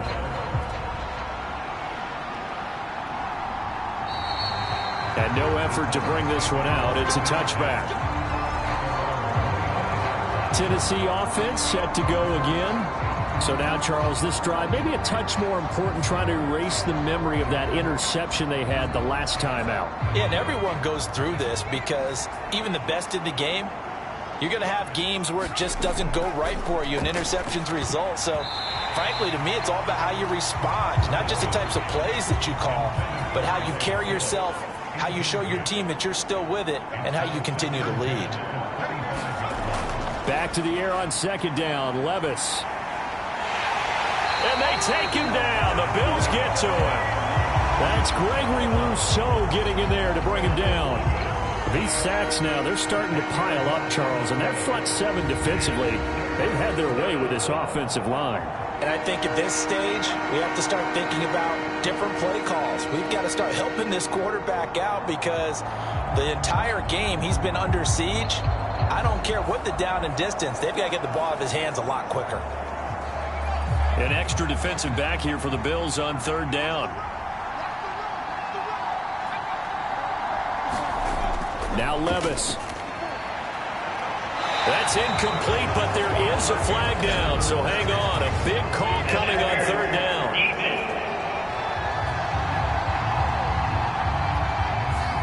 Well, he was just trying to contain DeAndre Hopkins, and he got a little too close. And because of his ability to line up in different spots on the field and come at you from different angles, different guys have to cover him, and all of them have the same issue. How do you do it without interfering? In this case, it didn't get done. And he'll be out of bounds just shy of the 40. Chewing up big yardage. Another nice gain there. This one goes for 20. With that last effort, he has reached now 10,000 career rushing yards. Congratulations. Big-time congratulations. That also means that his publicist can make sure all the information gets to every voter out there who has a say in the Hall of Fame. Fashioning together a heck of a resume.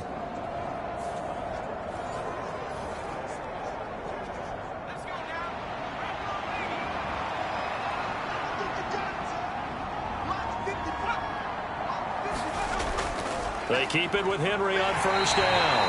And he's going to be hemmed in and brought down right at the line of scrimmage.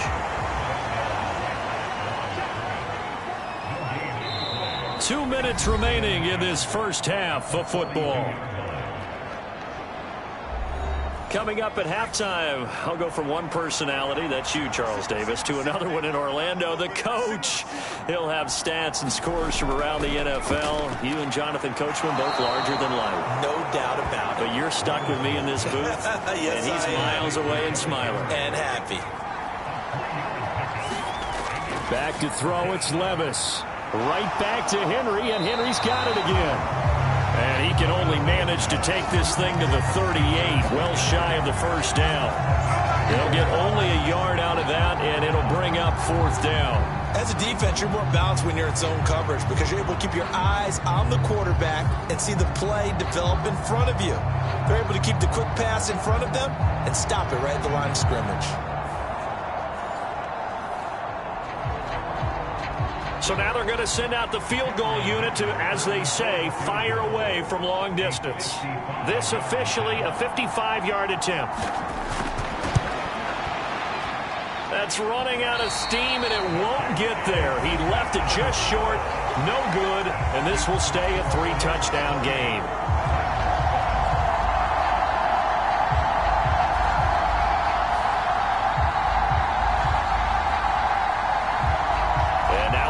Focus to Stephon Diggs. He's doing what he's capable of, having a solid game. Not the most amazing game. He's not over 100 yards, but a good game so far.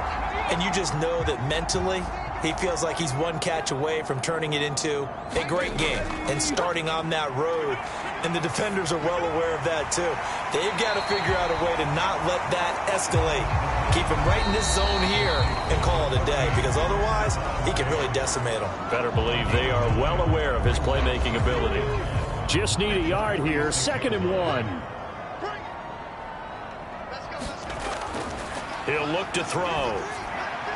Working the middle here, that's complete to Knox, the tight end. Now the Bills will use the second of their timeouts as the clock will stop with 55 seconds to go until halftime. Back-to-back good plays have them on the move on first down. They'll look to throw. Going right back to Knox, and again a completion. A strong broken tackle on that one. And then they get him to the ground just shy of the 15. They'll stick with the passing game as he looks to throw. And he's going to go down. They sack him back right around the 30. The defense rising to the challenge and setting him back on the sack. And with just 4 seconds left in this first half, a timeout call. So with 4 seconds to go in the half, here's the field goal unit onto the field.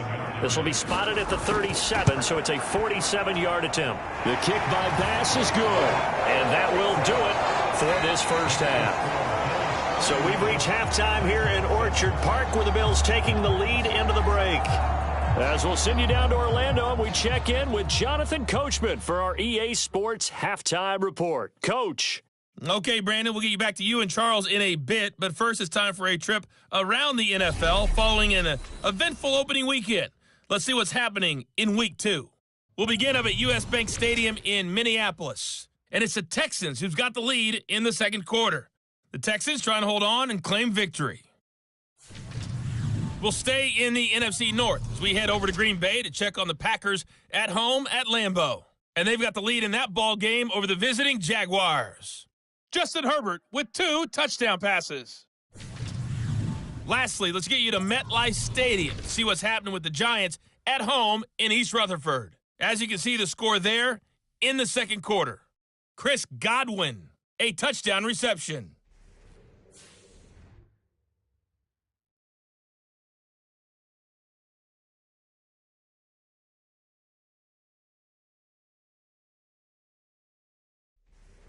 All right, Coach, thanks very much. Fine work as always as we welcome you back for quarter number 3. Bills with the lead, and they'll get the football first as the second half is underway. Nyheim Hines now out of his end zone.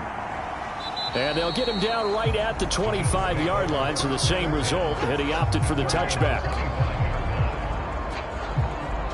The football back to the Bills and Stephon Diggs. So far, he has the trio of touchdowns. Obviously, it's been a pretty good game for him. So if this were hockey, they'd be throwing their hats out on the ice for the hat trick, right? I'm not sure exactly what you do in the NFL except applaud and continue to hope you see a little bit more of this. What a tremendous game. You want to start a new tradition? What can we throw on the field? I don't know. Throw your mic out there. A lot of fans would like that. Cut his mic off. 3 touchdowns so far. A good pickup there, a 22. Good work here by the tight end. It's a crossing route off of play action. They're going to let the slot receiver run a post to hopefully let the defense think they're taking a shot. And then they bring the tight end underneath, and it winds up a first down. A big hitter to start the drive has him up near midfield here for 1st and 10. They'll set up to throw. Throw left side, taken in by Jefferson. And he gets this to the other side of midfield across the 45 before going out. Now a play fake here on 1st down. Diggs crossing the field and bringing it in. And he's going to get this inside the 30. So 1st and 10, and if they score on this drive, might have to start digging in our second half blowout material. The throw over the middle, taken in. And down he goes, taking it inside the 10, just shy of the 5 at the 6. 23 yards on the play. Just picking up yardage in bunches here these last few plays. They have moved right down the field, and just like that, they're going to be set up with a 1st and goal.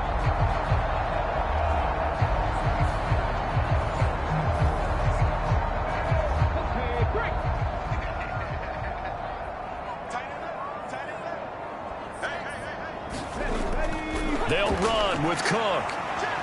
And he's going to press this one forward as they stop it right around the 1. 2nd and goal from the 1. Hines will score. Touchdown, Buffalo. I tell you what, Charles, I know that you don't put a ton of stock into power rankings and things of that nature, but another score here, and 2 weeks into the season, this is maybe the most impressive team in the NFL. Would you agree? Well, they've certainly sold me as they've sold you, and I agree with you, no question about it. They won easily last week. They're on their way to another lopsided victory here. They're definitely a team to be reckoned with, and they are serving notice to the rest of the league. Bass on for the extra point.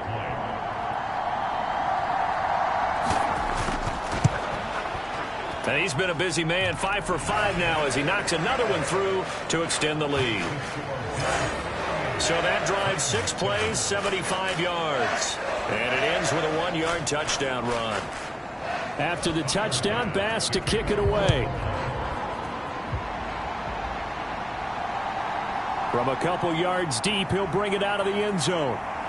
And he'll be stopped right around where he would have been had he gone down to a knee, maybe a yard shy of there at the 24. The Titans offense gears up for their first possession of the second half.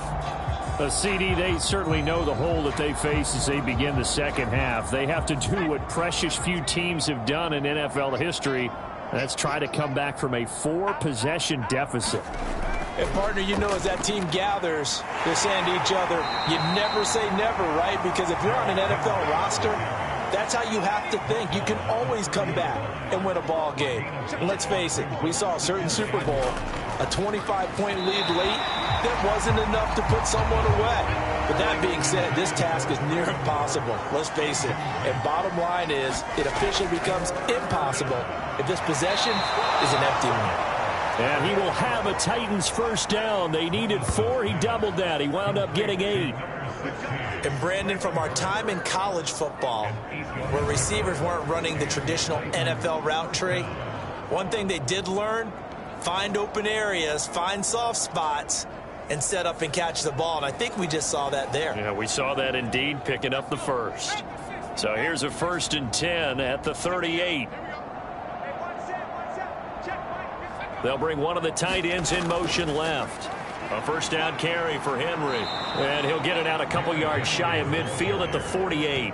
50 yards on the ground for him so far. Now, that was an excellent run. And when you see that happen, that's when you're seeing guys doing their job and then some people doing a little bit more. Offensive linemen and tight ends, they're expected to block.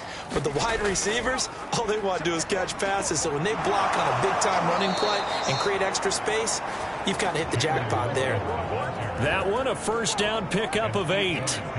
Despite the score, despite the deficit, no quitting this guy. He's running angry, running through arm tackles. He wants to change what that scoreboard is saying.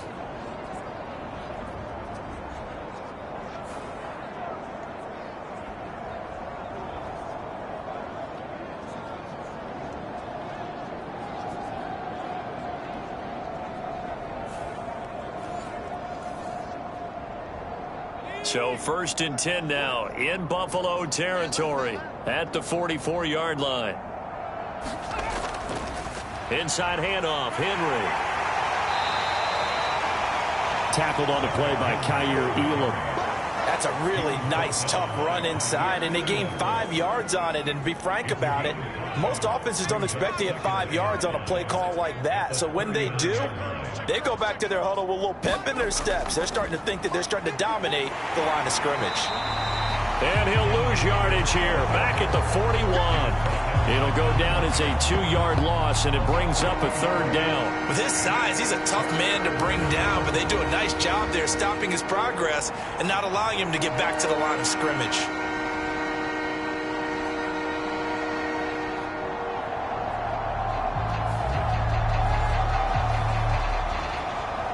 This will be the 8th play of the drive. It's 3rd and 7. Here's Levis. He's got his target. That's complete. And he's got a first down as a tackle made at the Bills' 21. A big 3rd down pickup of 20 yards. Well, still in the 3rd quarter here. Now, you look at the scoreboard, that deficit probably a little too much to overcome, but completions like that may be something to build on for future weeks. Yeah, it's all about ending things on a strong note here, isn't it? Because my mindset is it's a new ball game from here to the end. Make sure it's a good one and close it out. Henry up the middle. And he's going to get this one down inside the 15. Now 2nd and 3. Off the option, here's Henry. And now they're inside the 10 as he's brought down at the 9.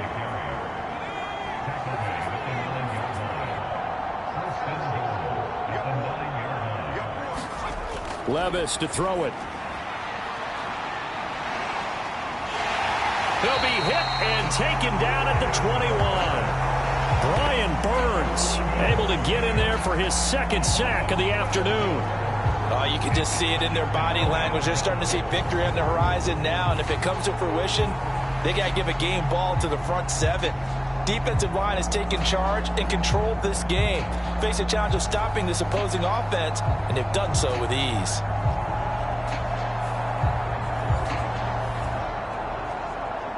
First down, a bit of a disaster, and now on 2nd and goal, back even further.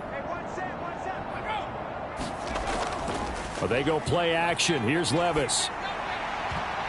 And this throw a bit late as he couldn't reach back for it. I know conventional wisdom says, hey, don't get it all back in one play. But sometimes you go ahead and try to. They tried to get it all back on that one. Weren't able to do so.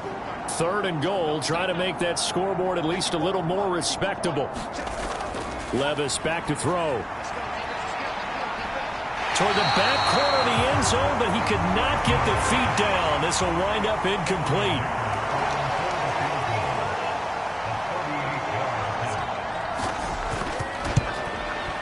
And his kick here is good. And now they'll just need 4 touchdowns as the deficit is now 28.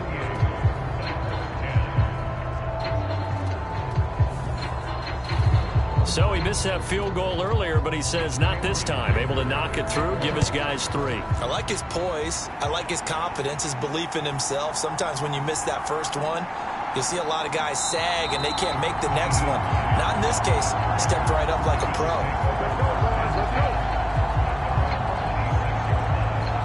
Buffalo set to get the football back here.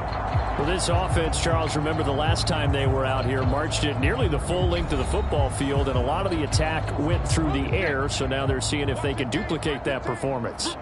Okay, if I show my age a little bit, partner, because I can hear my high school coach, John Ford. I can hear his voice in my head. Laddie, when you put the ball in the air, 3 things can happen, and 2 of them are bad. But the way the game's being played now, this is just part of what they do, so I don't think they should change anything at all. They've been dominant. Keep throwing it around. From the 32-yard line now, here's 2nd down and 5. They'll drop to throw. The pass underneath. Here's Hines with it. And they'll get it up just short of the 45 at the 44. 12 yards that time, and a Bills first down. This offensive game plan has just been sensational. I mean, when you think about all the different ways they've gotten their receivers open so far, it's really been impressive. Scheme, design, execution. Now a throw here, hauled in. No gain on the play, and it's 2nd down. Well, that was a simple throw and catch, but even with that completion, 0 yards gained, so they're behind schedule on down and distance. I think they were hoping to get it to him. He could make a man or 2 miss, but that window closed quickly. And he is going to be stopped cold behind the line of scrimmage. 2 yards the loss, and now 3rd and 12. I think it's pretty evident. We can say what a difference a week makes. Last week, he ran pretty much wild, didn't he? Did pretty much what he wanted to do. But this one, they've stopped him cold. That, to me, that's good scouting and even better execution. Yeah, and they stopped him behind the line right there. They obviously watched the tape a few times and made some adjustments. They need 12 here. It's 3rd down. They'll look to throw here. Works right side into the hands of the tight end, Knox. And he'll take this to the other side of midfield before going out of bounds. They'll get 11, but still a little short. 4th down. Sean McDermott didn't hesitate. They'll go for it on 4th. Now back to throw. That is caught. And he'll be taken down, but he does have first down yardage.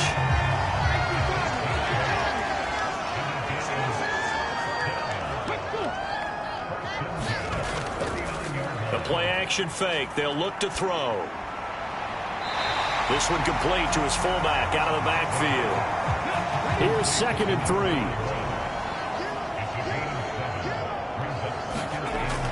They'll look to throw again.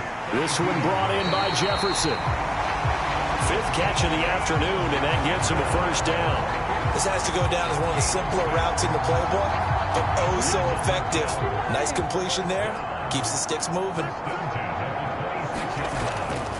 They go play action here on 1st down. He'll get this one complete to Davis. And they've got it inside the 10 at the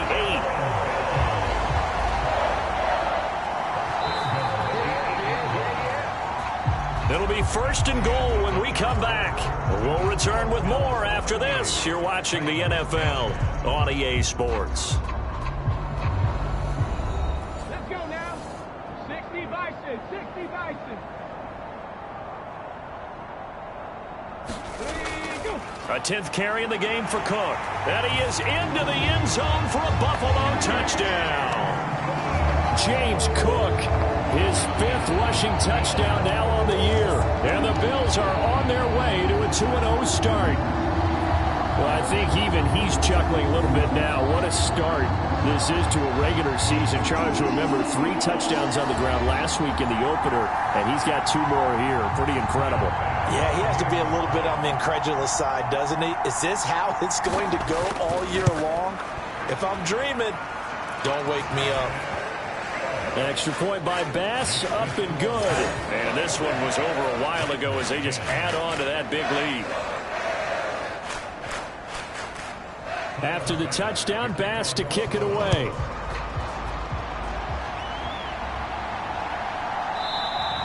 And he'll elect not to return this one, so they'll bring it out to the 25 on the touchback. The Titans offense now, they work their way back onto the field.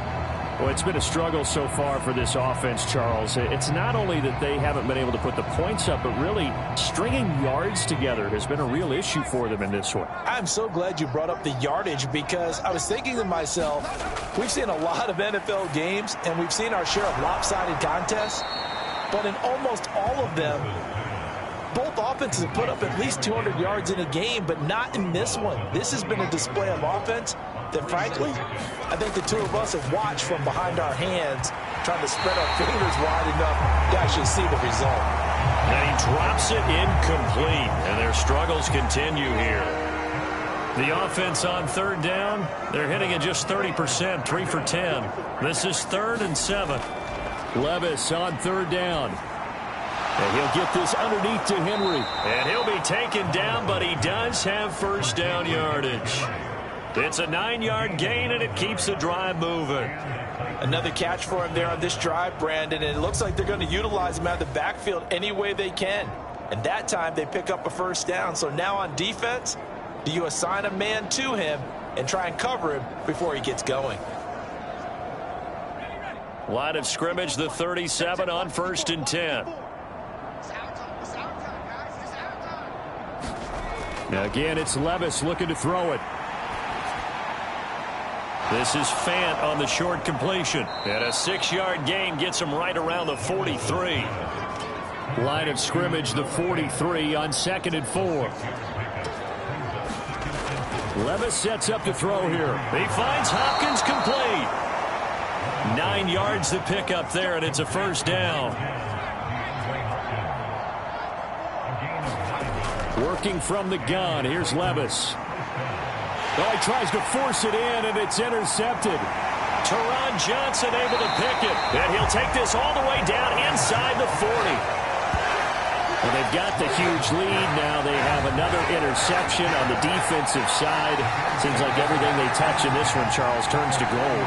And they have to be awfully happy right there to get what appears to be one more for the road and help seal away one of their best efforts of the season. The Bills offense coming out, ready to take over. And after the interception, they are sitting in an even better spot with the ball and a comfortable fourth-quarter lead.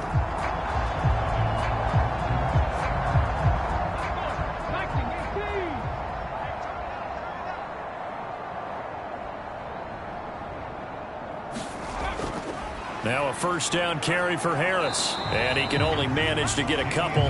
2nd and 8 coming up.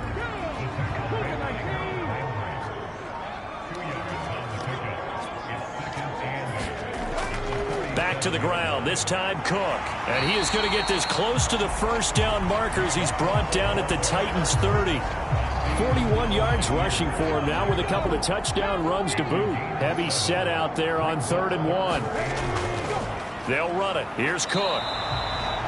Calling no gain that time, and they're going to be left looking up at a 4th and 1. You know, we might start getting some props here in the booth. You know, that one that says the D and then the fence that you put up next to it. How about that? They brought out the jumbo package and still couldn't move them off the line of scrimmage enough to pick up that first down. Impressive. They were ready defensively for that jumbo set.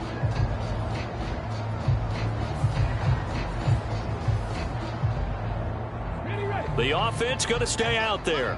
They've converted once, failed once. What can they do here on 4th down? Back to throw here. Work in the middle of the field, and he's got a man complete. And he is going to have the Bills' first down. They only needed 1, but it ends up being a gain of 6 and moves the chains. Both sides were holding their breath there on that 4th down play, and the offense can breathe a sigh of relief. And both knew exactly where the first down markers were. You know the defense is trying to guard those sticks and try and keep people in front, but somehow, some way, those guys found a way to pick it up.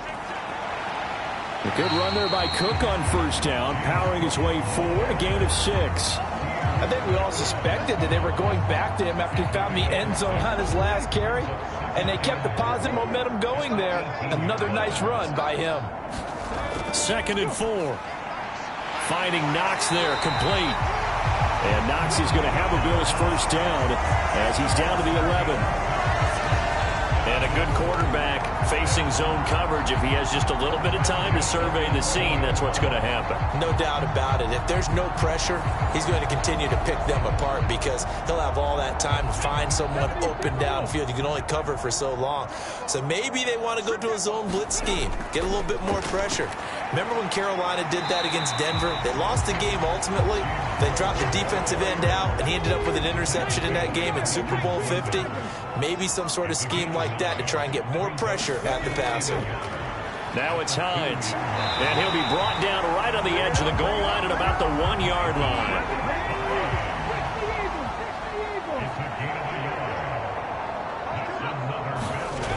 They'll set up a throw. And he's got his tight end Knox for a Bills touchdown. A great effort there. His second touchdown on the season. And the Bills had 6 more to their point total, and they're on cruise control right now here in the 4th. Boy, he has been fun to watch throwing the football in this one. And it's certainly not fun for that defense, though, Charles. Now up to 4 touchdown passes in this ball game. Yeah, we're supposed to be neutral, but I'm feeling their pain right now because he has absolutely carved up this secondary. A clinic on how to attack a defense and take them out of the game. An extra point by Bass, up and good. And this one was over a while ago as they just add on to that big lead.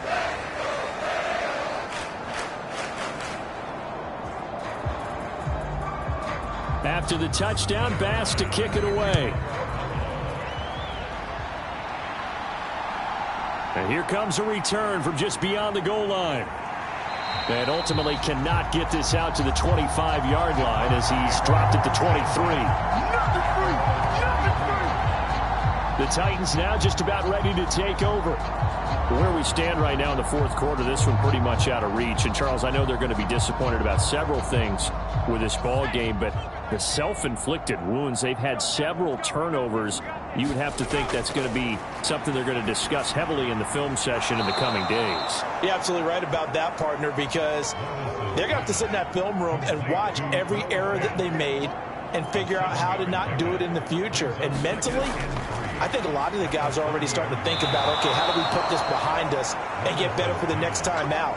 This, they'll use as motivation for the rest of the time that they play to hopefully never be in this type of situation again. 1st and 10. Here's Levis. His throw incomplete. Here's 2nd and 10.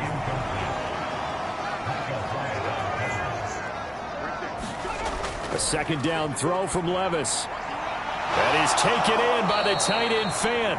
And he gets this one to midfield before he's brought down.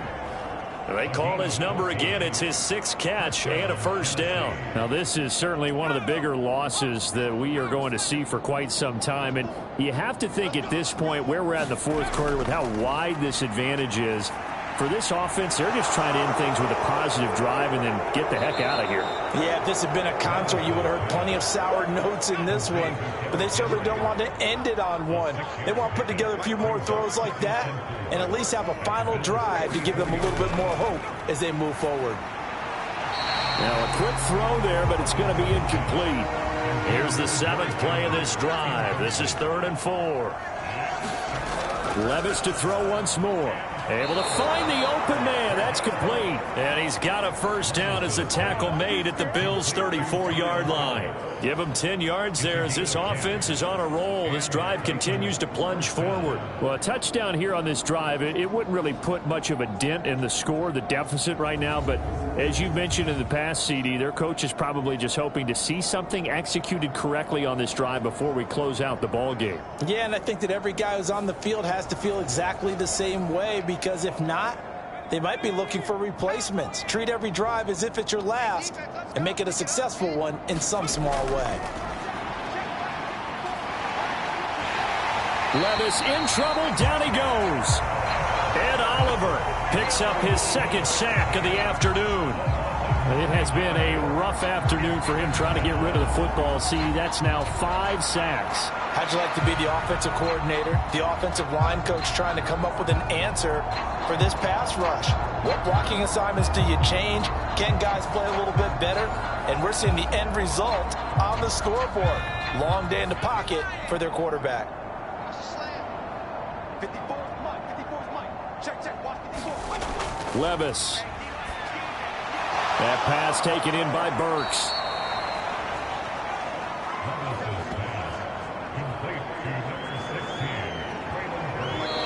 Just 2 minutes remaining here in the fourth quarter of what has been a one-sided affair. So the Titans in possession of the football here as we get you reset. They face a third down now as they try to find a late score. He's going to look deep end zone for Hopkins. And that will be incomplete. Well, they weren't scared to let it fly, but it falls to the ground and brings up fourth down. Cameron Dicker on now to try the field goal. This one from 48 yards away. And his kick is indeed good, and they'll get back 3, but this remains a large deficit.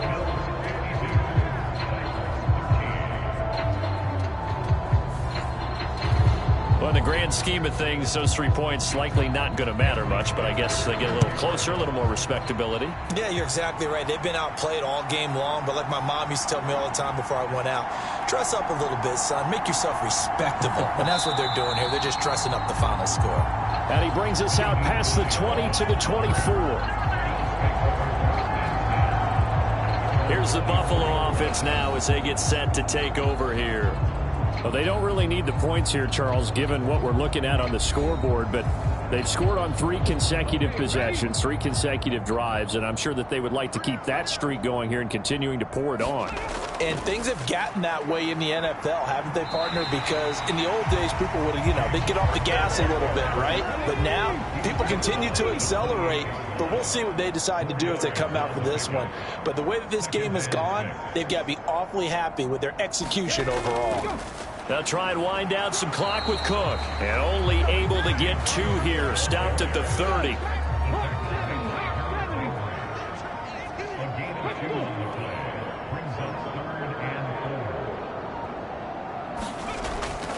Another tote for the workhorse this afternoon. It's Cook. And down he goes, but he takes it up to the 40. 10 yards, good enough for a Buffalo first down.